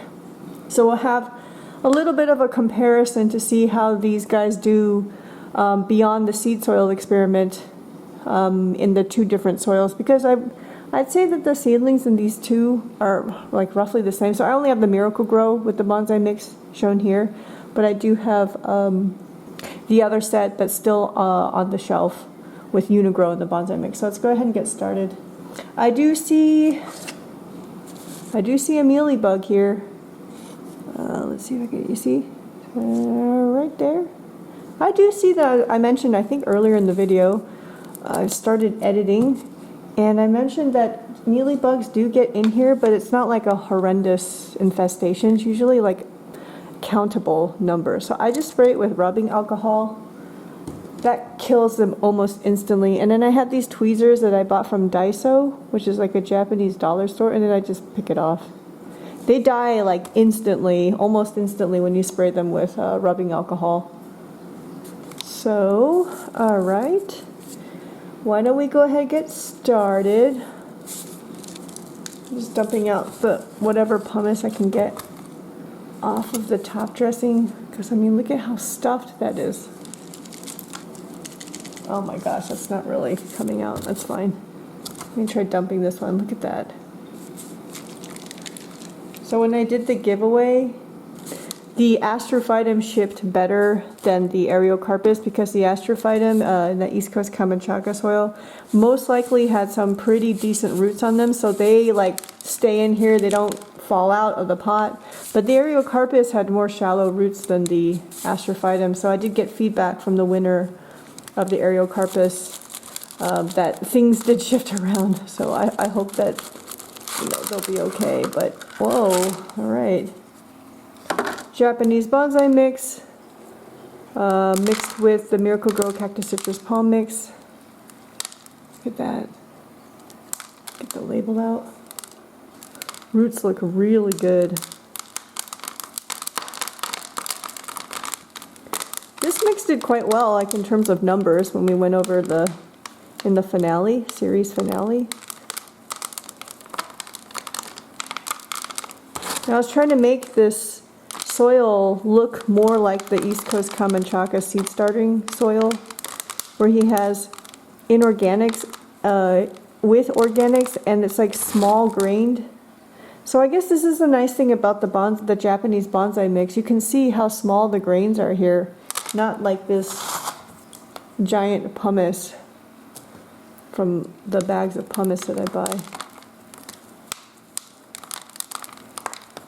It's funny because I don't even remember what these soils look like after a year. I'd have to go back and rewatch my own videos.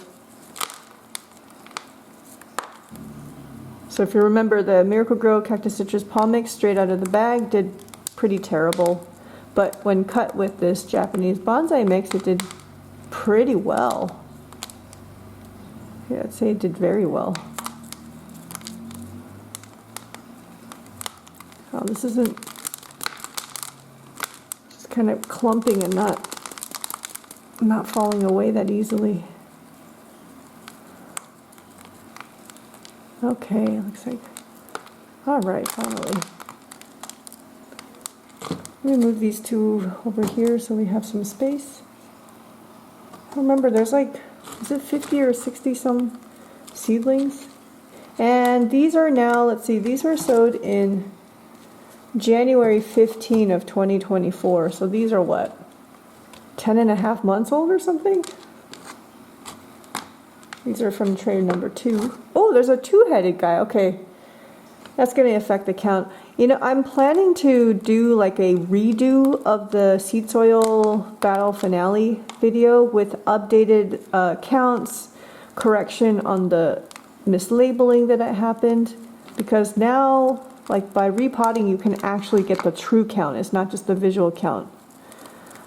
So I am planning to do that. Most likely, I'll do that after, or release that after this video. I need to go make that video in the first place. But you know, like some of these, they look like two separate plants from the outside, but actually it's a two-headed plant. So that actually only counts as one plant, not two.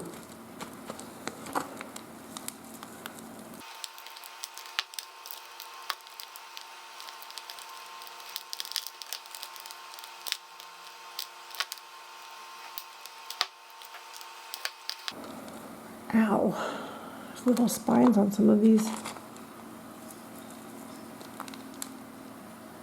can see how long the roots are.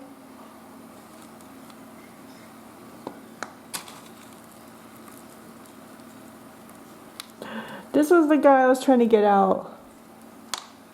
Look at it. I like the way that looks.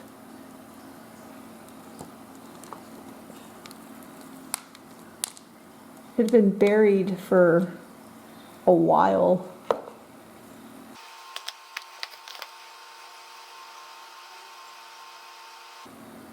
There's a root in between. I can't tell which plant it belongs to. I think it belongs to the one on the left. There we go. Oh my gosh, that's a lot of seedlings. I'll do this one next.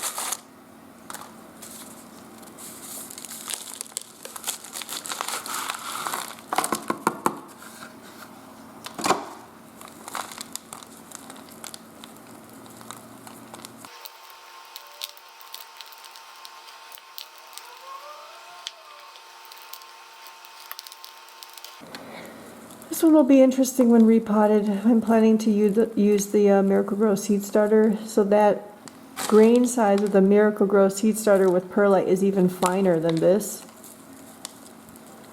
Kind of interesting to see if root structures change, but I mean, that's going to be impossible to track. Wow, that's a lot of seedlings. But these are not as big as the year-old ones, so maybe I can, I don't think I'm going to have like 5 counts in a pot. It's going to be 9 or 16. Oh, these are pretty nice. Okay, and this one.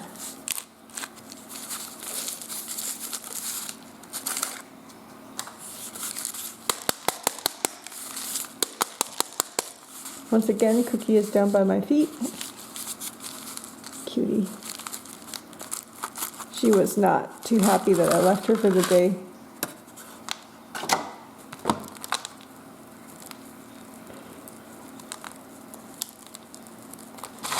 Oh, this is really nice. I am dumping the soil into my, I think I probably mentioned it earlier, into my, what is it, scrap soil bucket. But this stuff is nice. I'm going to save this and reuse it. Yeah, so this soil is not equal to the one that I'm repotting some of these into. The grain size is much finer. This does look a little bit more like the East Coast Kamanchaka soil consistency. So it seems like they like this.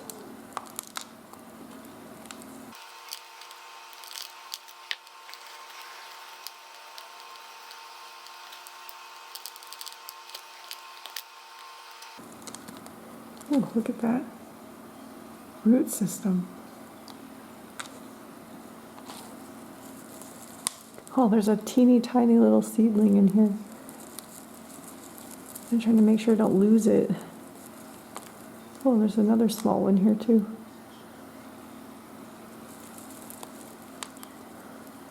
Gosh, these ones look so healthy. The soil is still slightly damp. I forgot what day I started doing this repotting. Was it the 24th or 25th? I don't remember. But it's been, 3 or 4 days since I did the watering. Maybe 4 or 5 days. And the soil it's somewhat damp. At the top it's pretty dry, but as you go deeper into the soil it's a little damp, but it's pretty dry. I'll just say it's like lightly damp. Okay, I got everybody separated. Make some more mixes. Oh, this is not separated yet. Wow, look at that root system.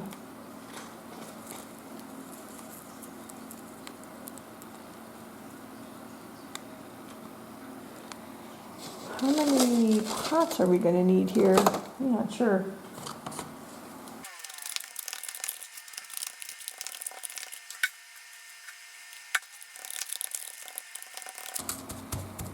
I don't know if that's going to be too full. We'll find out.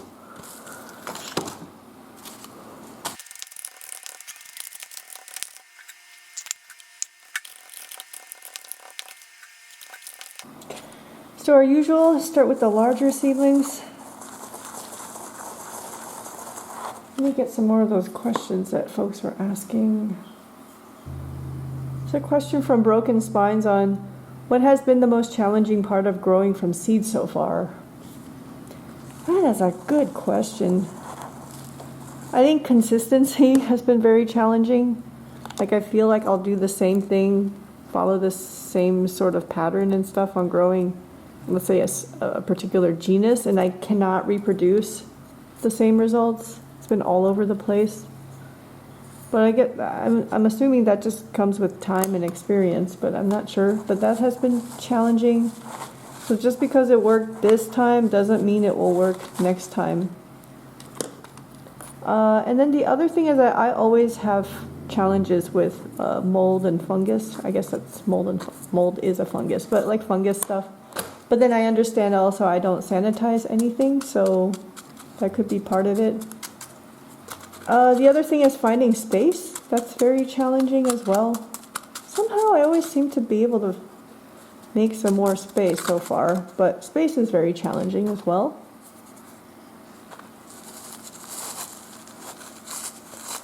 And then there's a lot of other challenges. Once the seedlings outgrow their indoor space and they go outside, there's pests, there's fungus, there's thrashers, animals.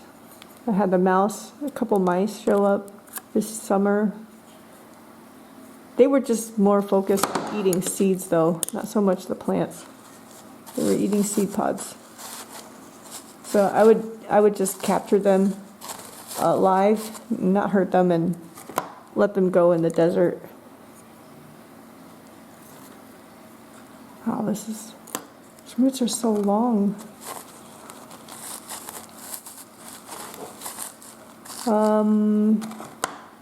And then these Astrophytum, I've actually only grown so many batches of Astrophytum. They're not too bad when they move outside, except I did have like a rust fungus breakout last winter. I'm sure it'll happen again this winter. So that was challenging because it primarily affected the Astrophytum. But Copia Poa, y'all have seen my, or at least those of you who follow me or watch my YouTube videos on my trials and tribulations. But I had huge struggles with Copia Poa seedlings this summer. That genus is very challenging for me, and it's like, because I have to learn how to grow them. So, and I'm still very inexperienced. This is a gorgeous seedling. It's just a regular old nudum, but look how healthy it looks. I'm not seeing any weird marks or anything on it. It's like so shiny and firm. Oh, I love that.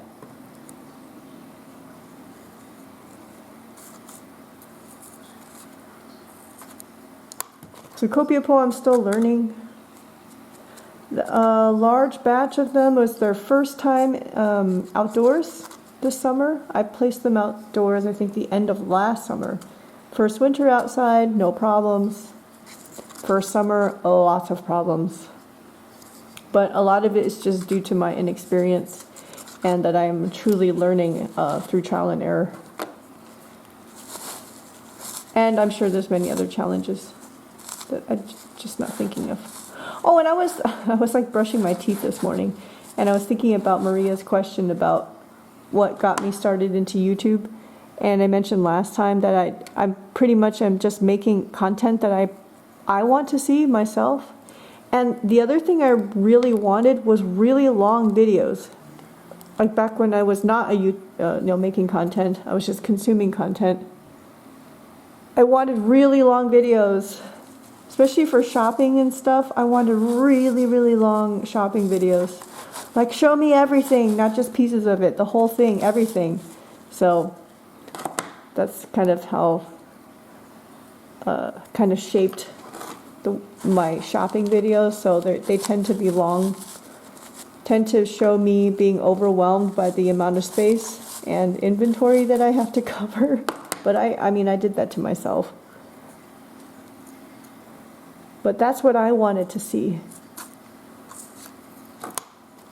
I know not everybody's a fan of long videos, and I was like, I don't know if anybody's going to watch this, but some of you do.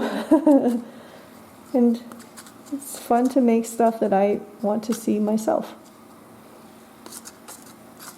Otherwise, kind of what's the point of doing this? It's just for fun. It better be fun then. Man, that Miracle-Gro seed starter mix from tray number 1 did very well, but so is this. This is doing so well. I mean, this is just Miracle-Gro Cactus Citrus Palm Mix with the Japanese bonsai mix. Did very, very well.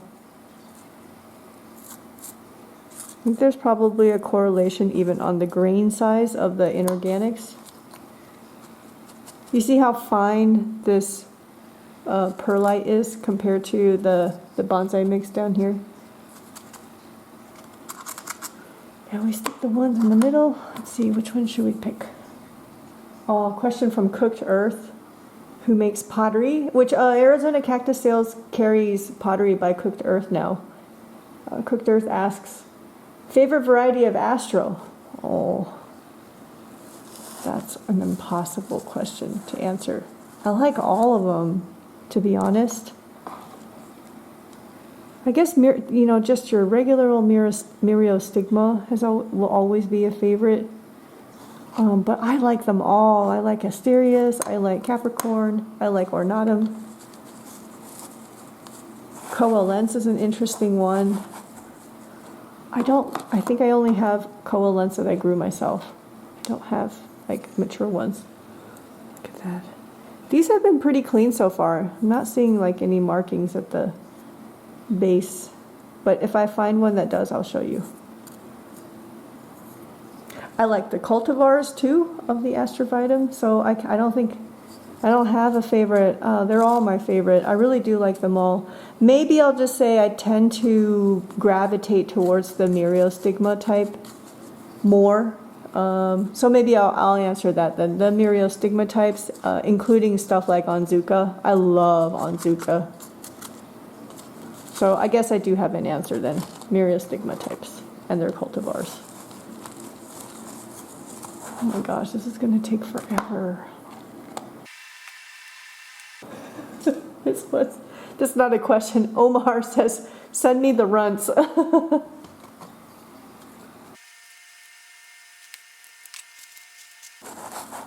I don't think there's much time left with the grow lights. Let me do this one. Ooh, it's kind of the Fukurayu and very fuzzy. These are going to be fun as long as I can keep them alive. It's fun to see how they develop as they continue growing up. So I have some Astrophytum hybrids that I grew from my first Astrophytum hybrid that I ever purchased, which was from Arizona Cactus Sales. There were some seedlings in that batch grew pretty fast compared to everybody else. And those guys, after 3 years of life, have reached flowering maturity. 3 years. Some of these actually, that may be a mother plant. It would be this Myriostigma looking type, the flecked one. That mother plant. There's a quadricostata. How stable do you think that will stay? I don't know. So I was continuing to edit the first segment of this repotting, which was just the first round of repotting Mike's Wort plants. I think I probably mentioned earlier too, but I would speed up, like I keep all the segments in there, so I'm not really cutting stuff out. I'm leaving it in there, but I'm speeding up the video. And I'm trying to debate. I think I'm going to probably just leave it like that, like this speed up portion, and this will still be very long. But that first segment is already an hour and like 16 minutes long. Only the Mike Spray plant first round of repotting. Okay, I think this is good. That sticks out, but I'm going to put pumice around it. See the base. That's okay. I was also trying to manage the disk space on my laptop and moving stuff onto an external drive in order to support this video.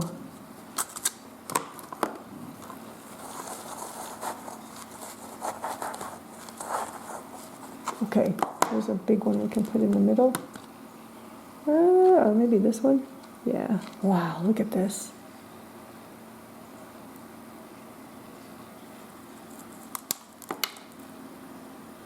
Long roots, but not like huge root systems, you know. Yeah, anyway. Not long. Very nice. Oh. Most of this video is like me making a hole to begin with and then realizing it's not enough and then making the hole bigger.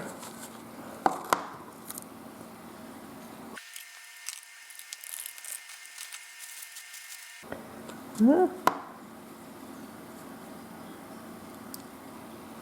There's some white stuff there.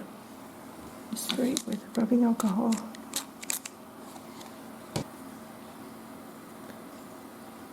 Oh, it actually comes off. I bet this is some sort of pest. If you see any white fluffy stuff, it's probably some sort of pest. Could be a, well, pest. It's only a pest because I don't want it on here, but it's really just some sort of critter. Maybe scale or something like that. In which I just spray with, oh, there goes one grow light. Just spray with rubbing alcohol and then pick it off with some tweezers. This one? Ooh, look at that.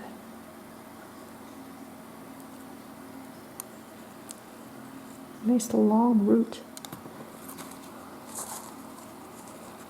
You can see my pinky resting on the lip of the pot as I'm like it's trying to give me a stable point to kind of hold on to while I dig the hole, but that's starting to hurt. I have to wear a bandage or something on my pinky. Ow. Okay, has little spines on it. Ow. Little bit bumpiness there. That Fukurayu.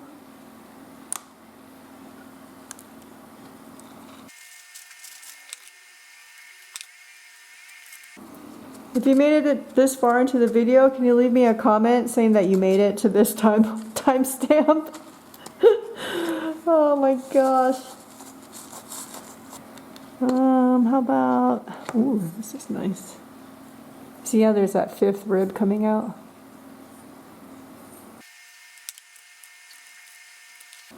Okay, those are our 5 anchors.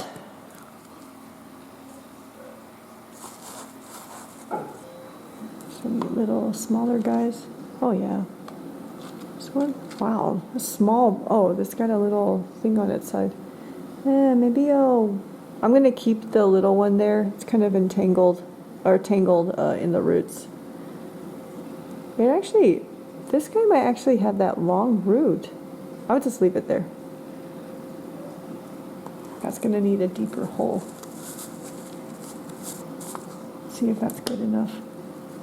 Ah, it's a little like prickly. My nerves, my fingers, they're getting pricked by the spines. Ow.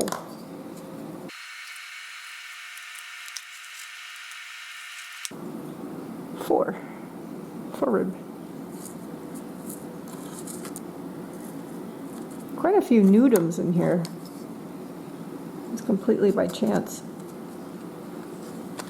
I'm actually thinking maybe not so small of one. See if I can put like 16 in. For the small ones, I can put 16. Maybe, darn it.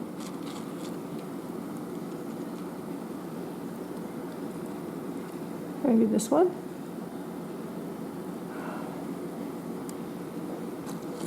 Oh, this one. That indecision costs me time. Cost you time too.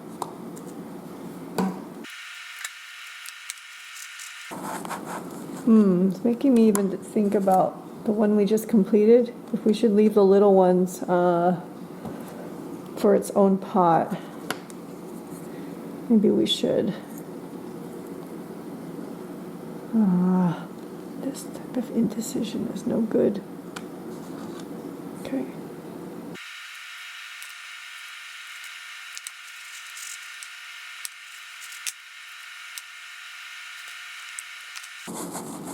About this one. So pretty, huh? A little mark there, but it's dry.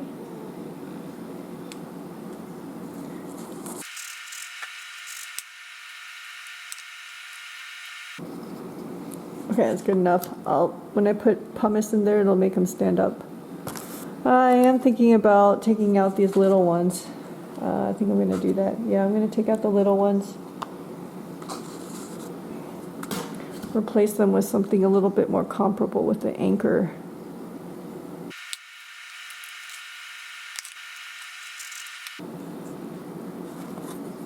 Look at the nice roots.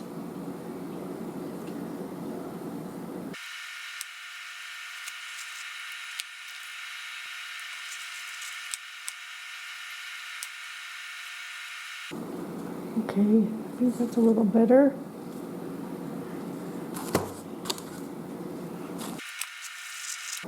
Zap Tropicals asks, have you defeated your arch nemesis, Thrasher?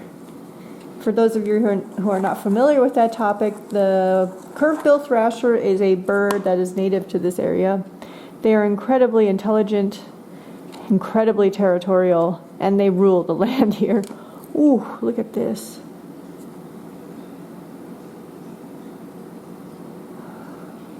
That is nice. Look at the variegation there. Interesting. I do appreciate the look of variegation, but I swear it makes plants weaker. Look at that. Okay, I went off and made an Instagram story on the seedling. It's fun. All right, let me pot this. But what I was saying is that there's that bird called the curved-bill thrasher. They live in pairs, and they have their own territory. So if you have a pair of thrashers in your area, it's probably the only one in a certain amount of space. So there's a couple that lives somewhere in, vicinity of my backyard, maybe just in my next door neighbor's tree or something. But they like to come and terrorize my plants, especially little ones. But they're not actually eating the plant. They're digging through the pots for grubs. And they've made like complete disasters out of my plants. And they will poke at some of the plants. So there will be beak marks and stuff in some plants. I have not quite defeated them. I have accepted that I must coexist with them. I'm actually living in their territory, not the other way around. And they're very cool birds because they're so smart. But they terrorize plants. But I guess I kind of defeated them by my pergola area, which is now completely enclosed with shade cloth. I've got like magnets all over it to make sure that the edges of the shade cloth, that there are no gaps. The bottom of the shade cloth is all weighed down with like 2x4s. Oh, can you hear Cookie? Cookie? So I guess I've defeated them to a degree by managing to keep them out. So any plant that I don't want dug around by the birds, I put into the pergola. And then the stuff that they either leave alone or I don't really mind, I leave outside of the pergola. So my entire setup is actually revolves around the thrashers. It's all set up because of them and of course sunlight. Cookie!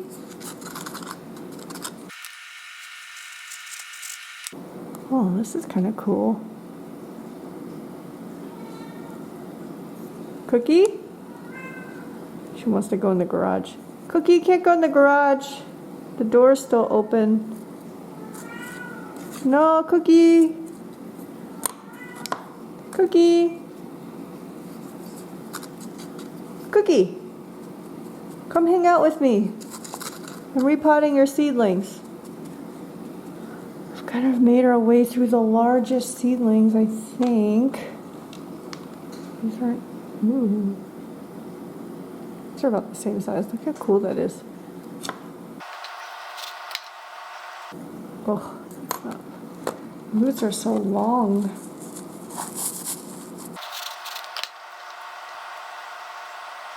See, when it's that long, the roots are not pointing straight down. I mean, they could probably have like a little bit of curve like that. And it's going to have to work on correcting itself. I'm going to go take a break to go give Cookie some supplements, and then I will be back. I'm back. Cookie's probiotics have been given. Where were we? Let's see. This one? Ooh. Oh, there's a seedling hanging off of it. Oh, there we go. This is a pretty one. Very clean base.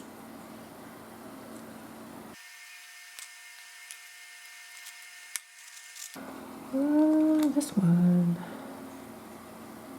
Oh, look at that. We're going to lose the light from the grow lights at any moment now. Long roots.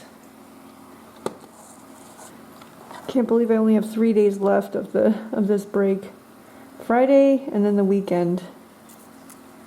So I'm really running out of time. Sunday I'm going to go hiking with my dad, which means I only have tonight, Friday and Saturday left to do this. I might just barely make it in time, but it means I can't do much else except this. There's 2 spots left, yeah. Okay.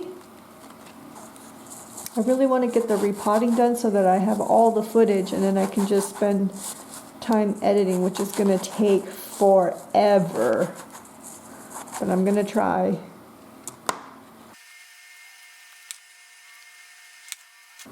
Last spot. Some white stuff there.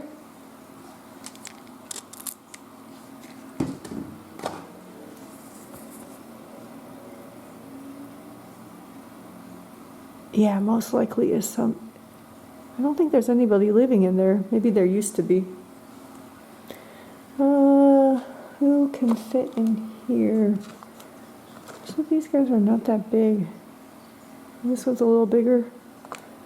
Maybe this one. They're all about the same size. Not sure if I can get 16 of these together. How about this one? About the same. I'll just pick one then.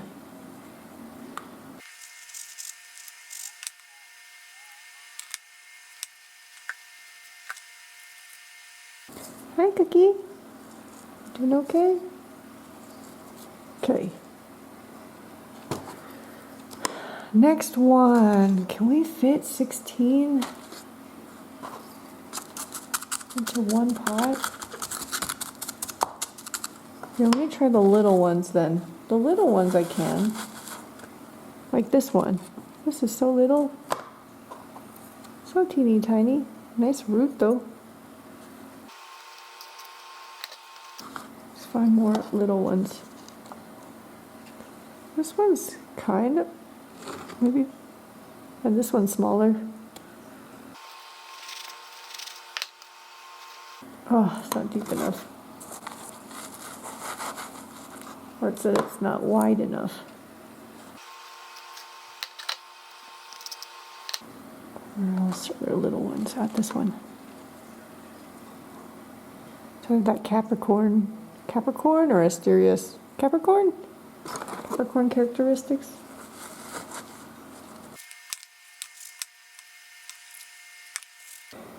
There's another little one. Oh, I see another one too. Looks so little, like compared to this. You can see the scale.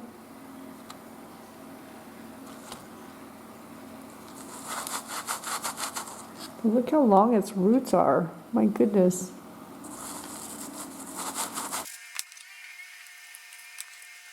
I feel like last night I had the camera on when Cookie was going number 2, and now it's about to happen again. Yeah, she pooping. My girl is pooping.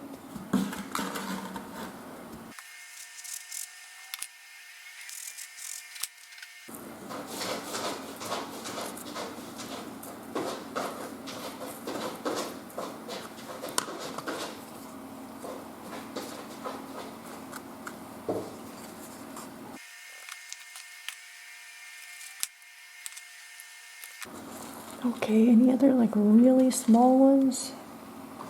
I don't think so.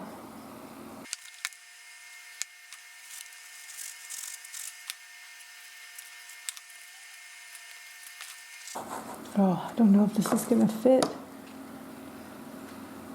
Let's see.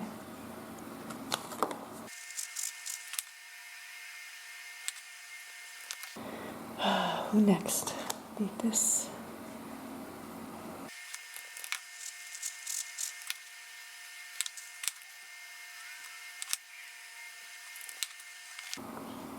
Oh my, look at that root.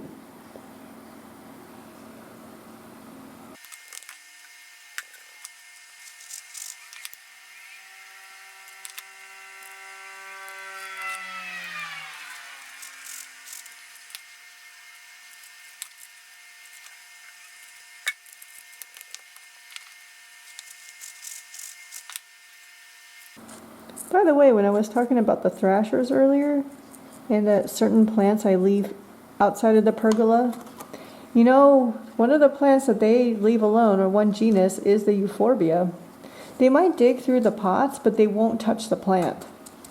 That's kind of interesting. How do they know? I feel like I see the thrashers in my yard, and I wonder their brains are like just trying to figure out how to get into the pergola. So I kind of won't be surprised if someday I go out to the pergola and I see it's been completely trashed because they found out how to get in.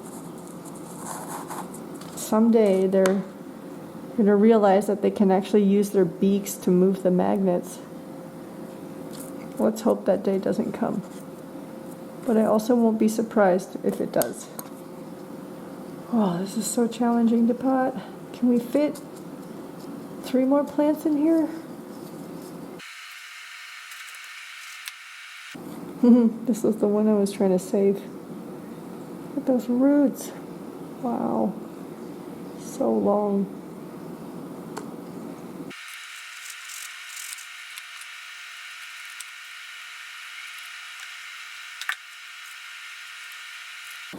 Okay, can I fit 2 more plants in here? Let's see, which ones are the smallest? The smallest. This probably can count. It's pretty, huh?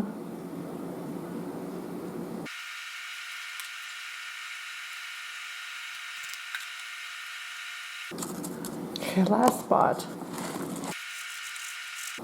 Wow, managed to fit 16 in here.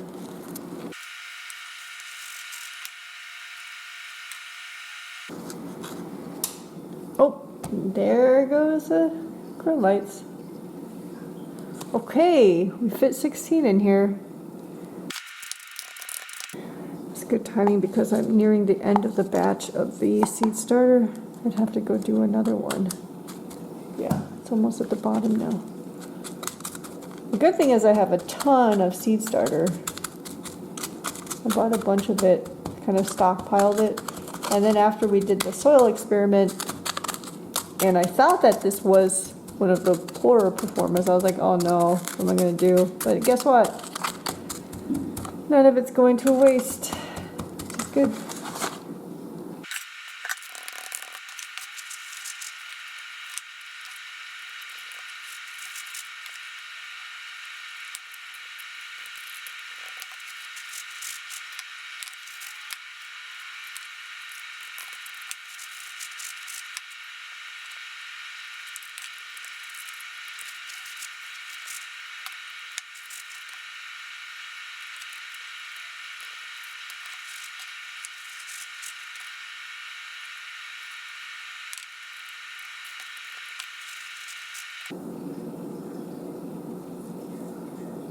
I don't see much markings on this set of seedlings.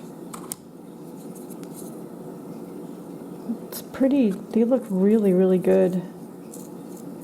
It's kind of surprising.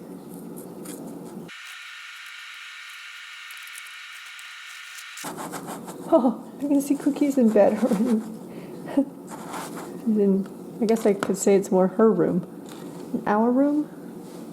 Oh, my legs. This is not ergonomic at all.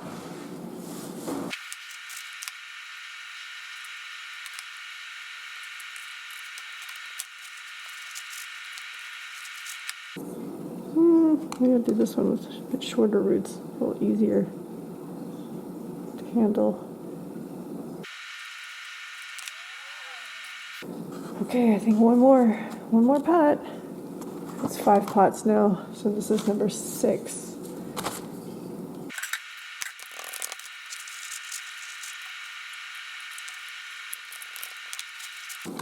Here's that one. Look how cute that is. I hope it stays chunky like this. Looks like it's got a mix of definitely different stuff in it. And those mother plants that I have are also hybrids themselves. So they are like hybrids of hybrids. Purists are probably not a fan of this, but this is just for fun for me. I don't know if there's any plants outside that look like this one. I don't know which mother plant that would have come from.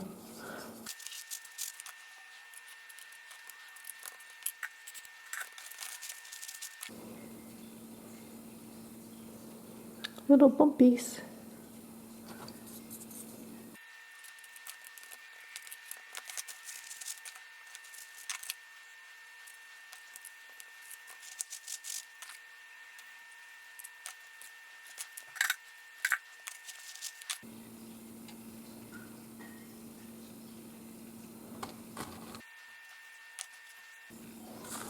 Last one, which I see is the two-headed guy.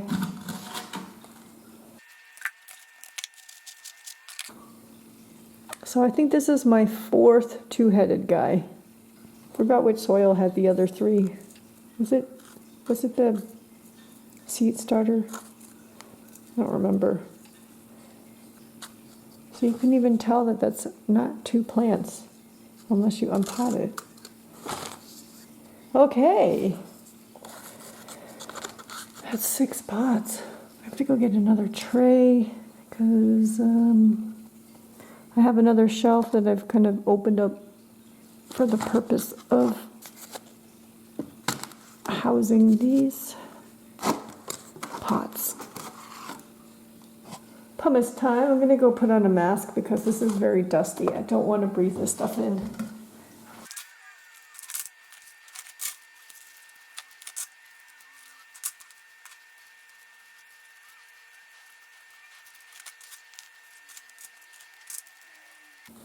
Okay, they're standing up better.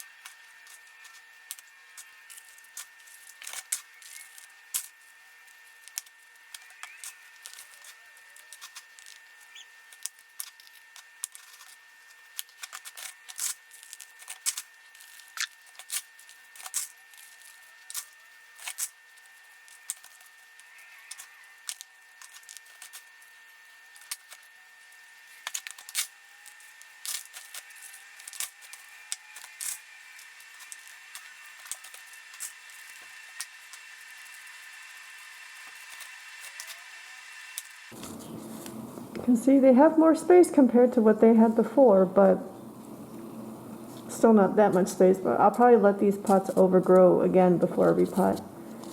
I'm assuming, I don't know, can they sit here for a year?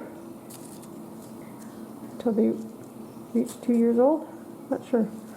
Okay, let me get all the labels ready. and then we'll stop here, and then I'm going to decide if I'm going to continue tonight with another batch or not. I'm off camera. I'm going to write up the labels. I won't make you sit through this part. All right, I'm going to go grab a tray with no holes in them, put them onto the shelf behind me, and then move these guys over there. And I'm going to stop this segment for now and then make a decision if I want to do another one or wait till tomorrow to do that. It's already about 8 o'clock here. So I decided to continue repotting tonight because I just have to, otherwise I'm never going to get through these. So I have 3 more pots. These are the Uni-Gro cactus mix with the Japanese bonsai mix. And I'm going to repot this into the Uni-Gro mix that I mixed with the lava rock and pumice.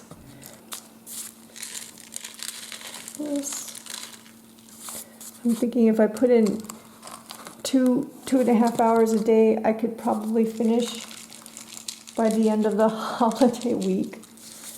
At least, you know, capturing all the footage. And I'll be spending an enormous amount of time on the editing portion. I'm going to dump these out, do the same thing we did with the other set.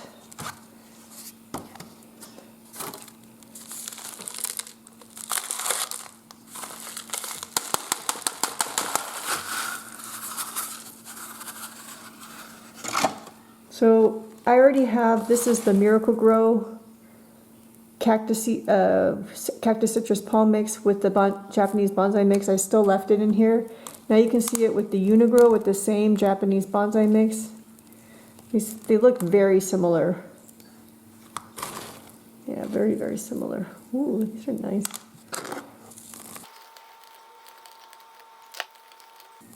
Actually seems to come apart a little bit easier. I don't know, we'll see. This pot's kind of more relatively emptier though. Oh. This one's growing very strange. Maybe it got damaged on the top on the original plant and then it grew ahead. And now that I have the other cactus removed, I can see there are some signs of pests on here. I'm gonna spray with rubbing alcohol. Not too bad though. I see some of that fluff. Well, that may not be a pest, that might just be fluff. That's not coming off, but there is one mealy here. Sorry, mealy. Interesting, huh? Oh, teeny tiny one.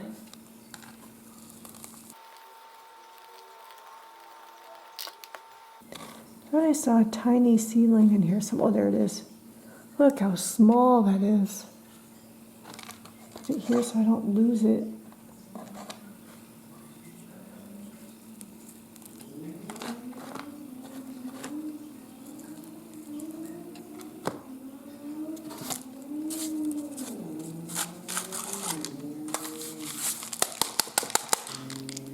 I see more signs of stuff.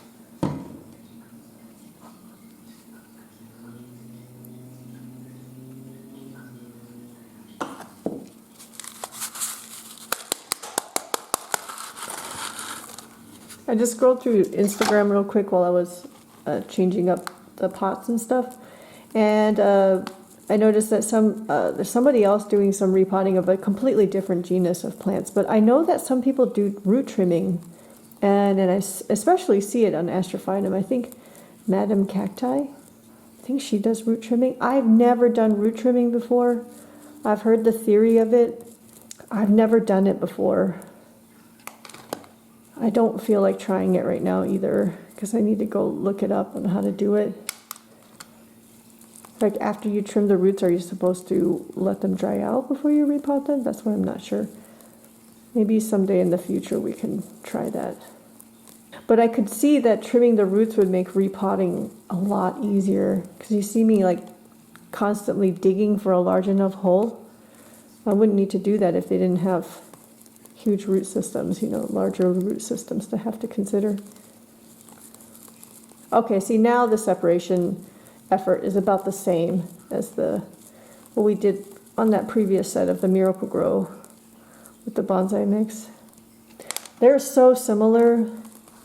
And the results are also quite similar as well.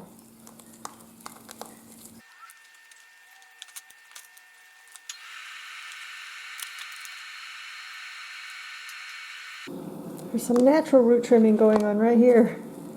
This is, for sure it damages the roots when I'm separating them like this.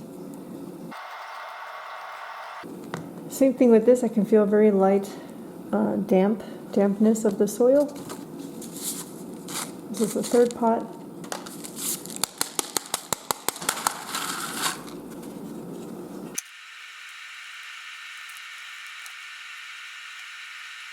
Let's see, another question asked on Instagram was by Danny Boy. I have dime sized or smaller Astro seedlings. How would I go about repotting them? Well, these are all dime sized and smaller, really. And you can see while I'm repotting them.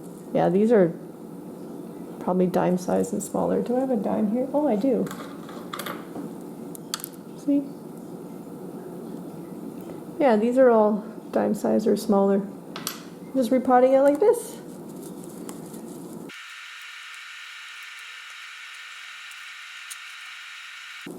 If I didn't have the camera on, I would be, I would just have a show or YouTube running while I repot, but I don't want any like copyright issues. So yes, we are repotting together in silence.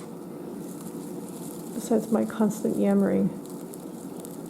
Wow, all right. Well, last round of seedlings for tonight. We still have 4 soil types to go. So maybe we can finish sometime on Saturday. I mean the recording portion. Pile of Astrophytum. Oh my gosh. Swapping up soils now. See, this is the mix with the Uni-Gro, pumice, and red lava rock. And you can see compared to the Japanese bonsai mix, this has a lot more like variation on grain size, whereas this is kind of a bit more uniform. So we'll see how these do in this mix. We're going to do 6 pots because that's how many it took on the last one.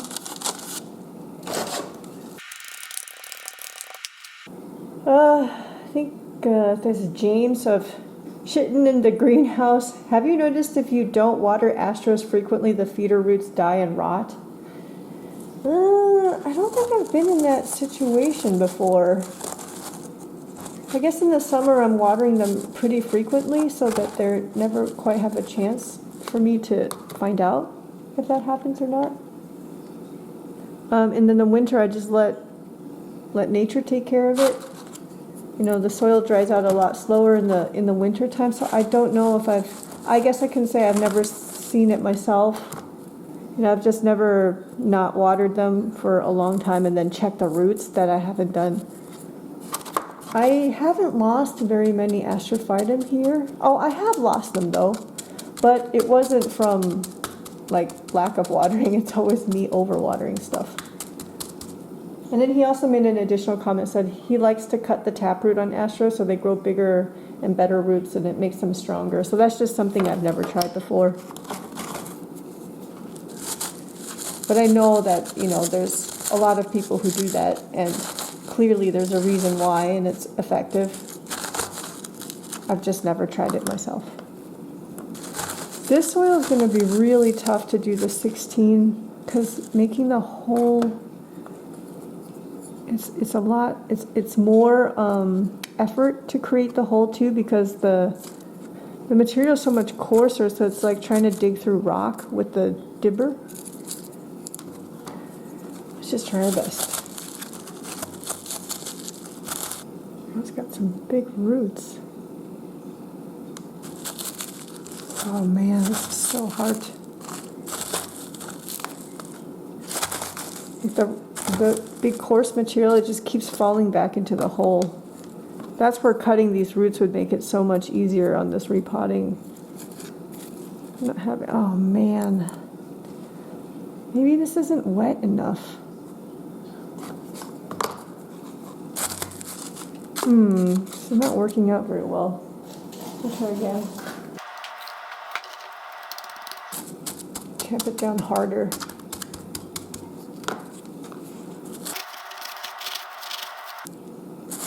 They're still falling back in. I don't know if maybe the soil needs to be more damp. Oh, that's not going to be enough.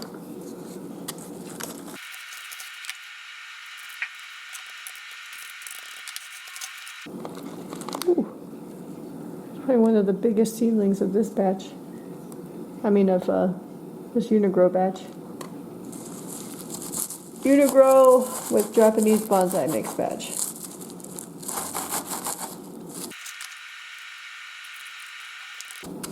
Okay, you're back. Maybe I should make a second version of this video where I take all the audio out. Maybe put some music in and speed it up as fast as iMovie will let me speed it up.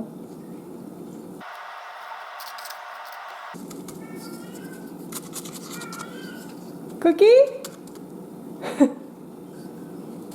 She might be telling me to go to bed.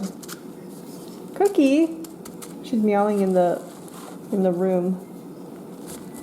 Yeah, Cookie. Here we go with the indecision again. Oh gosh, these in-between spots are kind of tough. I'd like to get the hole to stay open.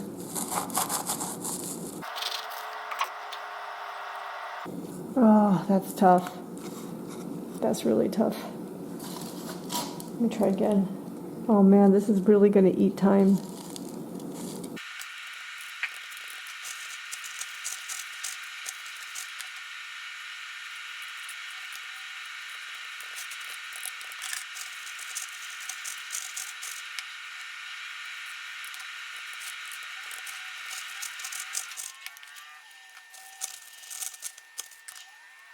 Oh, that's challenging. Is it? I still have one more spot? Yeah. Okay. It's so gritty that it just kind of falls, constantly falls in. It would be easier if it was more organic, because the hole would just stay open. It would be easier to make, like to push the dibber in as well. Whoa. Oh, this is actually 2 plants. I was like, that's the longest roots ever. How the heck am I going to get that in there? Even this, look how long this is.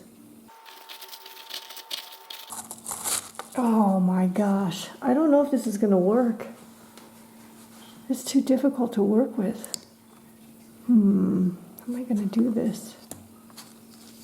I only have one seedling left to go here.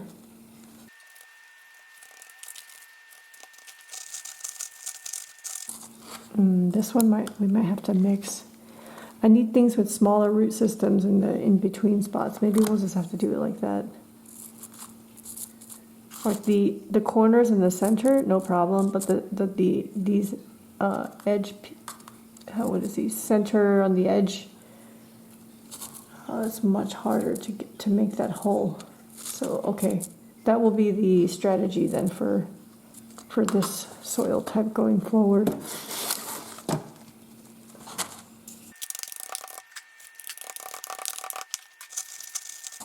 Like the center is the easiest one, so we'll put this big one in.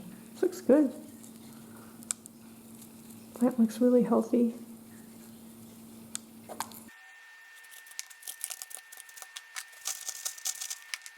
Let's see, something with not huge roots. Okay, this. Oh wait, on the corners we can though. Corners we can have stuff with larger roots like this.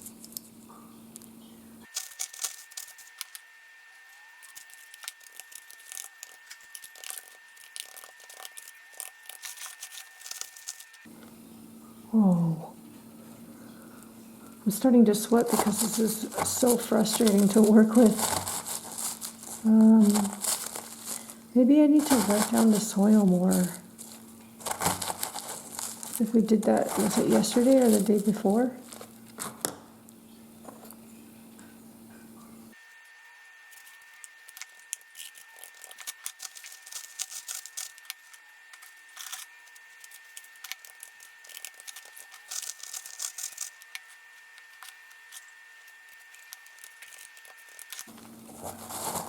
Okay, let's see, any other questions? Do you water, this is from Gundegab. Do you water your cacti in winter if they are indoors under grow lights? I do. When they dry out, I water. How do I know when they dry out? Well, with the Miracle-Gro seed starter mix, you can just pick up the pot and you can feel the lightness of the pot and you'll know. So it's kind of like, it's the same watering as summertime, except it's less frequent because the pots dry out slower. So yes, I water year round for the plants indoors, for the seedlings indoors. But I think this question is specific to cacti, not to seedlings. So for the seedlings, what I just said applies. For cactus, I don't really keep many adult cactus indoors. They're all outside.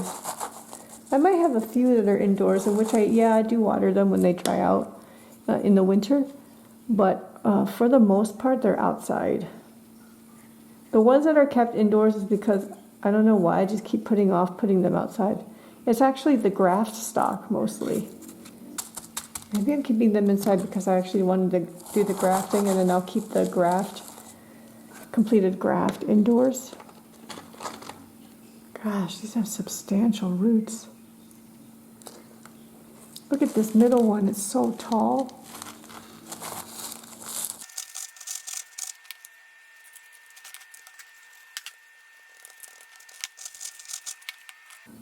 Oh man, these roots are all pretty substantial. Okay, here's a little one. I don't want to do that though.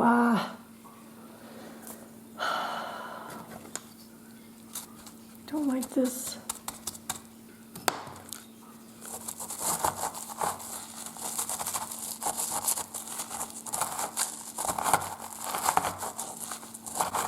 Man, this is a nightmare to work with. It's not the material's fault, you know? It's just the way that it is.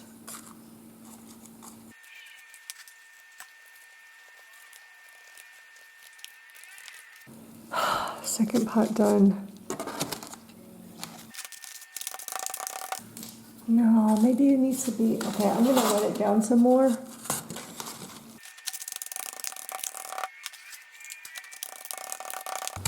Okay, let's see if this is gonna be any easier.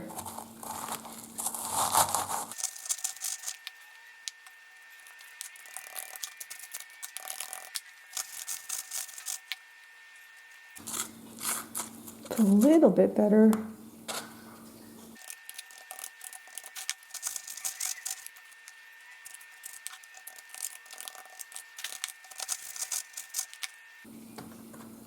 Looks good.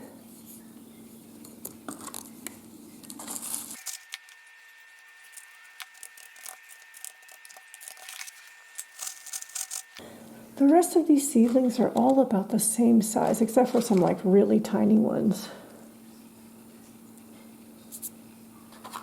Most of this because I'm not talking. My thoughts are actually running wild. Probably a lot of this will be sped up because I'm not talking. Okay, so those are the four corners. Four corners in the center. Now let's see if this is any easier to manage now that it's been wetted down more. A little bit better. See any other questions folks asked? What is the next test or experiment you're considering doing? This is by Seed and Spine on Instagram. Good question. Well, this kind of is the next experiment, the beyond a year growing for these Astrophytum, to see is there any difference between the Uni-Gro mix and the Miracle-Gro seed starter mix. I probably mentioned earlier that I'll probably continue following these guys, these seedlings, for longer to see what happens. And then, I don't know, maybe we'll, until that, like, they need to be, oh man, this is so hard to work with. Maybe until they need to be repotted again. we'll see what to do at that point. Because now I'm thinking, if the seed starter works well, like beyond this, and that it can handle winter and summer and all of that stuff, because this really gritty mix is also, I've mentioned in the past, it's my insurance policy. So I leave my plants out in the winter time. It gets rained on, but they're in a really gritty mix, which gives them the best chance of drying out, even though it's cold and it's probably more humid. But the seed starter with perlite, I don't know if it's the same for that. But if it is and it does well, you know, why bother using this adult mix? There's some coloring in here, but it looks like it might be some like light variegation. I don't know if you can see that under this lighting at all. Interesting. Yeah, there's some, you see that? It's either rust or it's variegation. Otherwise, I don't think I have any other experiments in mind.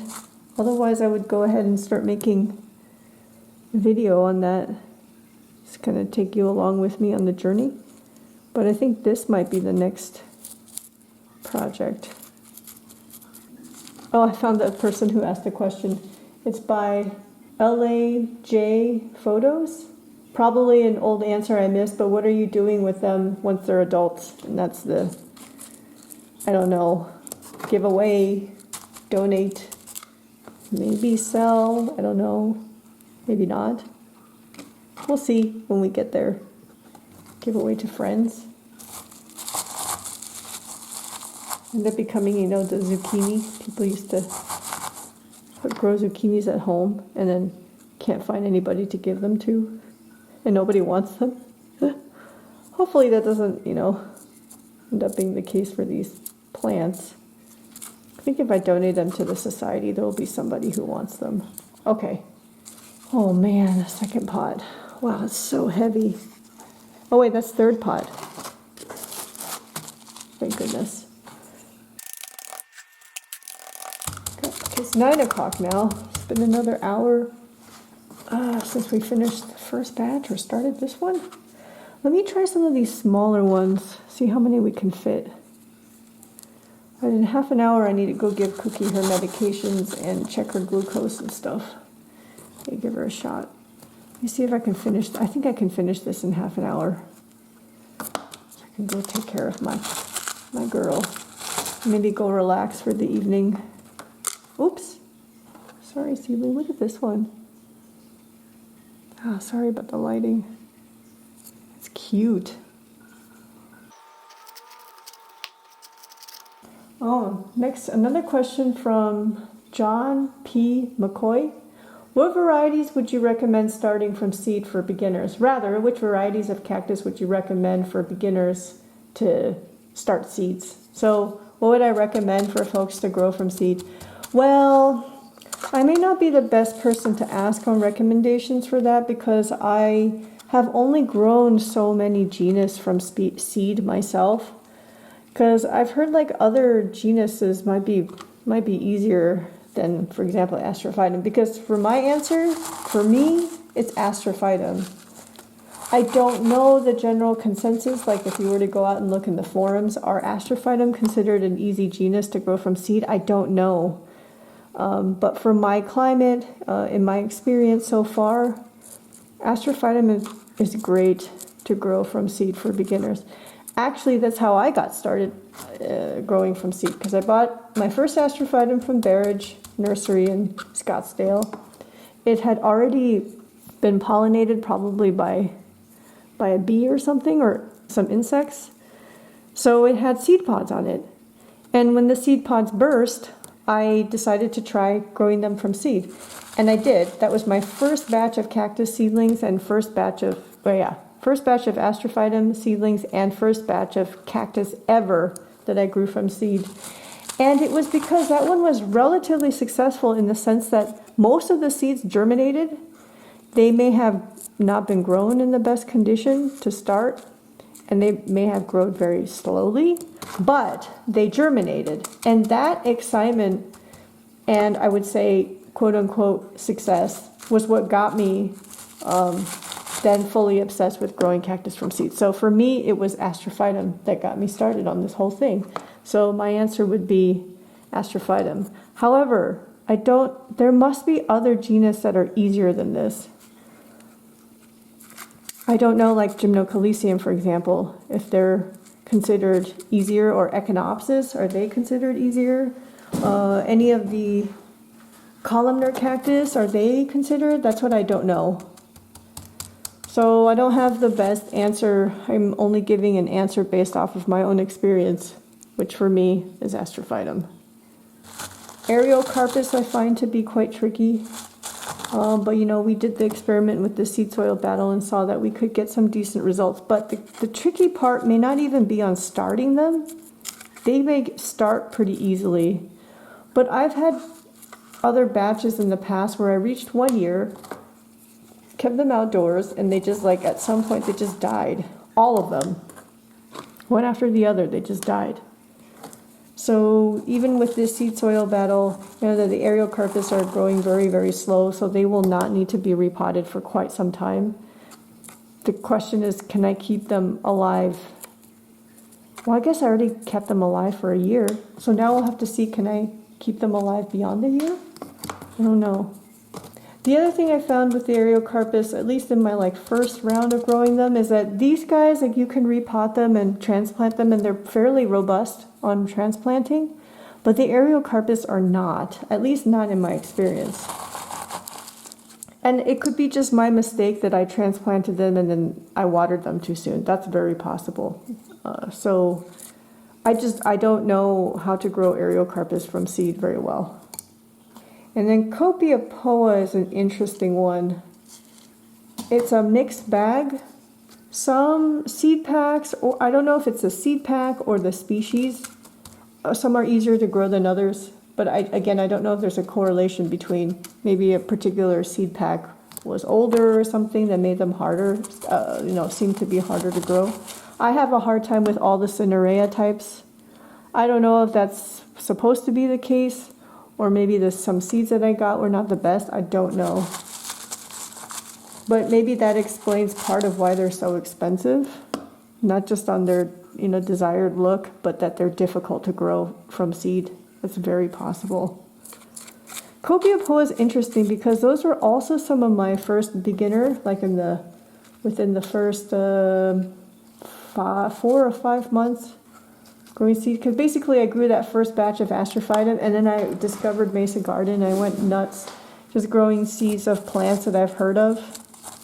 Copiapoa was something I had heard of. I'd never owned a Copiapoa at that point, so I'm like, I'll just buy some seeds and try it because it's way less expensive to grow from seed. Or, the barrier of entry is lower on growing a pack of seeds versus buying a mature plant. And then I kind of got, I don't know if it's luck or not, the first pack of Copiapoa seeds, I think were like Heseltoniana and Calderana lambeckii. Heseltoniana was difficult. I don't think I got that many seedlings to come out, and then I ended up killing most of them, which is so sad. The lambeckii, on the other hand, was a little easier, and I used the Miracle-Gro seed starter. Oh wait, no, I used something else to start them, and then switched them over to the Miracle-Gro seed starter, and they did very well in there, and that gave me hope. Some hope. It's like, oh, it's doable. So then I bought more seeds, and I grew more Copiapoa, which is a lot of what you see under the pergola. But then I had all the other troubles. So getting them started wasn't too bad, but it's hit or miss. It's not easy for me to start all the Copiapoa, only some. So not the best answer to that question on what do I recommend for beginners to grow from seed. I'd just say Astrophytum. Astrophytum tend to germinate pretty well. Like the germination rate is pretty high, at least from what I've seen. At least it can be, if you've got some good seeds. So it's like it makes it more encouraging when you're just starting out. If you have some success, it's very encouraging. Whereas if you start with something really hard, I don't know, for me it would be really discouraging if I tried something for the first time and it wasn't successful at all. I'd be like, why am I even doing this? So this one wasn't too bad to get the rows of 4. I think it's because I wetted down the soil more. That was the mistake. Oh my gosh, look how small that is. It's very, oh, here's a little one. Here we go. The root system's not that small though. Okay, maybe that's a smaller root system. That's a pretty plant. Now these plants also, this Uni-Gro batch with the Japanese bonsai mix, pretty clean seedlings. I'm not seeing a lot of markings, signs of like fungus or old fungus.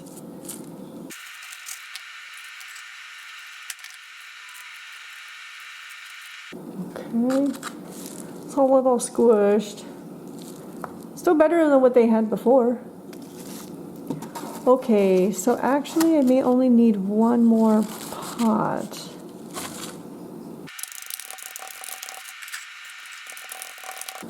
One, 2, 3, 4, 5, 6, 7, 8, 9, 10, 11, 12. That's gonna be really awkward.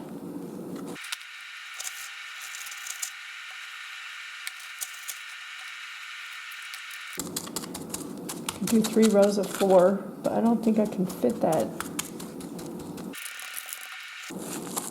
Let's try. This may not work at all, but let's try. I don't think this is going to work.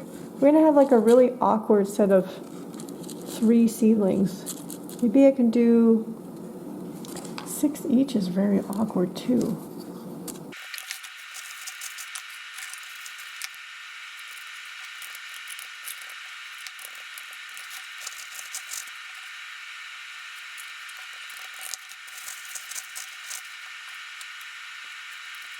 This is so awkward. Should I just do 6 each? Because I can't fit 12. Okay, I'm gonna redo this. Oh man.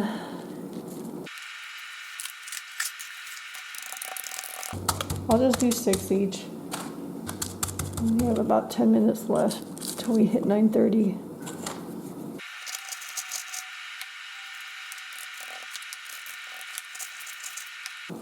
Some white stuff there. Spray. And remove.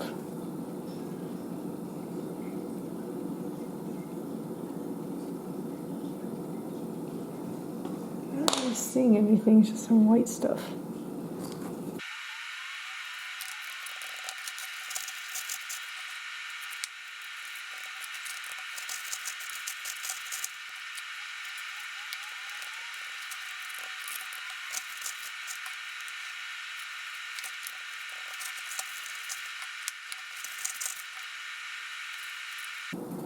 Okay, then we'll do one more.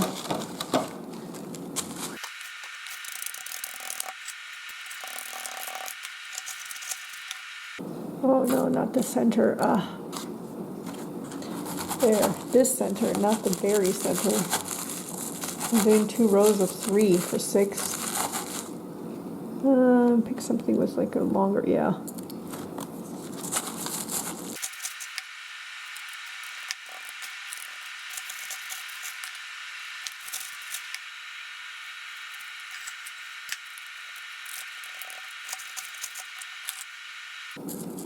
Okay, I'm reaching the limit of the repotting for the evening.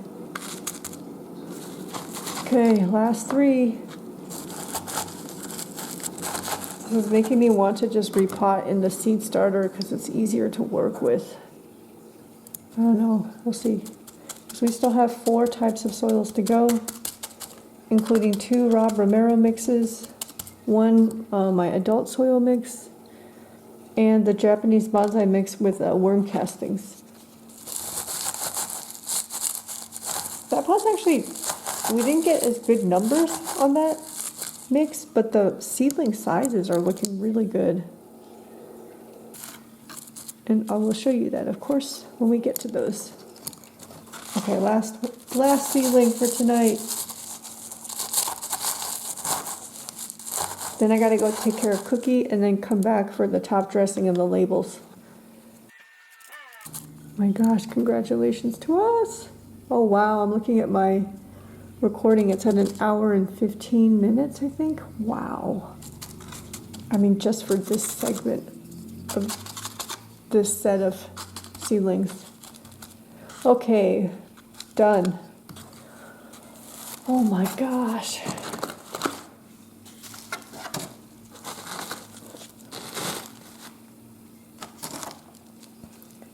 Okay, I'm gonna go take care of Cookie and then I'll come back. Cookie's insulin and thyroid medication have been given. I had to wake her up to give her the thyroid medication. It's so funny when they can just wake up and immediately eat. Let me get these labels ready. The whole thing just took 10 minutes. I mean, giving Cookie her medication and then the insulin. Okay. I already have my mask on because I'm getting ready to put the hummus on here.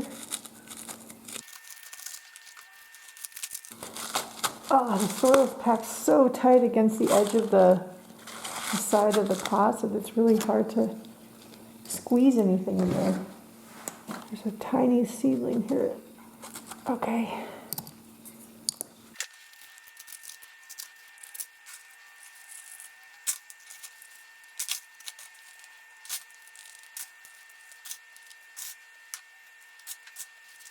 Interesting, that variegated one.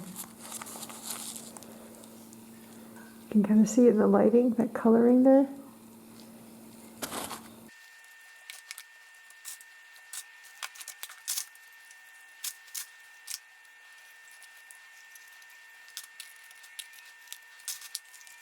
Let me see if there's any other questions I can answer while I'm doing this. How often, this is coming from Redalgo.b, how often are you watering and when do you remove the humidity dome / cover? So with regards to how often I'm watering, I was watering about once a week in the summertime, but I've mentioned in a previous video that I have, in the summer it's really hot here, and we have these overhead fans that run, and I run it 24/7. So everything dries out relatively quickly, plus it's warm. But I mean, we are indoors, so it's room temperature. But now that it's winter, the overhead fans are off. The pots take longer to dry, so I've been watering about once every 2 weeks. Now these guys are growing, and they're getting to the point where, like, these big ones, you can squeeze them. Like, this is so firm, it doesn't need water. So it's going to be, over time, we just kind of adjust. Do I have a set schedule and stuff? No. Am I figuring things out as they go? Yes, I am. So I don't have the best answer. But that's just kind of rule of thumb. Like these little ones, they'll probably need water a bit more often, but they're already at this point where they're able to keep water for quite some time. So in the winter, it might end up being, once every month at some point. We'll see. And the other question was, when do you remove the humidity dome or cover? And I'm assuming it's with respect to growing seedlings. That's a tricky question and a tricky answer. Maybe not a tricky question, it's a tricky answer. It depends. Like these Astrophytum, I think I removed the dome at 4 months. And some people would say, oh my gosh, why so long? Because somebody has left a comment before. It's like, why do you leave the dome on for so long? I don't know. I've heard 4 months from a lot of people, so I just follow that. Do they really need 4 months? I don't know. I've heard all sorts of, dome removal schedules from people who, as soon as they get the germination they want, they start to open the dome. I've heard of some people who will leave a dome on for like a year. But it depends on which genus of plant you're growing. So the Areocarpus, for example, this is the first time that I've left them under a dome, although with the vents open. But Astrophytum, I think 4 months, maybe even sooner than that. I do 4 months. The other thing that would that could affect, like cause them to want to open the dome sooner is if you have a lot of fungal issues. One of the most effective ways to get rid of fungus is get rid of the humidity. I've done that for Copiapoa. Copiapoa, I've been able to, like ideally I would wait 4 months, but usually I can't because of the fungal problems. I'll start opening it as soon as like two months. I think I've seen in my Lazy Way to Grow Cactus from Seed, I believe I started opening them earlier than that, but I don't remember. But Copiapoa for sure didn't need the full like 4 months. It's like 2, I think. So there isn't a set answer. See, I mentioned way earlier in the video about growing instructions and experience. It's mostly anecdotal, not through proof. Just, this was my experience. This is how it worked for me, or didn't work for me. I just sort of follow that rule of thumb, 4 months. But oftentimes, depending on the type of plant, it could be longer than that. Depending on if you have issues, it could be much sooner than that. It just depends. But rule of thumb, 4 months. At least on the Astrophytum, it seems like 4 months has worked for me. Another anecdotal point again.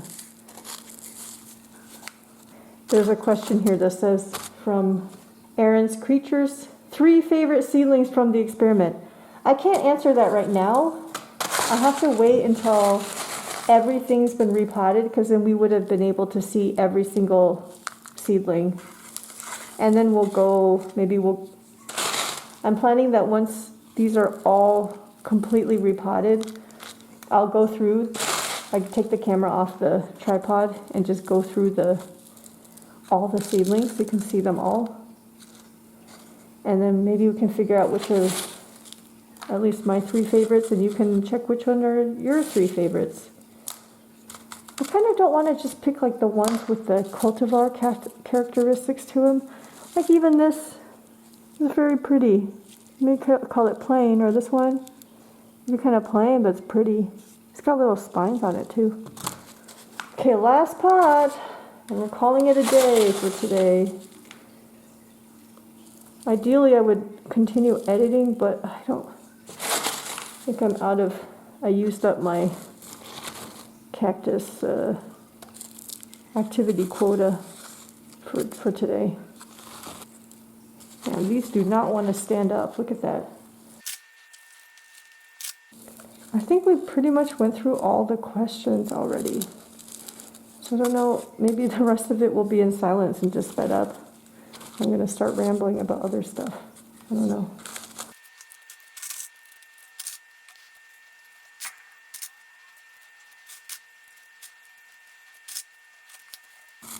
Getting close. Just want to help these stand up a little bit more. I wonder how much dust is in my great room right now from this.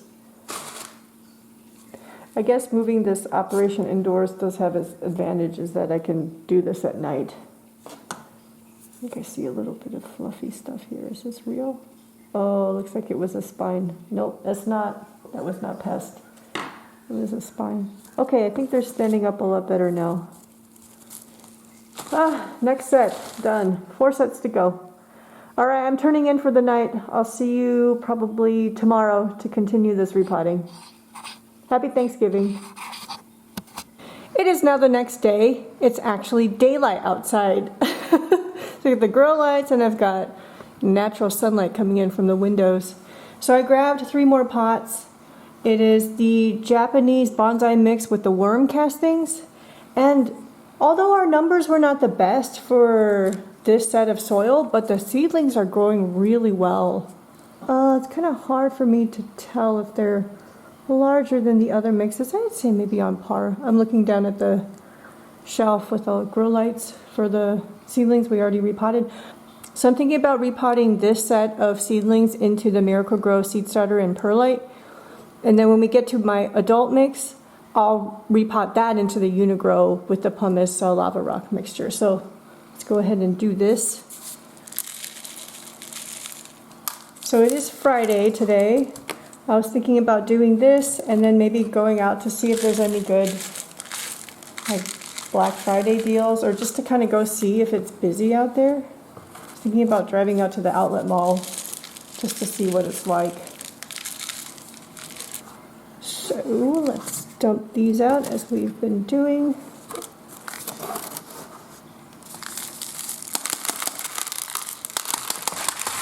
Once again, this is worm castings with the Japanese bonsai mix.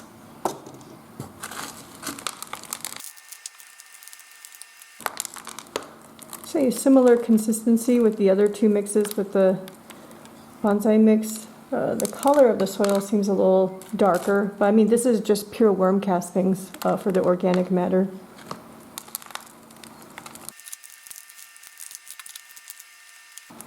Interesting growth. Looks like it was a plant at the bottom, maybe got damaged or something, and then it grew up on top.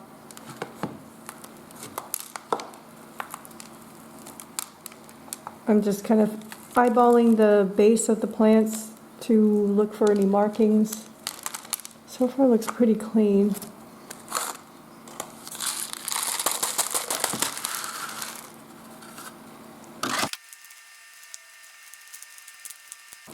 So after this, we're kind of in the home stretch. We have three more soil types to go, including 2 of the Romero mixes with the commercial soils. Ooh, those 2 are like really stuck together. Oh, there it goes. And the 3rd pot. Once again, all of these mixes with the Japanese bonsai mix are from tray number 2.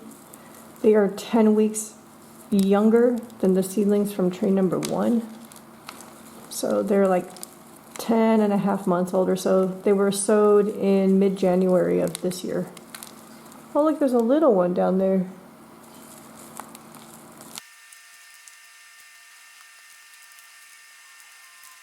Once again, Cookie is down on the floor right next to me, under the grow lights as well. So there's something comforting about the grow lights because she likes to be there a lot. Maybe there's some extra warmth from them or something.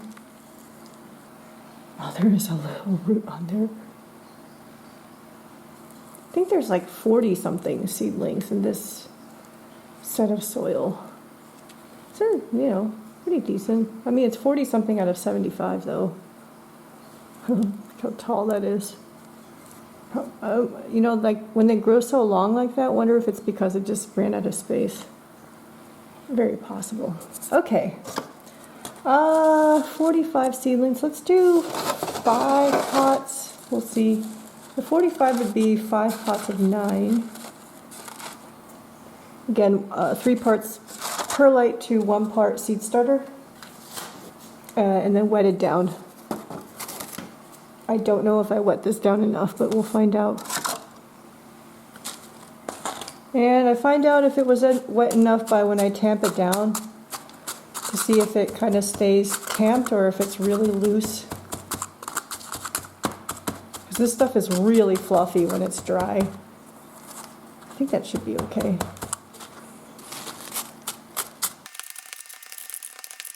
Still pretty light. It's got a little bit of weight to it because of the moisture content, but it's not horrendously heavy.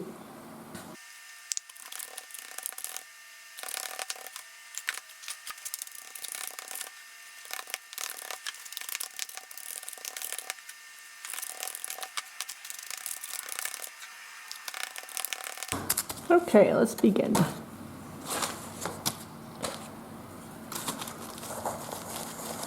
guess I'll just try. I think there's actually an extra seedling more than I thought because there was some hidden ones. So let's try for 5 pots of 9-ish.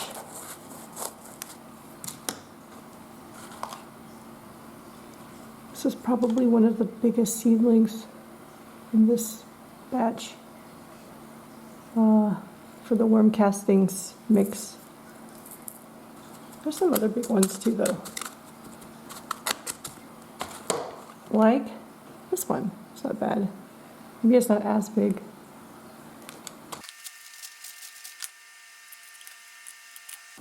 Yeah, last night I was really struggling with the other mix because it's so coarse, it just sort of crumbles right back. Whereas this one is fine, like the grains are so much smaller, but it's kind of floppy. You see? Anyway, I wonder if like the mass growers, like the almond plants, they must have machines. Like, is it done by humans or is it done by machines to help with stuff like this? In terms of automation. Because doing this manually like this is just, it takes a lot of effort, which is fine for somebody like me, but not okay for volume, like high volume growers. Oh, so much easier to work with. Let's do this one. So far, very clean seedlings. I don't see marks and stuff on it. Don't know if this hole is large enough. Let's try. Oh, not bad.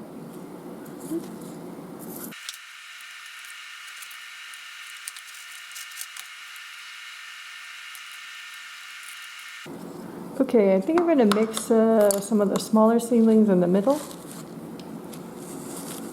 What do you think? Are there enough to make another, like a pot of 16? Maybe there are. Okay, I'll just continue with this then. Maybe stuff with smaller roots? I don't know, but then that kind of ruins our 5 pots of 9. Indecision. Okay, I'm deciding to mix because the 5 pots of 9 is a lot easier, less thinking involved.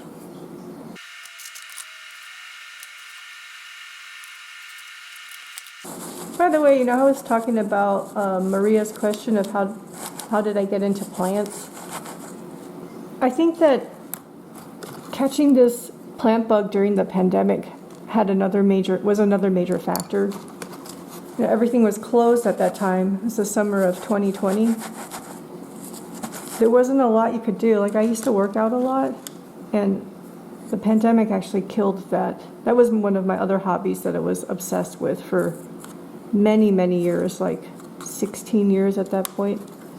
I would religiously go to the gym on my schedule 4 days a week, and then the pandemic shut all the gyms down, and so I didn't have that thing that used to occupy so much of my time. And nurseries, because they're outdoors, they remained open during the pandemic. So if it wasn't for the pandemic, I'm not sure that I would have ever gotten to like this degree of like so into plants. So it was like a combination of factors that allowed this to happen. Otherwise I don't think there would be a cookies cacti. The other thing that's interesting is in the beginning, I have a personal Instagram page. I'm not very active on it. It's, you know, for friends and stuff. And when I was getting into plants, I would post stuff about plants, and I noticed that nobody cared.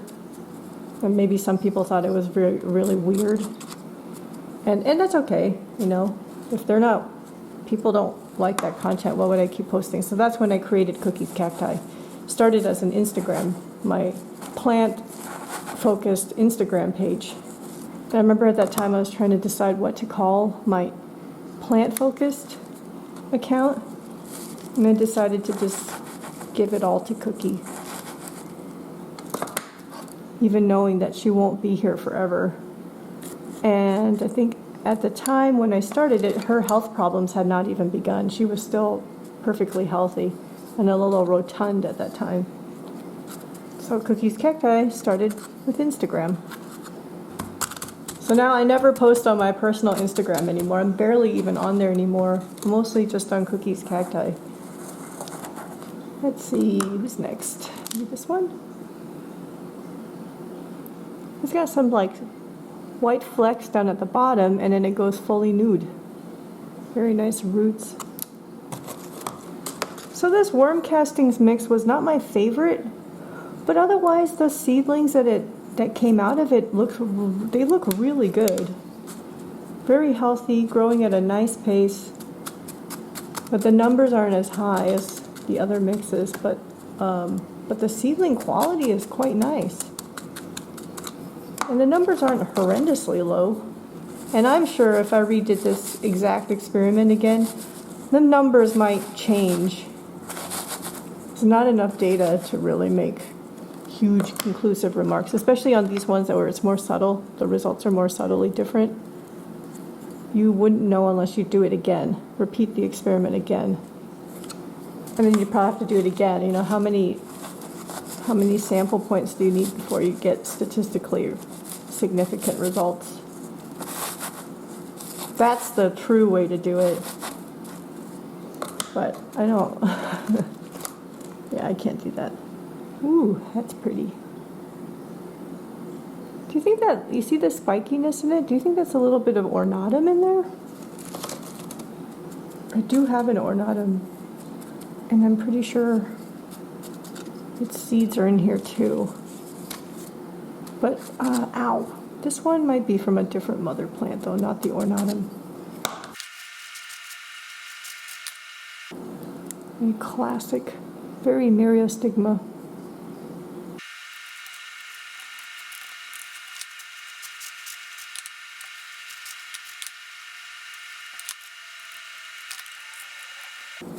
Ow. I'm gonna have to catch that audio in the editing.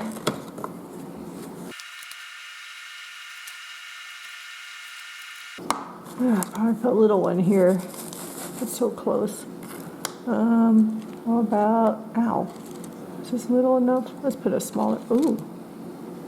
Oh, this one. Looks so good. It's just small, but it looks so healthy. Look at that shine on the skin. A little bit crowded here.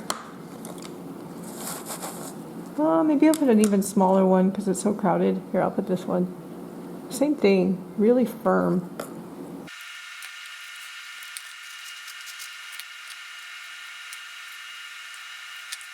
I think this is the 9th, yeah, this is the 9th seedling for this round, or for this pot.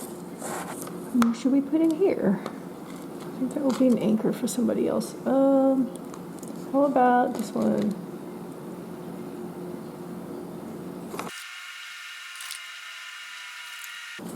We'll make them stand up with the top dressing later. Oh, this one. Oh, look at that. So healthy. Not a mark on it. Really nice roots.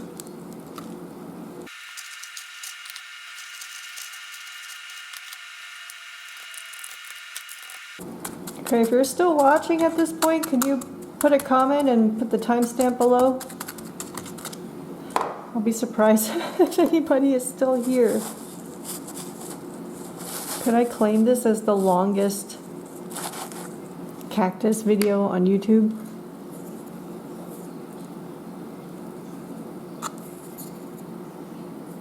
It's not the longest video on YouTube, I know that, but the longest video on cactus subject? Oops, oh my gosh, if I spilled that. Wouldn't be the first time. I love the way that looks. The castings kind of wrap around the roots.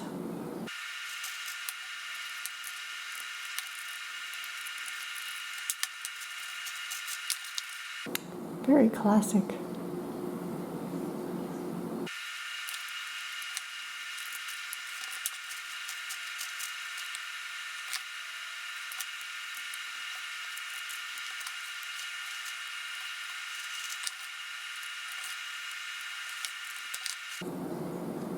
Also very, can you see that shine? Wow. It's not a very big seedling, but it looks healthy.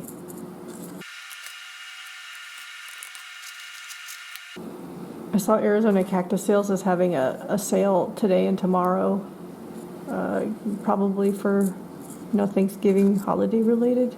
20% off pottery, adenium, and collector's table items. I'm very tempted. By the time you see this video, that sale is probably already over. Oh, almost guaranteed it's over. It makes me really tempted, but I shouldn't be buying plants right now because I need the space outside in anticipation for these guys going outside next year. But it makes me so tempted. But I was there earlier this week, like a few days ago. Tuesday or Wednesday, I forget. Oh, it might have been probably Tuesday then. I went to go pick up a plant that somebody left for me. And I didn't buy anything. I'm trying to think back of what I saw at that time. I had some really nice Astrophytum, like really big ones. Of course, some very nice Aerocarpus. There was a little Astrophytum I was interested in. Like an asterias-based plant. I think it was $40 at that time. So with 20% off, that would be, what, 32? But do I really need to buy more Astrophytum? No. The answer is no. I'm repotting 500 of them right now. Do I have that form of Astrophytum? No, I don't have that.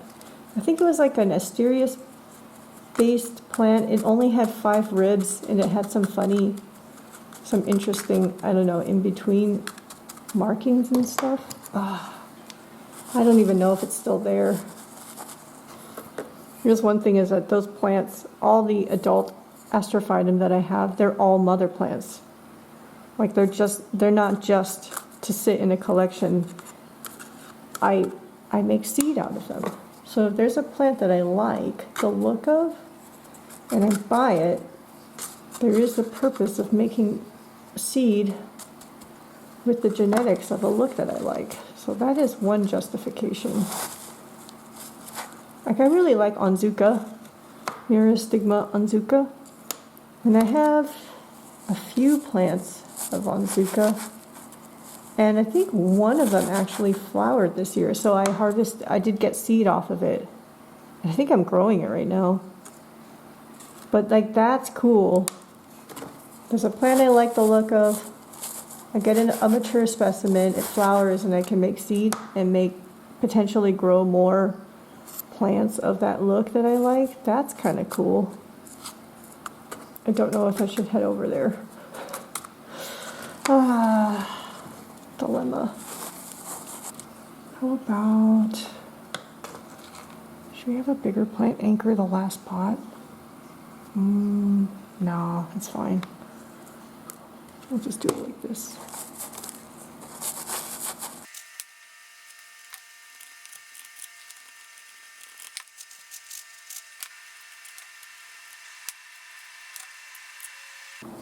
So of all these seedlings, you can see there are repeats of certain looks over and over again. I'm not going to keep all of them. That's where somebody asked, what are you going to do with all these seedlings? Yeah, I'm not going to keep 100 nudum, 5-rib nudum seedlings, so something will have to be done with them. So far, no weird marks on the seedlings from this set, the worm casting set. I don't see markings from like old fungus or anything. Looks really healthy. Capricorny?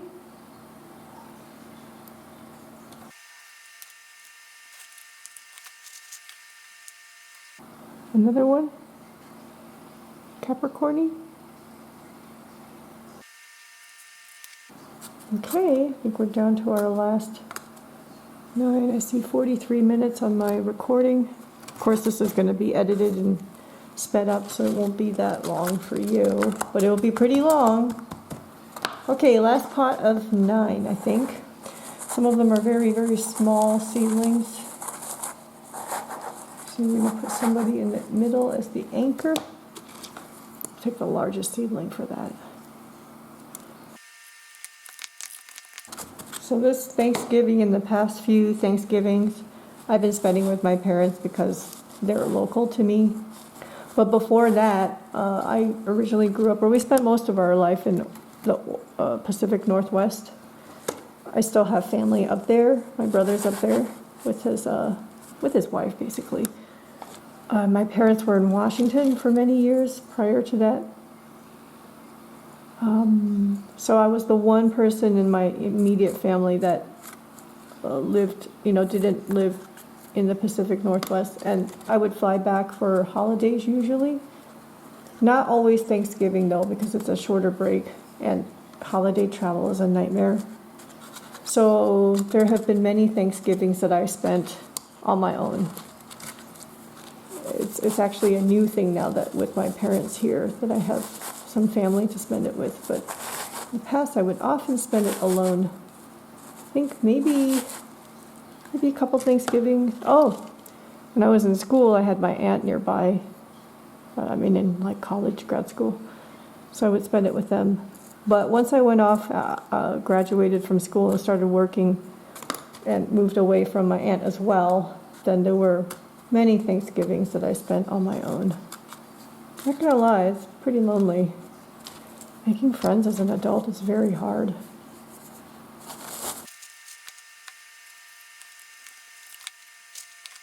See this? A pretty long route. I think I'm gonna take a break after this. I think, well, here, oh wait, is that debris or is that a mark? It's debris. I was all ready to show a mark on here, but it's not. It's just debris. I think I'm gonna take a break after this round of potting, and then I'll just come back today, like throughout the day. Last night when I did 2 in one sitting, it was too much. Starting to lose patience at the end and kind of rushing things. Oh, I'm missing an anchor over here. That's funny. Oh, you guys see some mark? Okay, finally found something with a mark on it. There. Oops. Here. Orange mark. Either active or formerly active fungus, most likely.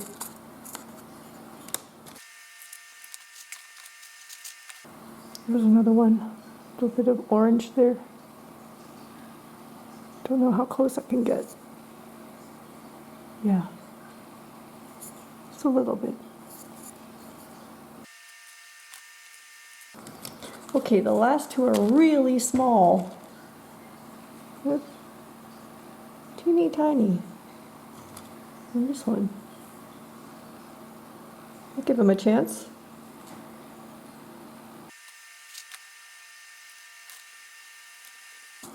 Oh, I have spent like past Thanksgivings when I moved here, when other people were busy with their own stuff. I've gone like hiking by myself. But now I have cactus stuff to do. Okay.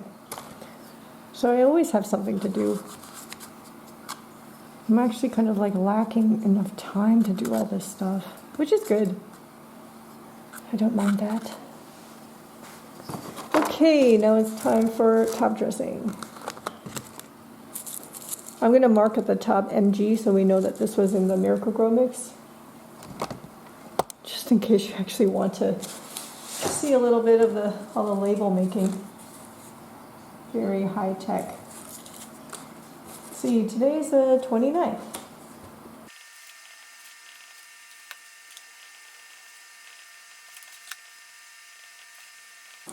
Very messy handwriting, as long as I know what it is. No mistaking on labeling this time. Put my mask on so I don't breathe pumice dust.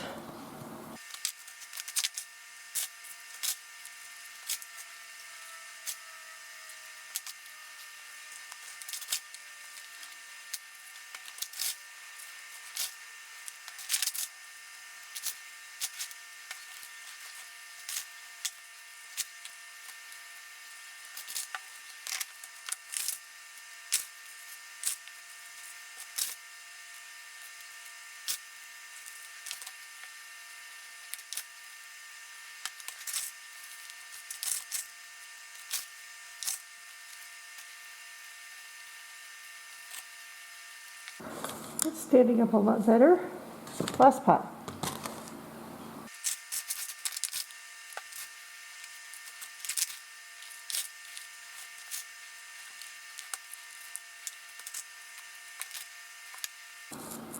Okay, I think that should be good enough for now. Okay, another 5 pots. I'm going to go put this onto the shelf with the grow lights. Oh, maybe a little more here. And then I'm going to go take a break. Maybe I'll go check out the outlet mall for all the Black Friday stuff. I just want to go see the crowds, see if it's, you know, busy or not. That's all. I'm not even looking to buy anything. All right, so I'll be back in a little bit. I am back, and it is dark outside again. I did end up going to the outlet mall, and it was packed. The most people I've ever seen. So I guess that means Black Friday is still alive and well. I went to the Phoenix Premium Outlet, which is like, what is it, on the I-10? Not that far away from where I live. And right next to it is one of the Gila River casinos. By the way, I've got the 3 pots of the adult soil mix that we tried in this experiment. So this was 3 parts pumice and 1 part Uni-Gro. And it did okay, but it wasn't one of the best. I think it was probably too gritty, but when we get the seedlings out, we'll see what the root systems look like. So let's do this. You see, I also, oh, you can barely see, it's off frame, but I refilled the pumice as well for the top dressing. But as I was saying, there's the Gila River Casino, which is right next to the outlets. And so there's a walkway that's built between the casino and the outlets. And I've been there so many times. I've never seen anybody use the walkway because there are stop signs there for people who are driving. Oh, look at how gritty that is. Wow, that's so gritty. And it's completely dry, so this is drying out really fast. And my plan today was I was expecting the outlet malls to be busy, but maybe not quite as busy as it ended up being. Yeah, I think this is too gritty for young seedlings. It's a little bit more, and it dries out so fast. And if you remember, I treat the pots all exactly the same. So some of them are slower drying, some of them are faster drying, but I'm watering them at the same frequency. So I have a feeling this is too gritty for seedlings, but you know, they still grew. They still did okay. So as I was saying, sorry, I keep getting distracted. As I was planning to park at the casino and walk to the outlet mall, it turned out a whole bunch of other people were doing exactly the same thing. So it was, I mean, that's great for business. So I go there all the time, but it's usually deserted when I go.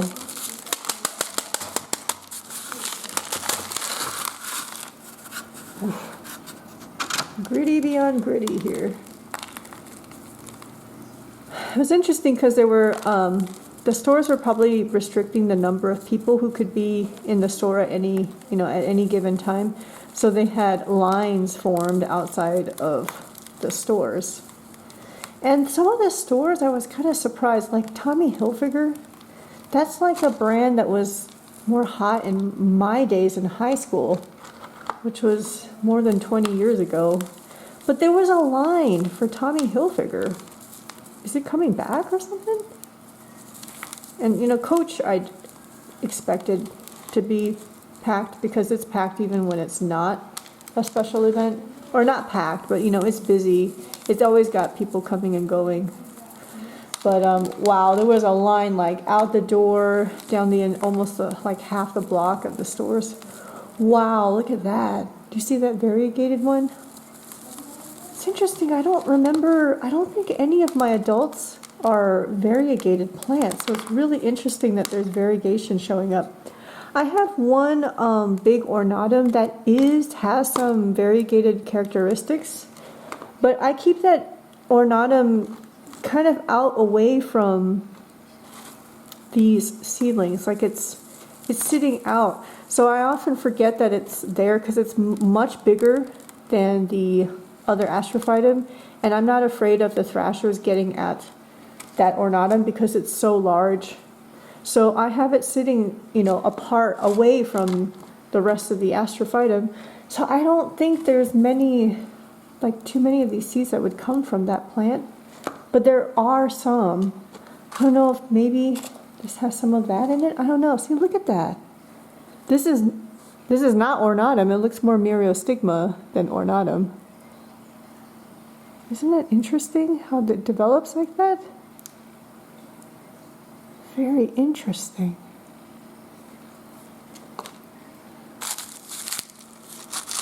So I did get out of the house, and then I called my mom on the way out back to the parking lot.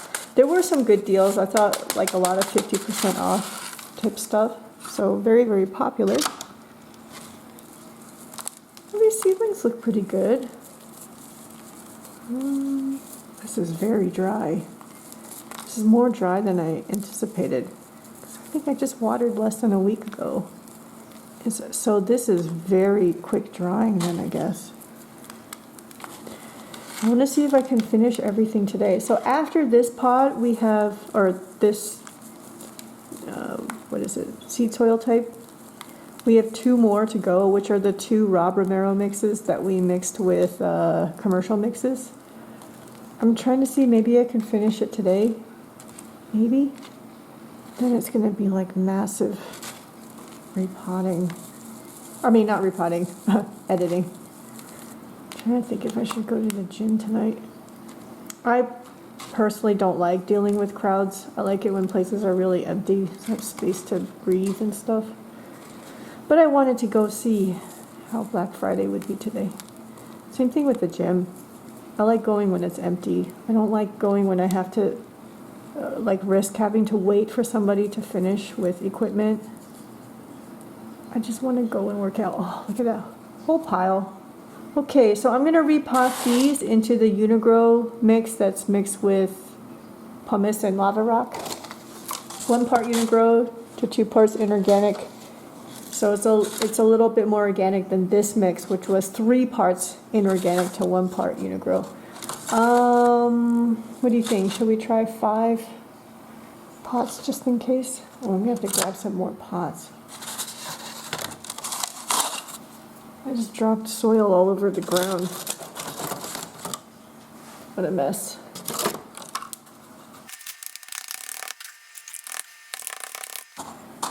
Oh boy, this is always pretty hard to dig through. I don't remember how many seedlings came up in the soil. Was it 40 something? I don't remember. I mean, it looks pretty good. The root system looks pretty good. Oh, where's my stick? Oh. There it is. Okay. Ow. Pretty classic, but it's got these white stripes on the ribs. So not full on, you know, plain myriostigma. There's something else in it. Trying to think, like, should I try finishing all of it today? The good thing is the Romero mix, the 2 remaining Romero mixes, the seedlings are a little smaller, so that might be a little faster to repot. I'm actually really curious to get those seedlings out of the pot. I don't understand why the seedlings aren't growing as fast in that mix, because it's very gritty and it's got the commercial mix in it. So is it that it's too gritty? I don't know. My guess is that the root systems won't be that large, like not as large as some of these other mixes, but I don't know until I get them out of that. Oh man, it's not enough.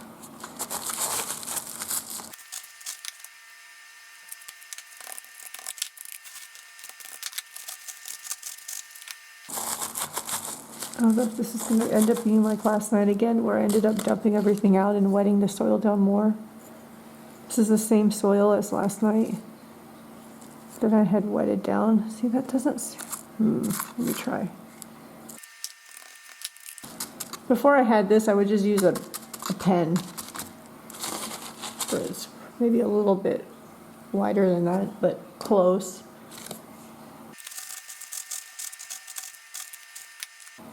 Yeah, it looks really good.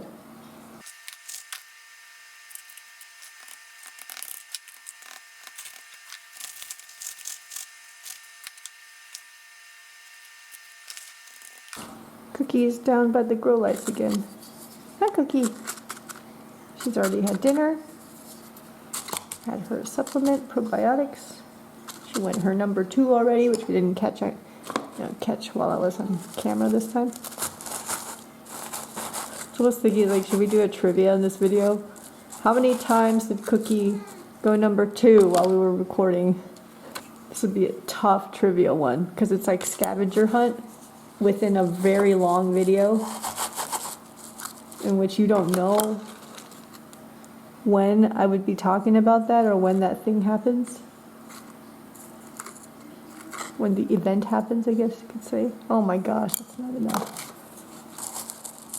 My only problem is that it's the same with all the giveaways in which, like, it's an honor system. If, let's say, somebody left in the comment the answers or something, or like, how do I contact you? Or yeah, how do I contact you? My thoughts are not fully formed. I'm doing this. Oh, maybe it's something like, because when we do giveaways, for example, I can't have you contact me, the winner contact me, because anybody can contact me and claim that they're the winner. It has to be that I contact you. So, you know, the first giveaways that we did was based off of Instagram handles. Like, I would have you leave your Instagram handle, because I didn't want you leaving your email addresses in the comment section out in the public like that. I was sure there were some people who wouldn't be comfortable doing that, which is why I used Instagram. Instagram gives that little an extra kind of level of removal or away. Like an Instagram account could be relatively anonymous. So I felt like it would be okay for somebody to leave their Instagram handle in a YouTube comment, but not your email. Like, that doesn't seem very secure. So that was like some considerations about how to handle giveaways through YouTube. And then after that 2 times of trying the YouTube comment way, in which it was extremely error prone and there were some issues with YouTube automatically removing comments and stuff. So then that gave me the extra boost to just get my website published and try that form. And it worked. Oh, learning process. Ooh, this is very long root. Cute. Giveaways are fun, but it's definitely a bit of work. But you all have been great, because all the winners, I haven't had any issues where I was afraid that somebody would win and then they would miss my message, or, you know, not be communicative and I wouldn't be able to send them their prize and stuff. But that never happened. I think the first giveaway was just a real quick test, was the seed giveaway, and that individual claimed it, no problems. Second giveaway was the mystery unboxing, in which I ended up sending out 3 prizes, no problems there. And the last giveaway was for this Cactus Seed Soil Battle, in which we had 4 prizes, and in which everybody claimed. Like, I would reach out to folks either through, the last time was through Instagram or email, and everybody was really responsive. I would reach out to them and they would respond to me within, you know, I don't know, a few hours or so. And I got everyone's shipping address, information so quickly, so the whole process was really smooth. Because you all are the best. Best audience. But I'm definitely not a seasoned shipping person. I don't have like the shipping service stuff. It's just personal shipping. I was worried that I'll type somebody's address in wrong, or something will go wrong with shipping, or when it's live plants, it makes me extra nervous. Just don't know if they're gonna make it. Ooh, maybe I'll make this one of the anchors for a future, another pot. Let's do this one. Again, these look really clean. Didn't see anything obvious in terms of like fungal scarring and stuff. The other thing about my giveaways, if you notice that I don't ask I don't ask for likes, subscribes, or anything, or follow me on Instagram, nothing like that. I just say enter and then that's it. I don't know. And also people use the giveaway portion to try to grow the audience, and I don't know, I'm sure it does help me grow too, but I just don't ask. I don't ask of any of that. Just enter. You don't have to tag friends or anything like that. But that's just the way I want to do it. Just keeps it real simple. I don't know how you're supposed to keep track of that. Like the YouTube subscribers, some people have their subscriptions made, I don't know, it's like not public, but like known. So I can see if you're a subscriber, but a lot of people also don't have that. So I don't know who has subscribed to my channel, so I don't know how you would track that. Anyway, just keep it nice and simple. Ooh. It's nudum, but it's got specks along the ribs.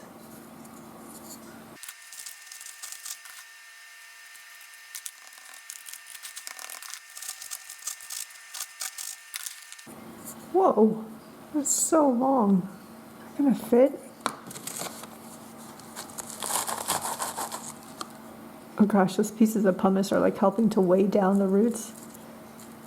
Ooh, that's tough. That is not, those roots are not pointing straight down.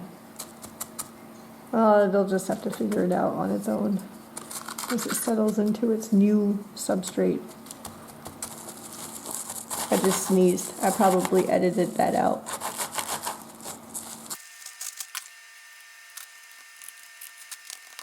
So what about all your origin stories of cactus and succulents? How did you get into it? What was the thing that kind of flipped that switch in your brain?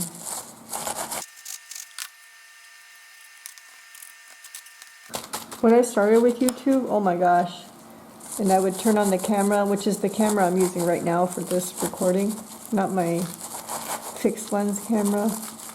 It was so weird when I would press the record button and start to talk to myself.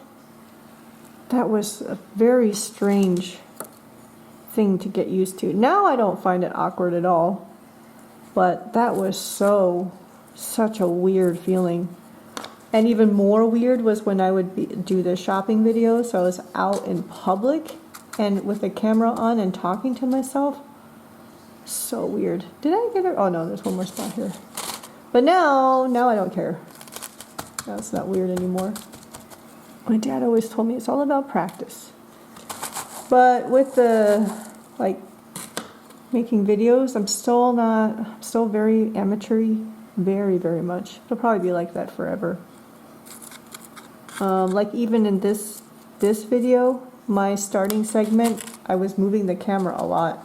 I didn't even realize it until I imported the video and started editing. I was like, oh, I'm still moving the camera a lot. So, yeah, be forever amateurish. Amateur video. Okay, I was like, is that only the first pot? No, that's the second one.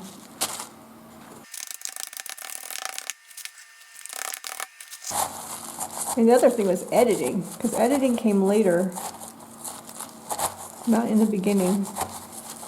But when you speak, you will make blunders, and learning how to give yourself some space when you make a blunder so that you can have space to edit it out. Still not good at that. Look at that. Do you see a little mark there? Very small. So I still a lot of stuff to learn and get used to. I still don't really know how to handle. Oh man, that's not big enough. Like my shopping videos are still basically you shopping with me. It's not like a feature, not like a nursery feature where you go and feature the nursery. No, it's literally you shopping with me, where you're walking. I'm walking with the camera and you're just seeing what I see. Doesn't have nice cutaway shots and stuff. still get really intimidated at large nurseries about how to cover it in a reasonable amount of time. So still struggle with that. Don't know how to handle, because the videos will always be biased towards what I'm interested in, because I'm there shopping. I'm always there to shop for myself, not just for the video. So like if there's not enough time to cover the entire nursery, then it will just cover what I want to look at. And that's the only way I know how to handle it. There's no other way, unless I go back just for the sake of filming. I don't know. You know what I mean? They're casual videos, not anywhere near professional. I don't know how to construct a more professional, like, feature video. I don't know how to do that. Imagine it takes some upfront planning, which I don't do. Ow.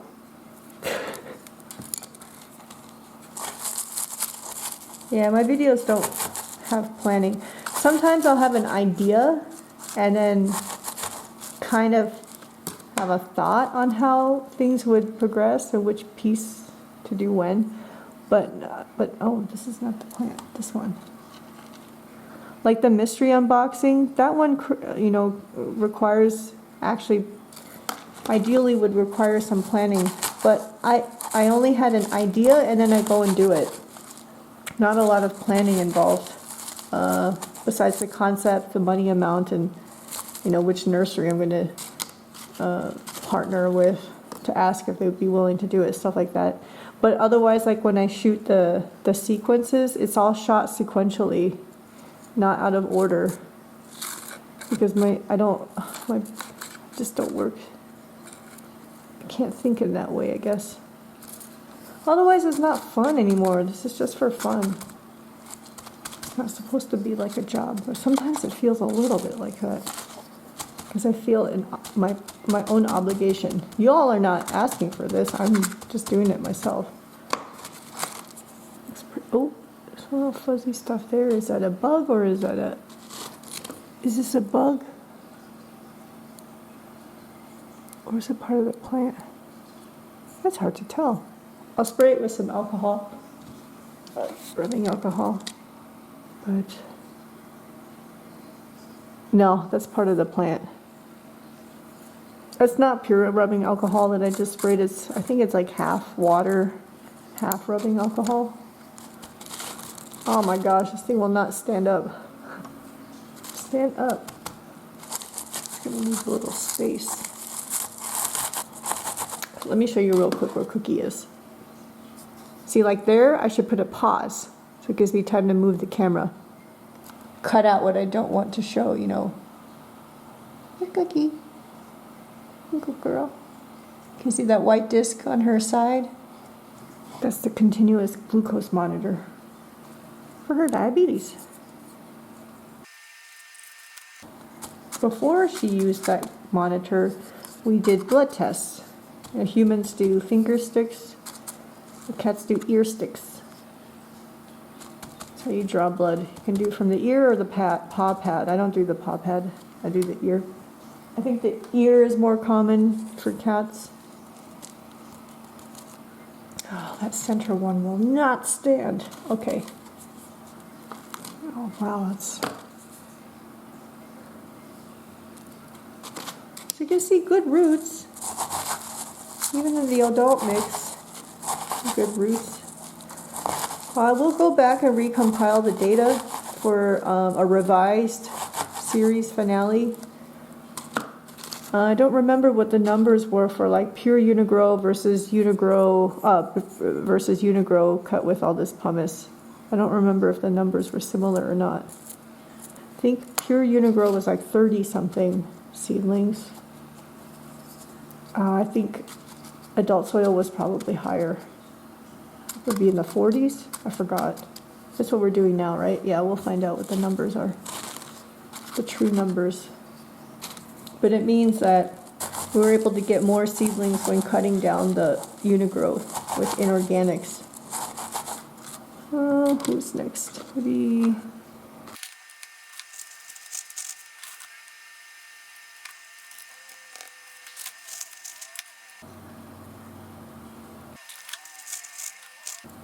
got that thicker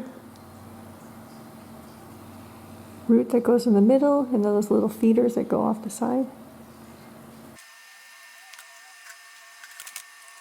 These top dressing so bad to hold it up. Okay, last one for this pot will be, I don't know, this one? Wow, that's so long roots.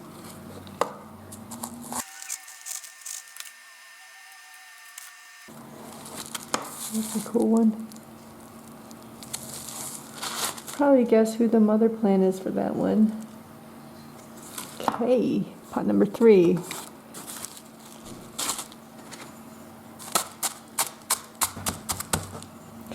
Let's see if some of these, the rest of these are small. Can you still see on camera? Yeah, they're kind of smaller. Oops, why did I start with the corner? I don't know.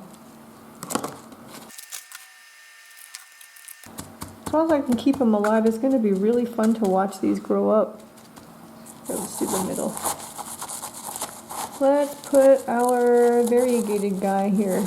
Did I pot up the... Oh no, there's another one that looks like it might be a little variegated. I'll show you that in a moment. Take care of this one first. Look at that.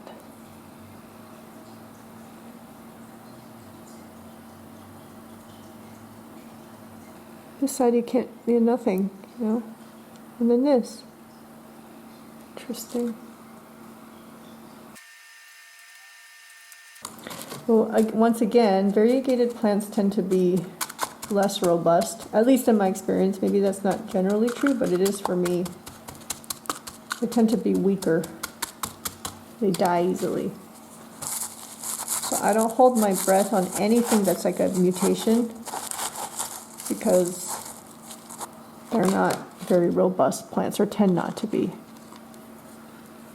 Oh, there's a little guy stuck on here. There we go.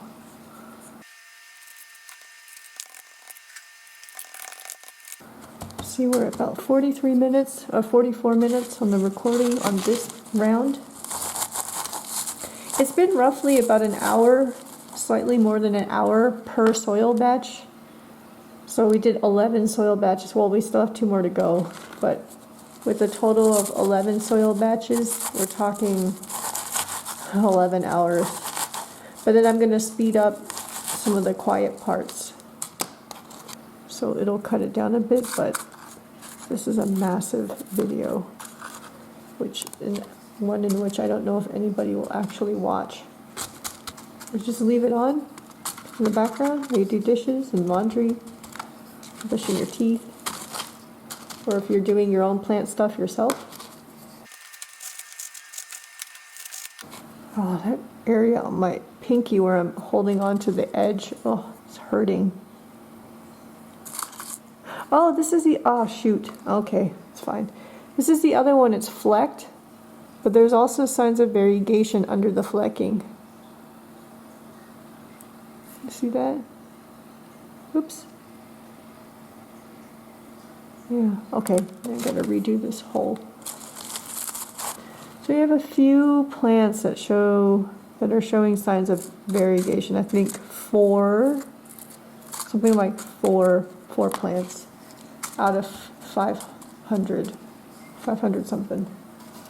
So that's less than 1% on variegation. Oh, just importing the video, all these video segments is going to take, into the iMovie is going to take a long time. I hope I'm going to have enough disk space. I'm going to have to watch that really closely.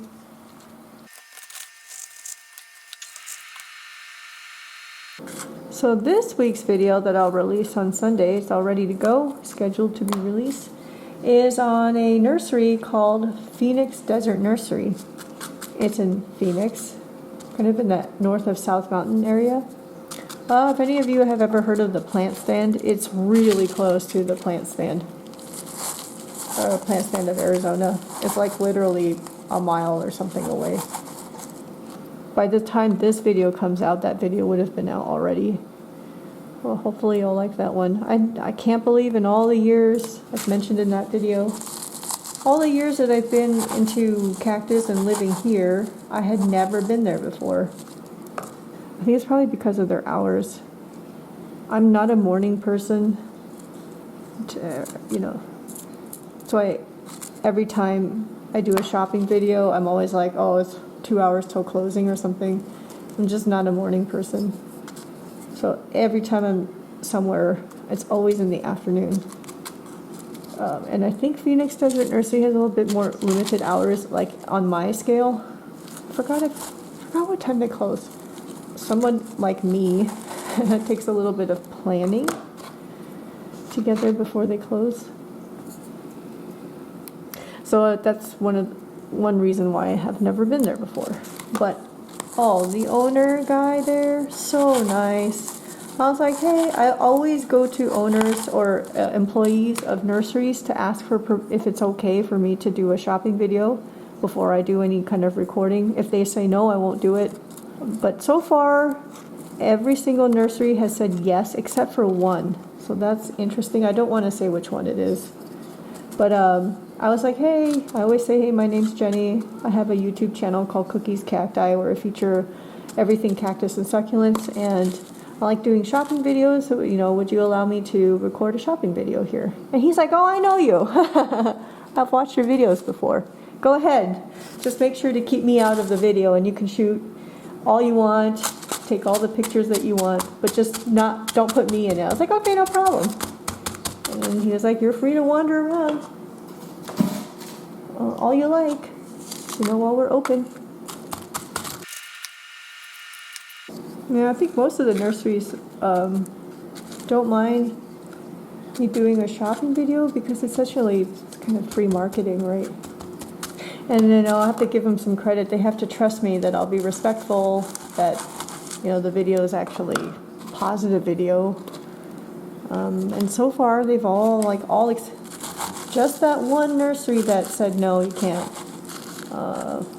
But all the other ones who have trusted me, especially the early on ones where I was not established, and there was like no, you know, it's not like you could go look me up and look at what videos I've done because I had so little content. Arizona Cactus Sales was, I think, probably the first shopping video I ever did. So, you know, Ty and the guys who worked there had enough, trusted me enough to say, yeah, go ahead, go for it. Even though I had no resume at that time. That was one thing fun about Arizona Cactus Sales, because I mentioned about when I started YouTube, there was no content on Arizona Cactus Sales, like almost nothing on YouTube. And there's some other nurseries also that have like almost no YouTube videos about them at all. So it's kind of fun to be one of the first for Arizona Cactus Sales. Every time I go there, they like to say that they'll tell me, oh, somebody came in from out of state or even in state. And they mentioned you, that they found us. Like, we would ask them, where did you hear about us? And they said, oh, Cookies Cacti on YouTube. And it's so fun. So they'll share that with me. I just get a kick out of that. I mean, talk about the power of the internet. Cookie, are you daydreaming down there?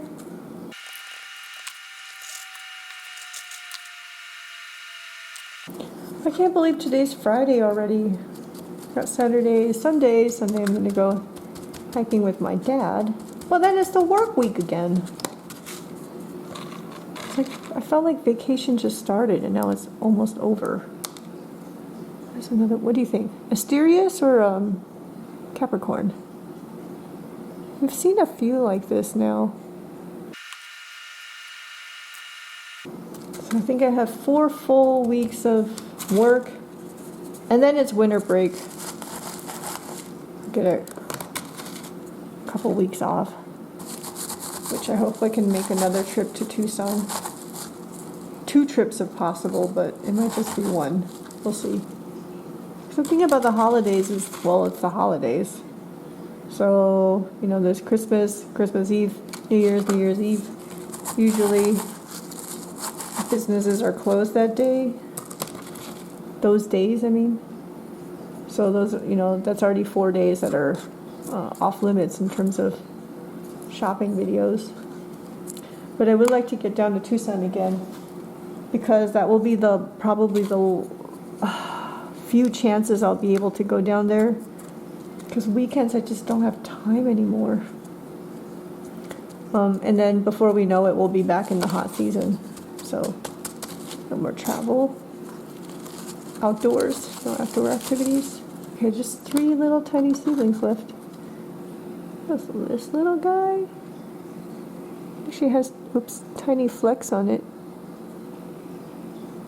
Yeah, so winter break might be my last chance to get down to Tucson for the year. So what I've been doing is like stockpiling footage. Whenever I have a chance, I'll go shoot something, and then it will just sit there. So I don't have to like shoot and edit every single week. I can have footage that's already ready to go, and then I just need to edit. But that's what is happening now to keep this channel with content flowing. It used to be shoot and edit all within 1 week and then release the video that same weekend. Oh my gosh, that's hard. And especially for stuff that's more involved, it's not possible anymore. Oh, this is a weird plant. Oh, let me pick this out so you can see. What the heck? Little orange spots on it. I don't know if it's sick or not. Anyway, yeah, keeping the YouTube channel going is quite a bit of time and effort. And you may say, well, why push yourself so hard on a once a week release? You know, why not just relax a little bit? Well, there's a momentum aspect to it. Like I'm worried that if I start to slow down, that the momentum will be lost, and I'll just, you know, lose that word again, momentum, to keep going. So I'm trying to take advantage of while that motivation is there, to take advantage of it as much as possible. Okay, I'm putting my mask on for the pumice. Oh, labels. Label time. Let's see, that's 5 pots, so I need 2 more of these. I'm going to mark this with UG, so we know this is the Uni-Gro mix at the top of the label, so it's easy to see.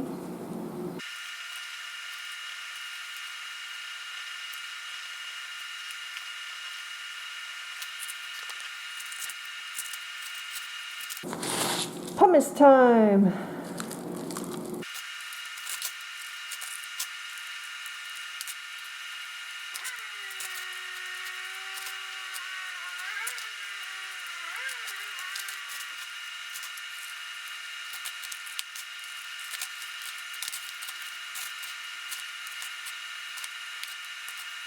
Okay, well, at least it's standing up now.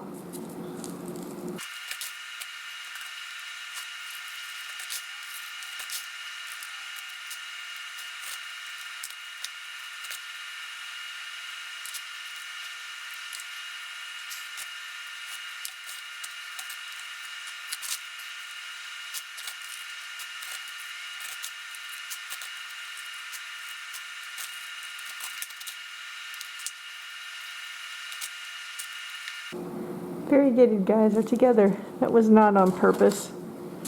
All right, last little guy. These are the little ones.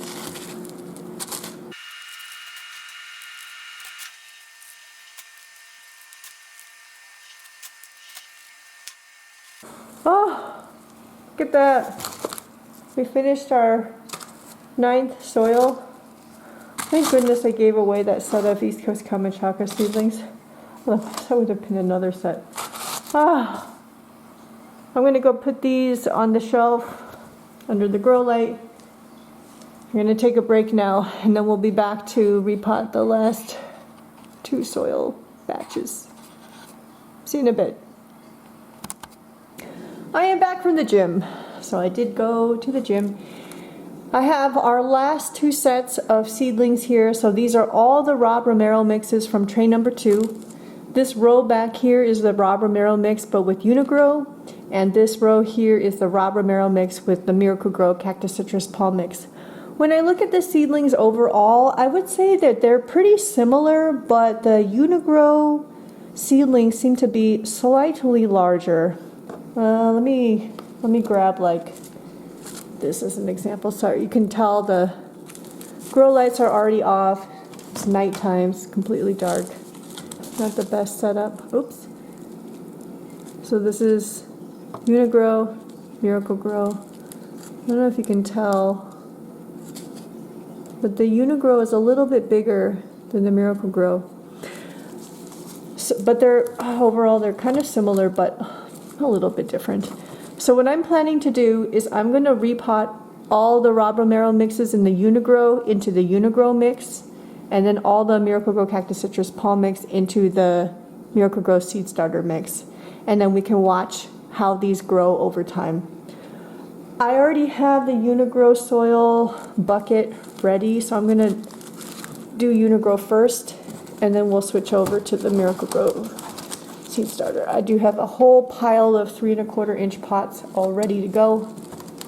I have a bunch of them because I was insane and stockpiled them.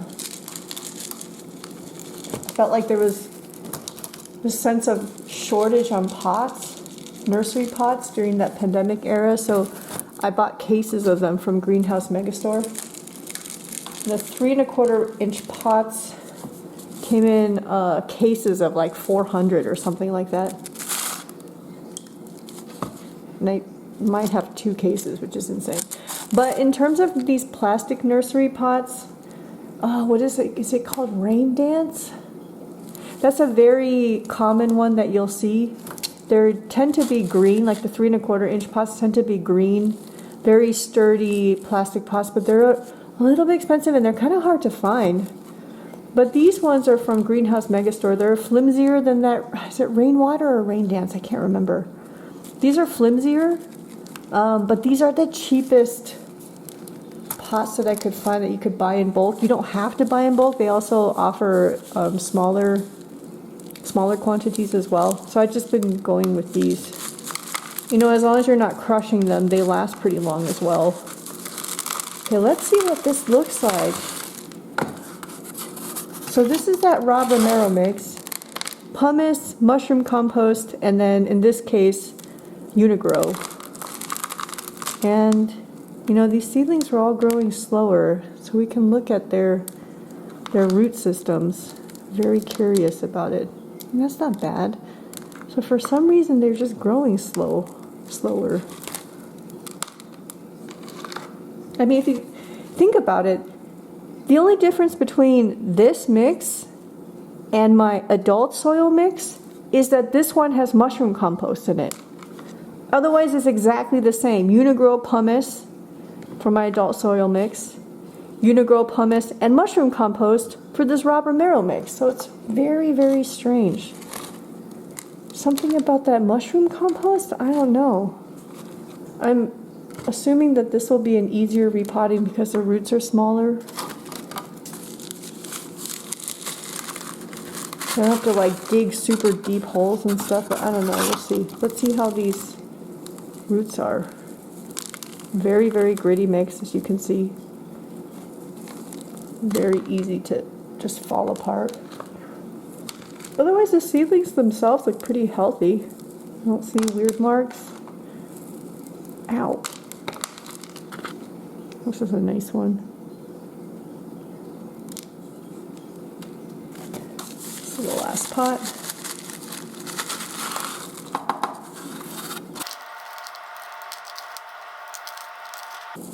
You know, not bad on the roots, I guess. Definitely less developed than the other mixes in tray number 2. It's interesting, huh? Wow, that's quite the pile of seedlings. I'm trying to decide what to use for my thumbnail for this video. Thumbnails are another tricky thing. You have to make them attractive. Okay. And I'm still not very good at that. I know that there's some trick to making thumbnails.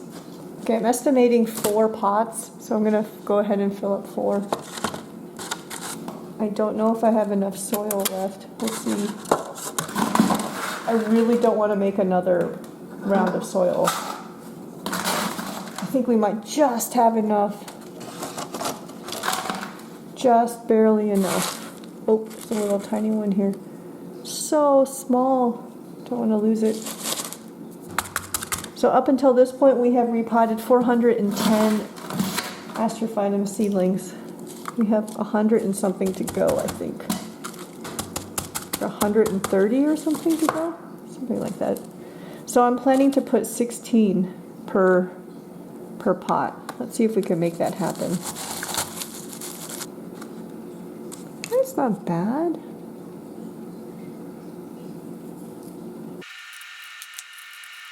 Yeah, something about this mushroom compost mix, huh?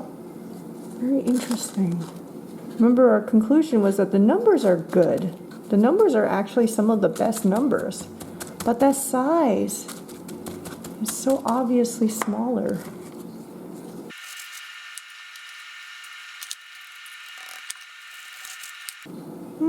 Some white fluffy stuff. Let me spray and remove it.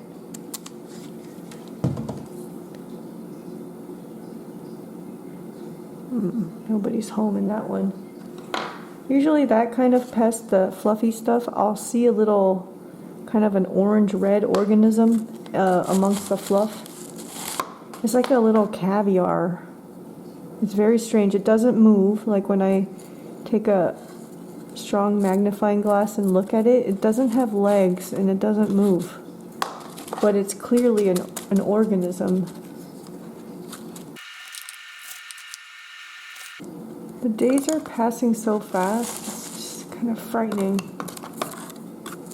Oh no! So yeah, remember the first set of cactus I ever grew from seed, those Astrophytum? Oh my gosh, that felt like time was passing so slow. I would check on them every single day, maybe multiple times a day, and just like itching to repot them, itching for them to grow. And then now it's already 3 years later, just like that. Many of those seedlings are still alive. I didn't really lose many of them. They're not growing very fast for some reason. And I have like a tray of them that I never repotted, or they like outgrew it and then I never repotted them. Neglect. And that's why they're still alive. Probably. They're like crowded as heck though.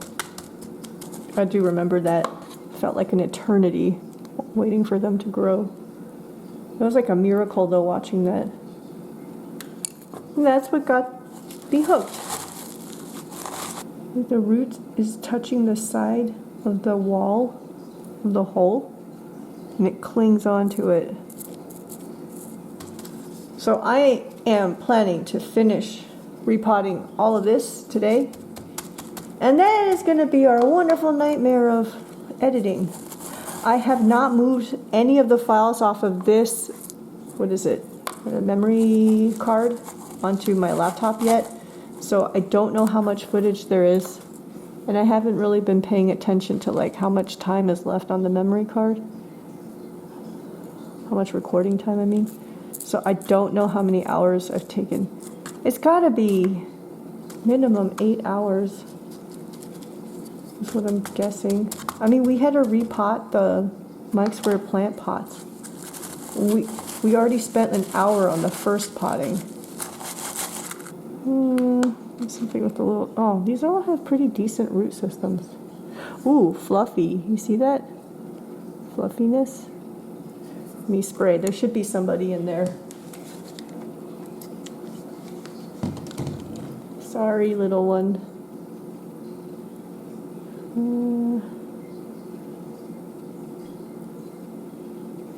I don't see an orange thing I can show you. I have about half an hour until I gotta go give Cookie her thyroid medication and insulin shot. So let's see how much we can finish in half an hour. Yeah, this is the life of Cookie's cacti. This is all I do. Work to support this hobby. Cookie, my parents, and then wasting time on the internet. If you're like, Jenny, don't you have any friends? Not really lately. I mean, outside of the virtual cactus friends. I used to have a group of pretty close friends here. I met them through a meetup. And there was the woman who started the meetup was kind of the glue of the group. And we did a lot of stuff. That's the other thing, is that if I had a really active social life, I don't know if I would be doing this either. So it's just everything combined that allows this to even happen. Because it would, with the YouTube, you know, once a week YouTube content release, I wouldn't have time pretty much. I don't have time to do anything else on the weekend. One day is, almost a day is devoted to this activity. And then the last day of the weekend, I need to take care of my home stuff. But that, I guess you could call the lead of that meetup group, she moved. And once she moved, the glue was gone and the group just sort of dissolved. And then I just never put in, I'm so into this hobby now that I never put effort into trying to find new friends. So, wait, there's a pup growing off of it. I was like, why is there another plant down there? It's not, it's a pup. It's quite strange. This YouTube thing is like having a second part-time job. So I spent Monday through Friday on my main job. And then Saturday I spend on YouTube. And then Sunday I get to take a break. Usually spending time with my parents and then taking care of like house stuff, you know. And then getting ready for the next work week. I don't know. Because I think is that normal? I don't know. Wow, these are growing into each other. Oh, that's not too bad. There's still some pretty decent roots. Like, that makes it more difficult to repot. Okay, now I'm sharing aspects of my life I'm not sure I should be sharing, but whatever. That's just the truth.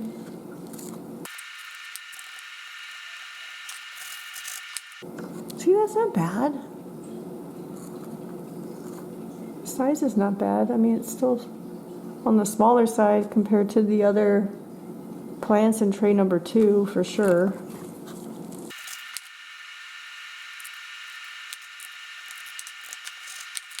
Even this little one, look, the roots are so long. Oh, this one. Okay, this is a little easier.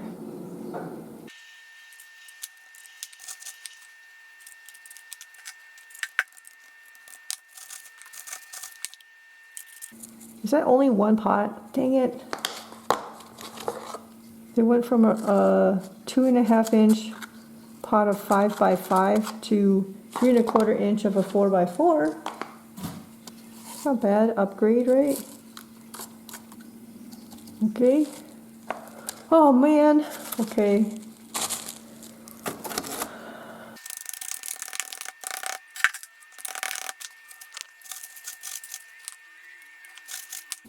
This one's pretty cool.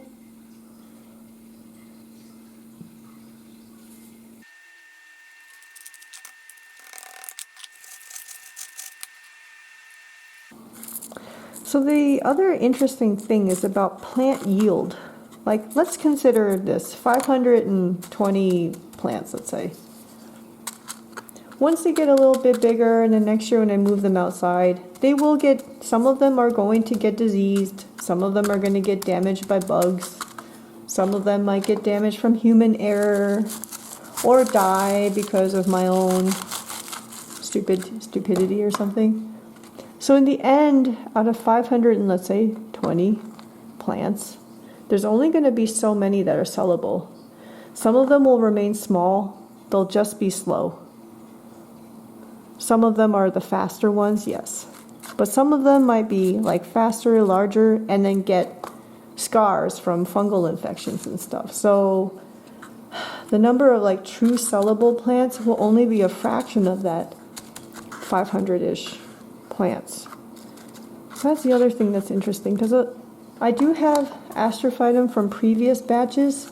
They're small, they're scarred, they're marked up. Like in my eyes, I don't feel like they're in sellable condition. But is that true? I don't know. Like when you go to nurseries and stuff and you see these perfect looking plants, just don't get it. They're all like kind of uniform in size and stuff. And it's like, what? How do you do that? Mine are clearly homegrown. So if I sell like the sellable ones and I keep the non-sellable ones, or what I deem as non-sellable, I just have like a ton of plants that I think nobody wants. I don't know. Would anybody want them? I guess the only way would be, one thing would be like to sell them at discount. So it's really hard to make a living if you're gonna depend on this, like being a grower to make a living. You need to grow enormous numbers of plants. And to grow that many plants, like that huge number and volume, you need space, you need equipment, you need automation. Yeah, I don't know how people do it. You need employees. You can't do it by yourself, or can you? See, there's some white stuff there too. Anybody home here? Don't see anybody there. Otherwise, the rest of the seedling is pretty clean. I don't see any marks or anything.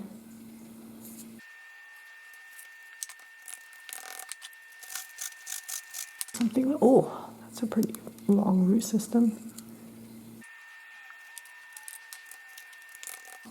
Should I do one where you can actually see really close up? All you had to do was reach 8 hours of watching to reach this. Let's see, is this close up? Kind of. The same angle.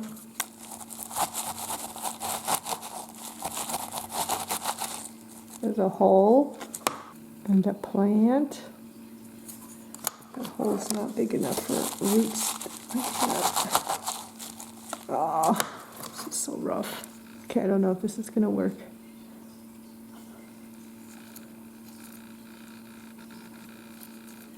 Okay, and fill in the hole. This is your reward after watching this long, for leaving it running this long.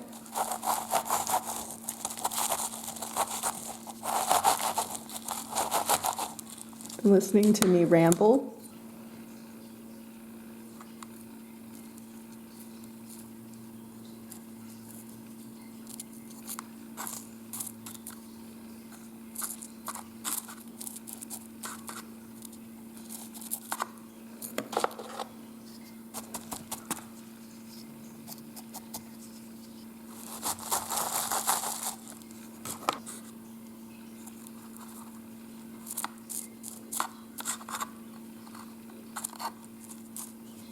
My camcorder, this is a camcorder, completely covered in dust.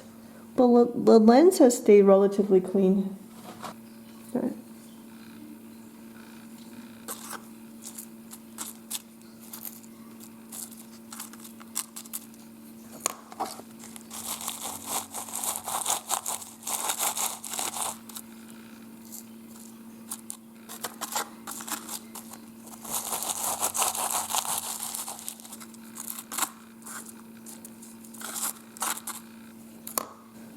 Okay, who's going to fit in here?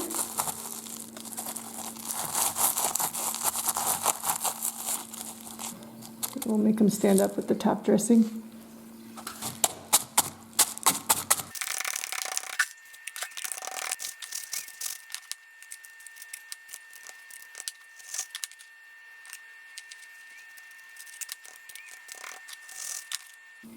See that white stuff? Oh yeah, it's fluffy. Let me remove.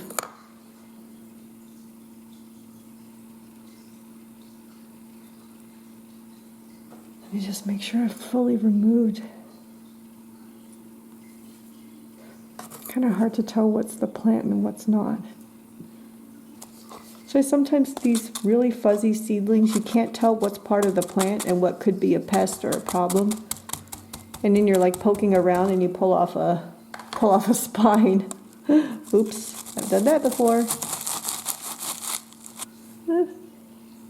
Little but pretty long root system. Look how fat that little body is. So chubby. See, like those little fluffs there? Is that part of the plant or is that a pest? I think it's part of the plant.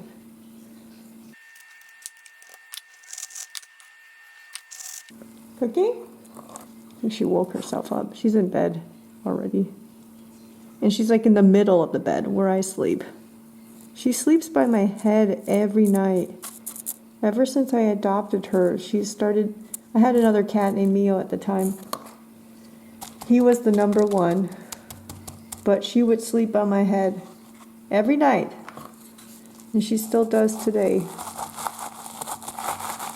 Okay, look at all that fluff there.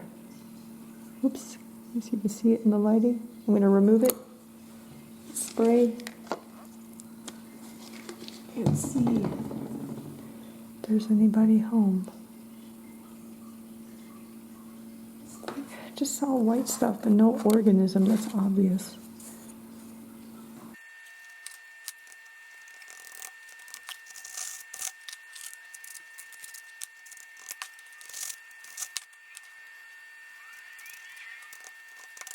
Oh, it already says it's 45 minutes of recording. Holy crap.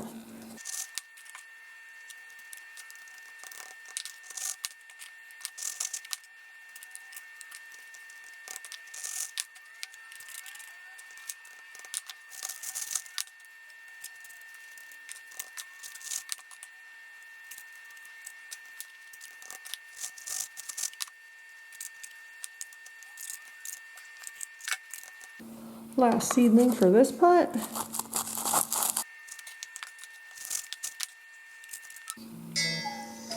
Well, Cookie's medication time. You tamp this in. I'm going to go take care of her, do the insulin, and then I will be back. Okay, going to go take care of Cookie now. Be back. I am back. Cookie has been medicated. Both thyroid meds. So funny, she was in deep sleep. I woke her up and then she can go like instantly pop up out of bed and go and eat those compounded thyroid medication, which is in a compounded chicken treat. She loves them. Then I gave her her shot of insulin. Then I had a snack myself. Now I'm back. Cookie's diabetes is actually quite difficult to manage in the sense, or I'll say it's difficult to regulate. It kind of fluctuates, so we'll have bouts, because we had the first round of remission a couple years ago, so the second time that her diabetes showed up again, I thought we had a good chance of getting into remission. The first time it only took, I think, 2 months to get her into remission, but now she's been diabetic since like February, so we're talking what, 9 months already. Not even, like, no sign of remission at all. But this time we're also severely restricted by she has inflammatory bowel disease, so her food is really special. We can't just go with high protein, low carb diet because we have to consider her GI issues. The first time we were able to switch over to low carb diet, that probably did help get her into remission, but this round we could not. But we got like really close, and then it came back. I mean, even this round, we were like really, really close. We were skipping shots because her numbers were good. And then it came back full force, and it just fluctuates. And right now we're in that like hard to regulate time period. Look at that.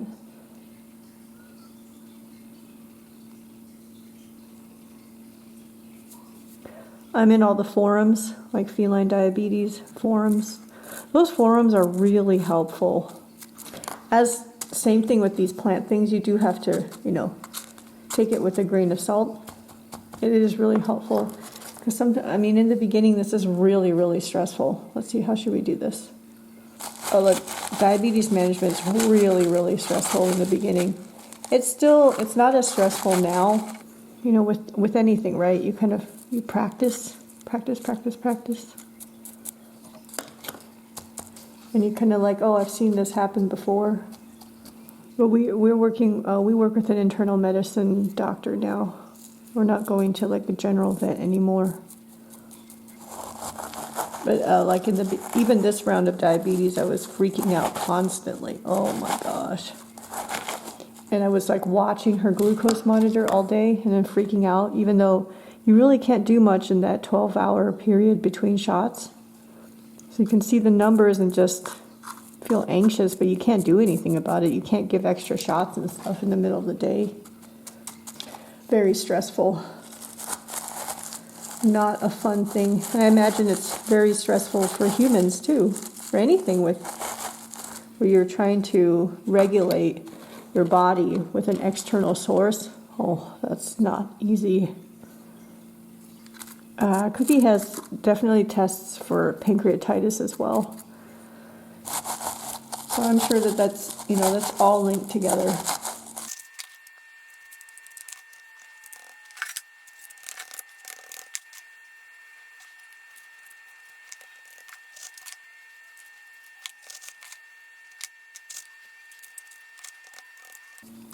And the last one. Smallest seedling ever. I doubt this is going to live, but let's give it a shot.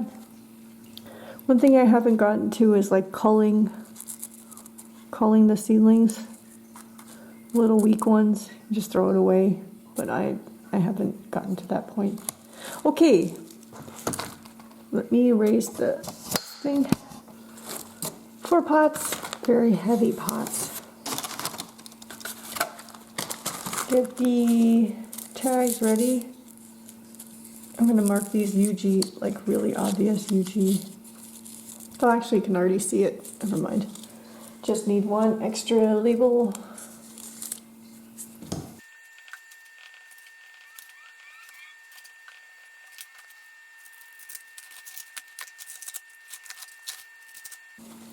Mask on. There we go. Oh my gosh, that little tiny seedling is going to get buried.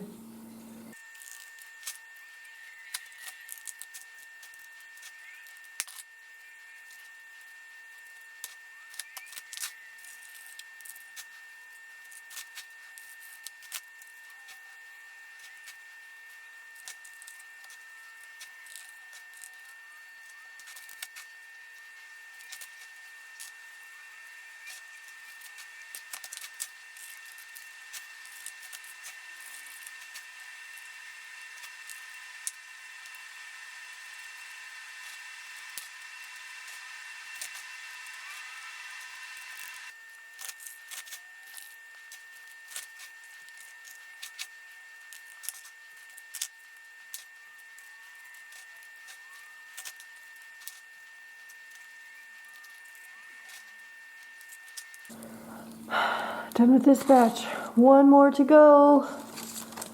The last Romero mix to go. I'm going to go put these on the shelf, but under the grow light, even though they're off. Let's see how these look.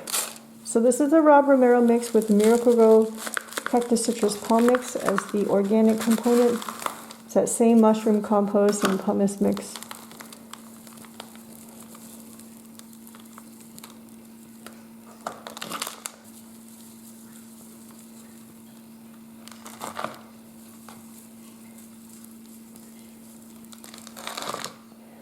See, this is like 25 seedlings in a pot, or almost 25 is 5 by 5. If it was 100% germination. They still have space to grow, but I'm going to get them out of this stuff.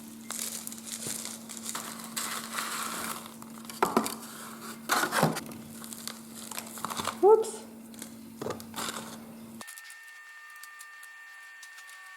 Make sure I didn't lose any seedlings in this pile. Okay, last one. Ow! Okay, I'm going to assume 4 pots again.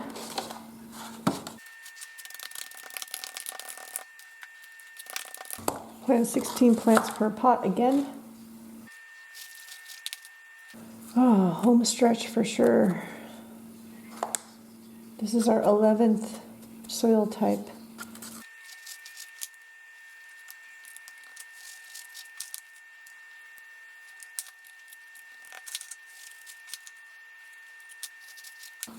I think these root systems are smaller though. Makes it a lot easier to repot.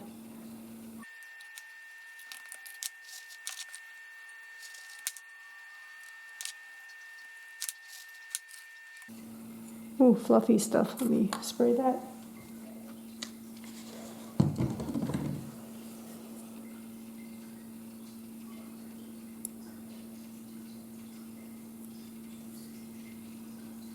The rest of the plant looks pretty healthy.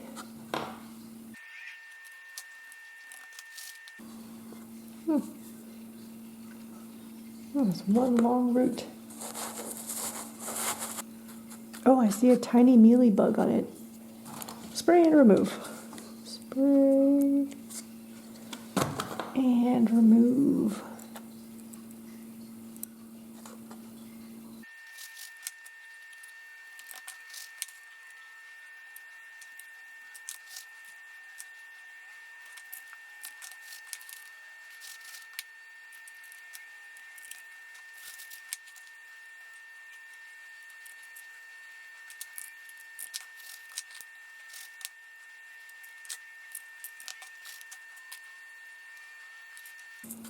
I can't imagine these things growing in the wild. It's a miracle. Just to germinate and then stay alive, not get eaten, not get killed by the elements. Miracle. And now they've caught human attention. I know there's poaching and stuff going on, but beyond the poaching, there's people like us who are growing these guys. Oh, here's a mealybug. Can you see? Right there? I think that's a mealybug at least. Spray and remove. Sorry, guy. I don't like killing stuff. I don't like it at all. I just don't like it.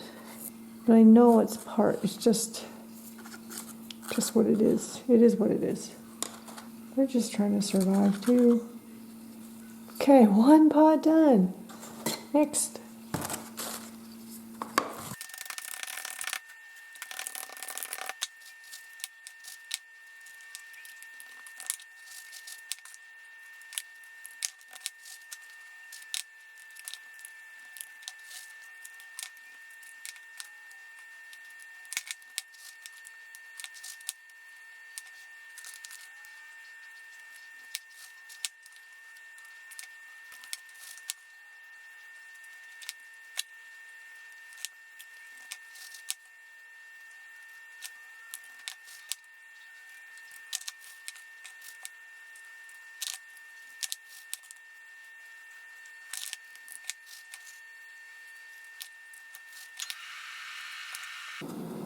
Oh, it's a lot easier to pot because our root systems are so small.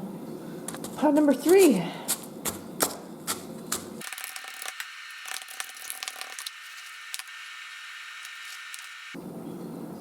This feels a little dehydrated, this one.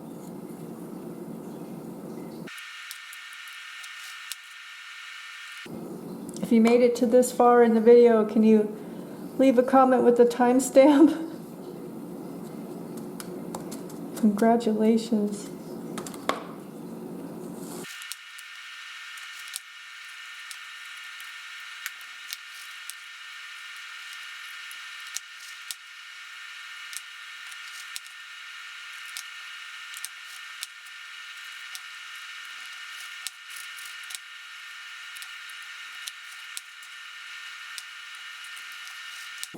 Oh, the rest of these are all pretty small.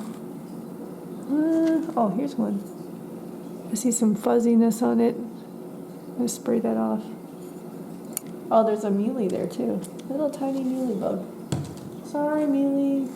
I'm very sorry.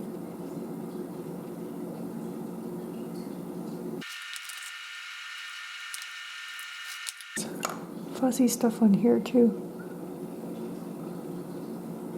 Spray.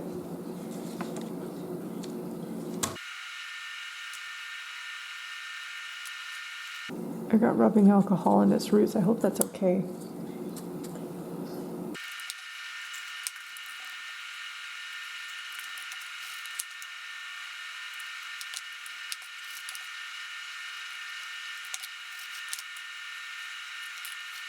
The last pot of this tiny little, I guess you can call them little runts. Okay. Last pot! Oh, there's another one here. Congratulations to us.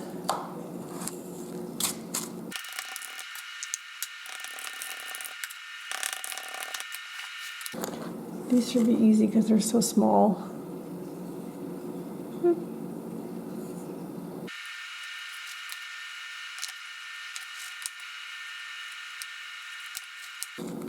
Oh, the rest of these are so small. It's got some variegation in it. I can't see. Oh, there's another plant attached to it.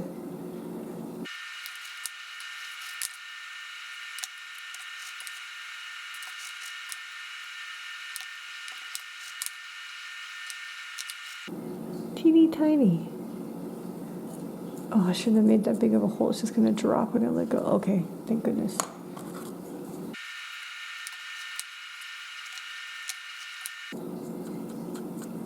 Oh my gosh.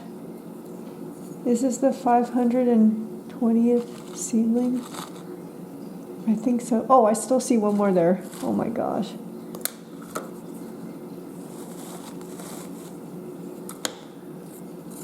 Oops, that hole is too big.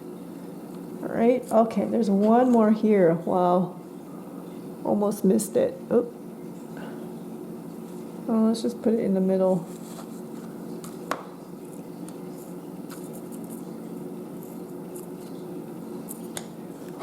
Oh, there's one more. That's so strange. Very strange seedling.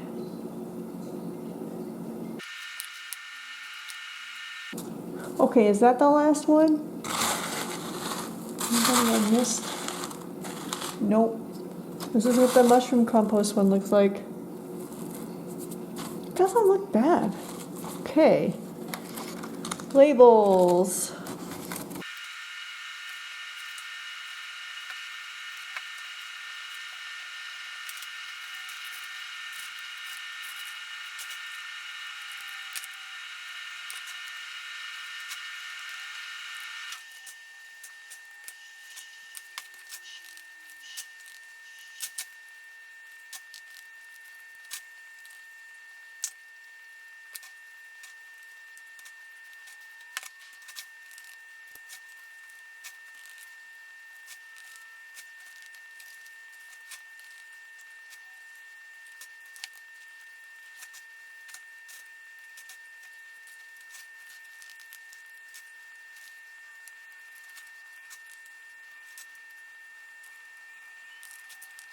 Okay.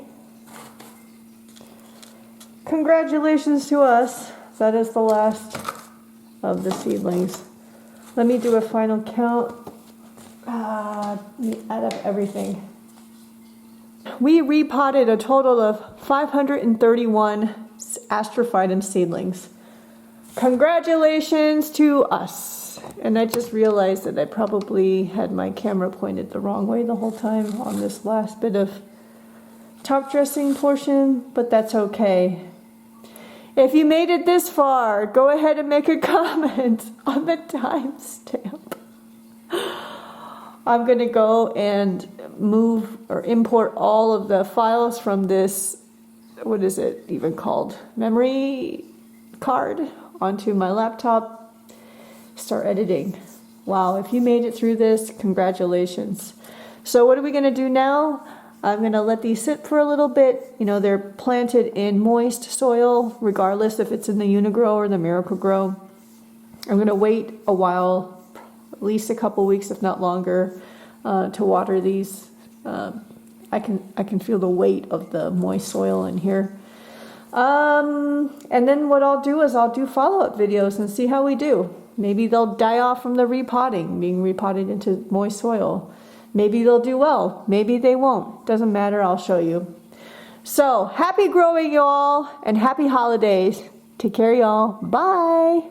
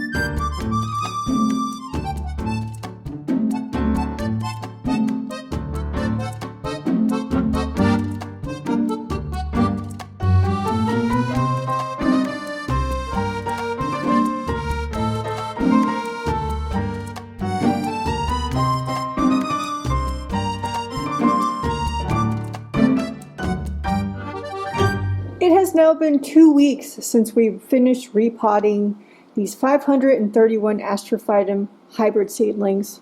You probably just saw a clip of me watering the seedlings for the first time. So we started repotting these on November 24th and we completed repotting on November 29th. And today it is December 14th. So a solid 2 weeks since we completed the repotting, but a little bit more than 2 weeks for the first seedlings that got repotted. So they are in 3 different 1020 trays, these 2 and then 1 down there. So I made some space on the lower shelf.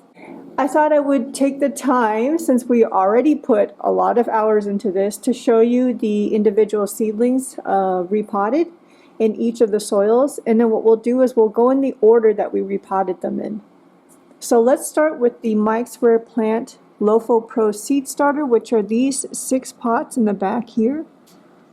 These seedlings, although the numbers weren't the highest, but the seedlings are growing pretty fast. They're quite large. So I'll just kind of pan over each of these pots so you can see it. So the 3 pots in the back were repotted in the Miracle-Gro Seed Starter with Miracle-Gro Perlite. And then these 3 pots of seedlings were repotted in the Uni-Gro mix with the pumice and the lava rock.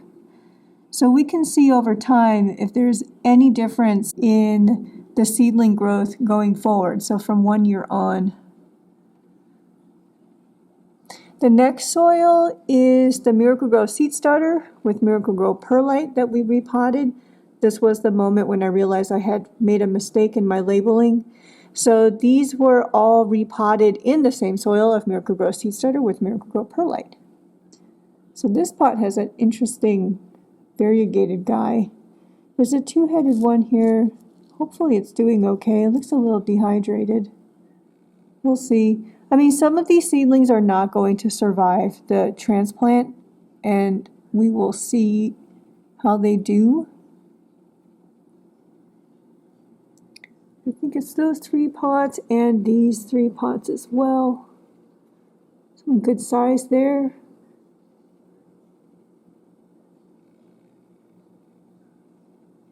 And then the next pot we repotted was the Miracle-Gro Cactus Citrus Palm Mix straight out of the bag. This was repotted in the Miracle-Gro Seed Starter with Perlite mix. You can see that they're still very small. And we'll see if over time they kind of pick up or if they just don't do well for, forever. Let me grab my pointer real quick. I'm going to use a pointer like a stick instead of my finger. but there are some really small seedlings in there. I'm surprised that they're still alive. I don't know how well this one is doing anymore, but there are some really small ones in there. So all, you know, there weren't many of these seedlings, so they all fit into one pot, a 3¼ inch pot. Next is the Uni-Gro cactus mix straight out of the bag. So these were repotted in the Uni-Gro mix with pumice and lava rock. And this was part of that whole mix-up of the labels. Seedlings look good so far. I think this is also, yeah, part of that batch. Some weird growth over there. Looks like it's popping at the top. Very strange. You saw that I do have some bugs and stuff that showed up, so they probably damaged some of these plants and it creates some weird popping and growth. That's pretty cool. There are some cool seedlings in this big old batch. And the last of the seedlings from tray number 1 was the Romero mix, where I had used my native clay-based soil. So these 4 pots here are those Romero seedlings, and they were repotted in Miracle-Gro seed starter with Miracle-Gro perlite. So maybe we'll do this pot. These are the largest of that Romero batch. There's some little guys here.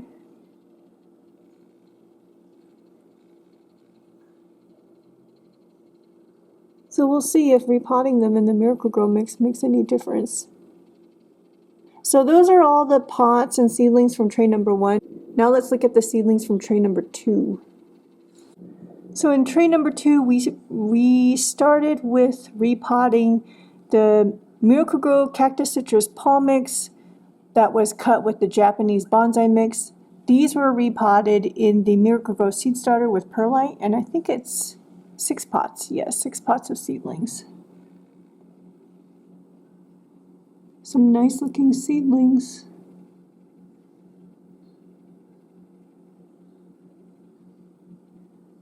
Lighting's probably not the best, but hopefully you get some idea of the different seedlings in here. Hopefully I'm going slow enough that you could press pause if you wanted to really take a look at some of these seedlings. Some cool ones though, huh?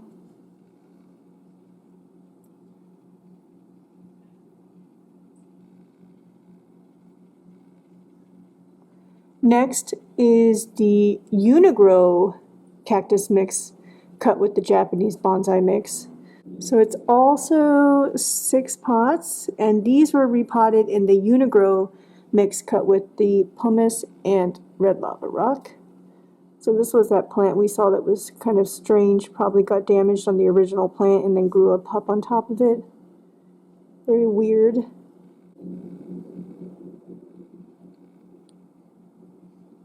Let's see.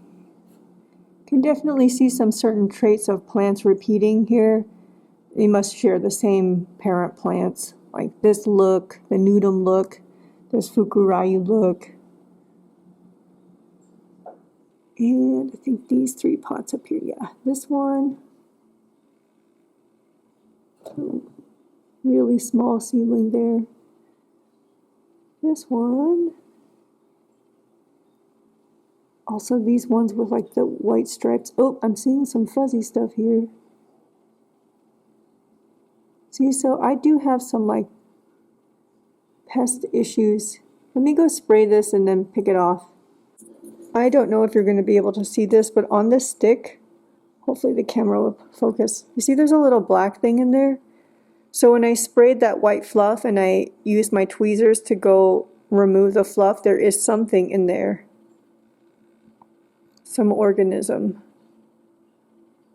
So I just go through, you know, every time I see something on the seedlings, I just go and manually remove it, and it seems to manage it to some degree.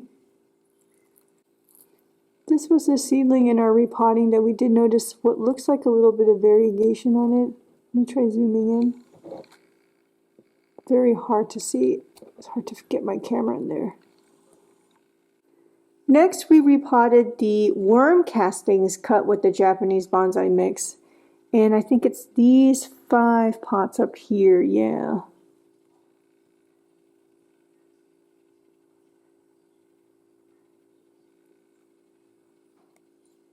And this look is also repeated amongst the seedlings. Some nice looking nudums in here. And nice looking flecked ones. And then this look is also repeated. These have spines on them. Makes me wonder if it's got some ornatum.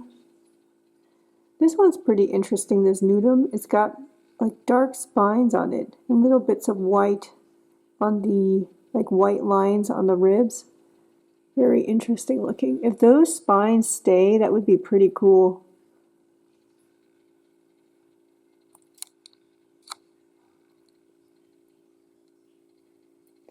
And then the rest of the tray 2 seedlings are down there, so let me move down there. The next batch of seedlings we repotted in tray number 2 were the ones that were grown in my adult soil. And I apologize, I cannot see my finder, my viewfinder, because of the light reflection, the grow light reflection. So hopefully I'm pointing the camera okay. I think it's 5 pots total. It's got a big Fukuryu one in the middle of that one. Some other cool looking seedlings. And this one, some small seedlings. And then this pot, which has some more of those variegated seedlings, that one in the middle. And then this flecked one here, which we saw while we were repotting. The next soils that we repotted were the raw Romero mixes with the commercial cactus soils instead of my native soil. So this is this was using Uni-Gro as the soil component. Oh, I forgot to mention on the past 2 what I had repotted in. Hold on a second, let me go back a moment. The worm castings cut with the Japanese bonsai mix was repotted in the Miracle-Gro seed starter with perlite. The adult soil, the seedlings grown in my adult soil mix, was repotted in the Uni-Gro mix with the pumice and red lava rock. Now when we get to the tray number 2 raw Romero mixes, the ones that were cut with the Uni-Gro were repotted in the Uni-Gro mix with the pumice and red lava rock. Let's see, it's that pot, and I think these 3 as well, so 4 pots total. See the seedlings. Some little ones up at the top.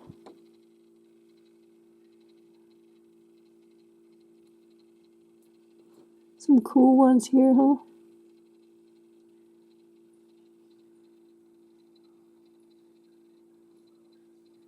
And the last set of seedlings that we repotted was the raw Romero mix, but using Miracle-Gro Cactus Citrus Palm mix as the organic component. You can see there's some fuzziness here. I will remove that after I go through the pots. And this was repotted in the Miracle-Gro seed starter with perlite. So we'll get to see, like amongst the 2 raw Romero mixes in tray number 2, if repotting in the Uni-Gro mix versus the Miracle-Gro seed starter mix makes any difference. I think it will take some time for us to see. I think we'll continue here. Yeah. I think there were 5 pots for the raw Romero mixes.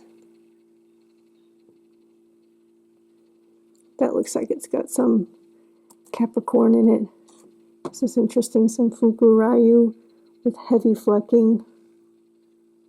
And then this one, nudum, but with flecks on them. Very, very interesting. Okay, so now we can explore that question asked about which are my 3 favorite Astrophytum seedlings that came out of here. I kind of wish I would pick stuff that's not just all the cultivar looking ones, because man, that variegated one is pretty cool.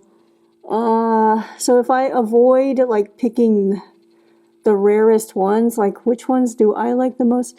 There was one that I kept saying I was trying to rescue because it was buried. That one's one of my favorites. Let me go find it and show you. That's this one. And I think I mentioned in multiple update videos of the Cactus Seed Soil Battle that this was buried in the pots, and I really wanted to get it out. I really like that one, so that's one of my favorites. I just love the shape and how chunky it is. And then another favorite is this one right here. Seems to not be standing up straight. I'm going to have to help it. You see it's got the Fukurayu, it's got the flecking, and I think it's variegated as well. So this is number 2, the favorites. And then the third one is going to be really, really hard to pick. Man, that's a tough decision. The third one. Oh. Some of the rest of these actually have, you know, the same characteristics kind of on repeat. Okay, I think the third one, maybe this one. Just nudum. Well, it's not just nudum. It's nudum, but it has the white marks on the ribs, and it seems to have these thick black spines starting to develop. If that continues with these characteristics, just getting, you know, more defined as it grows up, this is definitely a favorite. So those are my 3 favorites from this batch of 531 seedlings, but it's a hard decision to make. I mean, look at that. I don't know, which ones are your 3 favorites? Let me know. Put the timestamp and maybe some direction on which seedling in the pod, but there's a lot of nice ones in here. Oh yeah. For those of you who made it this far into the video, hopefully you're finding the scavenger hunt to be kind of fun. I'm looking forward to seeing who participates in that scavenger hunt. Okay, now for real, thank you all for joining me on this. And I hope you all have a lot of fun growing yourselves. So happy growing, y'all. Take care. I'll talk to you next time. Bye-bye. I am under my pergola where all my Astrophytum mother plants live. And these are the moms of all these seedlings. This is my Astrophytum myriostigma. That was my first Astrophytum ever. It was the plant that produced seed that got me growing in the very first place. This is the plant that started all this obsessive growing from seed. I have a couple of the pots of Astrophytum seedlings with me. I wanted to show you because you might be able to tell the characteristics of some of these Astrophytum babies and their mother plant. Because, you know, these were a complete mix. I did not label and separate which seeds were produced by which mother plant. But you can kind of see, like, if we were to guess, you know, I've got like this one, kind of a flecked Fukurayu. Maybe this plant. Maybe this plant is its mother. See what else we have. We have some that look more like a classic myriostigma, the flecked ones. Could be the myriostigma here. Could be that guy there. Or it could be this hybrid over here. Then we've got this one here in the corner. Heavily flecked. Very much hybrid looking, or maybe cultivar looking. I would guess this might be at least one of its parents. And then we've got some like nudums here. Who knows? I mean, it could be this one. Could be this one. I have some more Astrophytum across the aisle that are also of flowering age. Over here. These are also potential mother plants as well. So yeah, just a real quick tour and visit to the mother plants of these Astrophytum hybrids. Congratulations to those of you who have made it to this part of the video. And I think I'm going to sign off for now. Happy growing, y'all. Take care. Bye-bye.